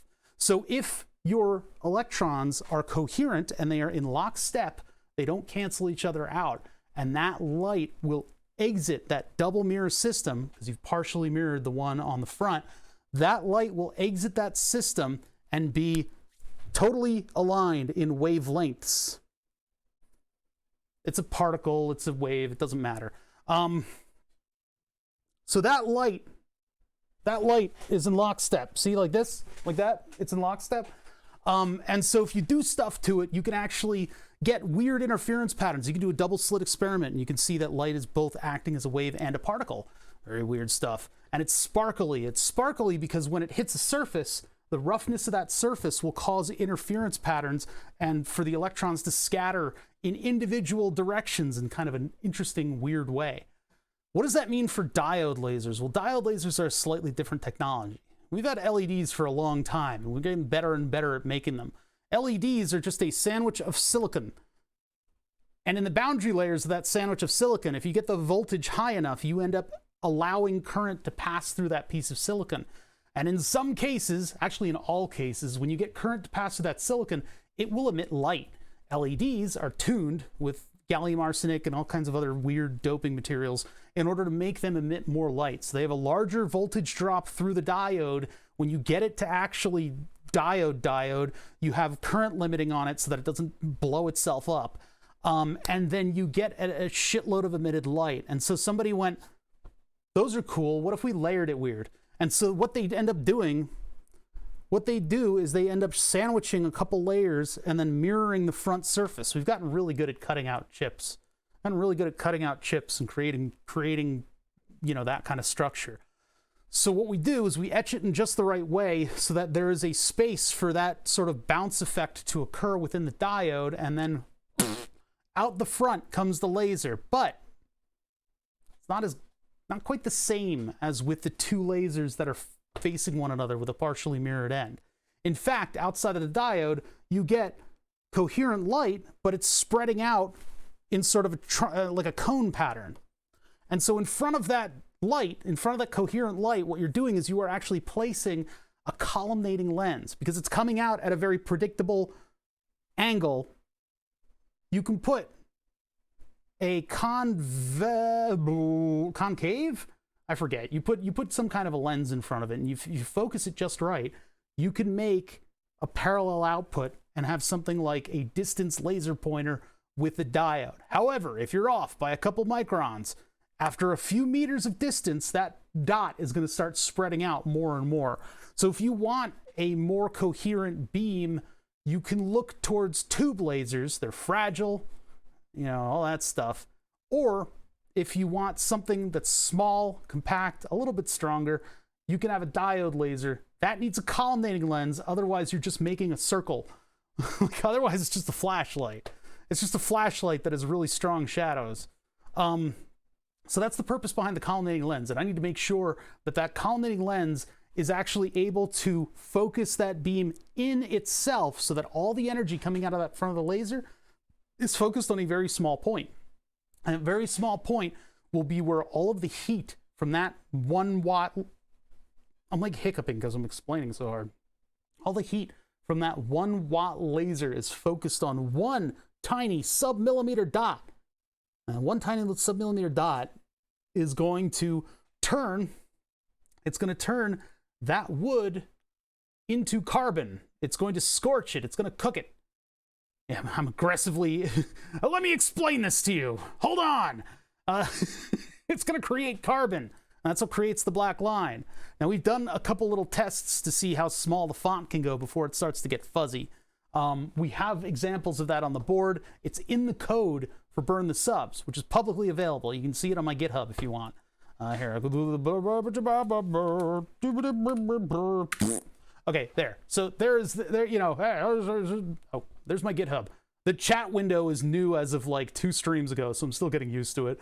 But that's where all the code from the projects are available, and insofar as I've remembered to keep it updated. Yeah, we focus the laser on a point. It creates smoke. That smoke can get in the way of the beam and interrupt the burning.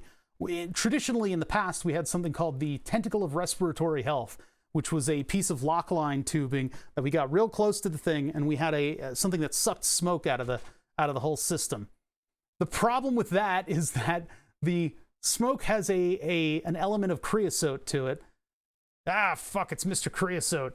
It has an element of creosote to it, which caused everything to gum up. All of my filters got completely covered in like what was ostensibly like burnt sap from burning the maple planks. I don't know what we're gonna do about it with this one. There was clearly like scorching on the walls too. Like the wall behind where I removed, like there are like mounts for the board, and I removed them, and there was like a nice like lighter spot in those areas. It's starting to look like, I don't know, after a couple more years, it's gonna be like somebody was a smoker in this room. I guess it's good that I cover the walls, because they would be some form of off-white at this point. But yeah, that all occurs while I'm live, while I'm just streaming projects here. People will sub to the board, the name will go into the database detects it, takes a look at it, chooses a random spot where it's not colliding with other names, makes code for it, puts that in the database, and then that is sent over to a separate circuit board which does all of the access control. and it just starts burning, and I have no control over it at all. I have to stop, scramble, get the camera, move it over there, and then you guys get to see stuff burning up. So part of the show, the co-host of my show, is this board, which is why I would very much like for the axis of this board to look really good. It's like giving it a haircut, you know? And so these are some of the parts that I've selected. We've eviscerated a M.2 drive cooler just for its heatsink. This is out of a linear axis that I was hoping to turn into a, what do you call it? I was hoping to turn into a circular saw holder so that I could cut beams better. I'll have to buy another one. 3D printed parts, including one of the big stars of the show, which is these little lights are little spinny lights that look like construction equipment, kind of. So I made a little mount for those, which wasn't easy. Our limit switches are getting new brackets. And so what I'm hoping to do is turn this setup, this sort of Jankotron setup here on the axis, I'm hoping to turn this into a slightly better representation of what I'm capable of doing around here. I don't want to spend too much work on this, so I mean, I'm making the thing about as thick as a bowl of oatmeal. I'm making the thing about as thick as this bracket here, which is a lot of plastic, but I guess it's 3D printed. So if I make it out of this thickness of plastic, I'm going to make it extend backwards to the point where I can mount the drag chain to it and everything, and then get the circuit board on there, and then somehow figure out this clamp without having it interfere with the screws that'll hold it down. There's a lot of challenges yet to go. All right. So I'm actually wrapping up, guys. That's why you got the full explanation of what we're working on around here. I'm gonna be back tomorrow. Same bat time, same bat channel. I hope some of you guys are following Cassidoo though, because Cassidoo, because yeah, that was a pretty meaty raid. That was a thick raid to get, and right as I was kind of like starting to draw it to a close, because we did our initial extrusion on this thing, and it's hideous. It's hideous. Look at it. Oh, I hate it. I hate it. I hate it. But I've selected screws and stuff for this. Oh, that's all right. Hey, listen. Any raid's a good raid. No press is bad press. A lot of the parts, by the way, a lot of the really gorgeous parts that you see sitting up against these things are imported from places like GrabCAD and DigiKey and stuff. Like, in order to get the parts for this, for my lav pack, which is this thing. It's the thing that I've designed to take my lavalier microphone and make it look super duper awesome. I mean, not look super, to make it perform super duper awesome. Anyway, in order to get these parts, I actually went on Switchcraft's website and found the models, and then used BugMeNot in order to be able to download them.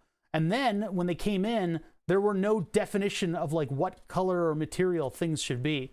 So I had to go into the appearance menu and basically surface by painstaking surface, make this thing look correct.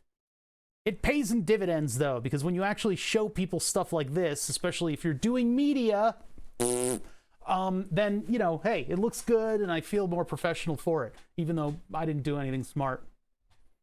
Did you make the black shape buttons covered with files printed inside on your left?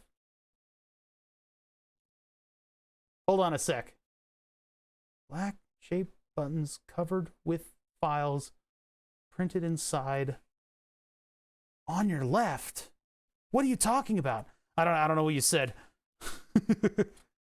Yeah, this is actually a pain in the ass to model. We'll be working with this, maybe not this tomorrow. We're going to be doing solderless breadboarding tomorrow, because I need to put together the analog circuit for my microphone pack, and if we're lucky, we'll get to the point where I can actually like plug the mic into it and test it. Although I don't have feedback on my audio system right now. I'd have to figure that out. Yeah, anyway, so we worked on this. This is going to shape up. This will change shapes. This will look better. I will extend one end of it, and then I'll start cutting stuff out of it in order to make it into what it needs to be in the end. And that would be something to hold up the thing that's going to hold the laser, basically, right? All right. I'm going to adjourn until tomorrow. We're gonna put it on hold until tomorrow because I don't wanna burn myself out too much working on this stuff and trying to figure it out. I'm gonna order those laser diode carriers tonight. I'm not gonna order a different bracket. We'll use the bracket that I have that I can measure. And then I will see you guys bright and normal time tomorrow. That's not actually early. It's the middle of the afternoon. It's the middle of the afternoon. What are you talking about, you lazy streamer? Who's doing today? Brett's around. What's Brett doing? Animal Crossing. I don't know. Do you guys want to stay like it with smart people streams? I don't see any of the... Damn it. I followed a couple smaller channels. Sorry about that. Not the right time for outside your current project.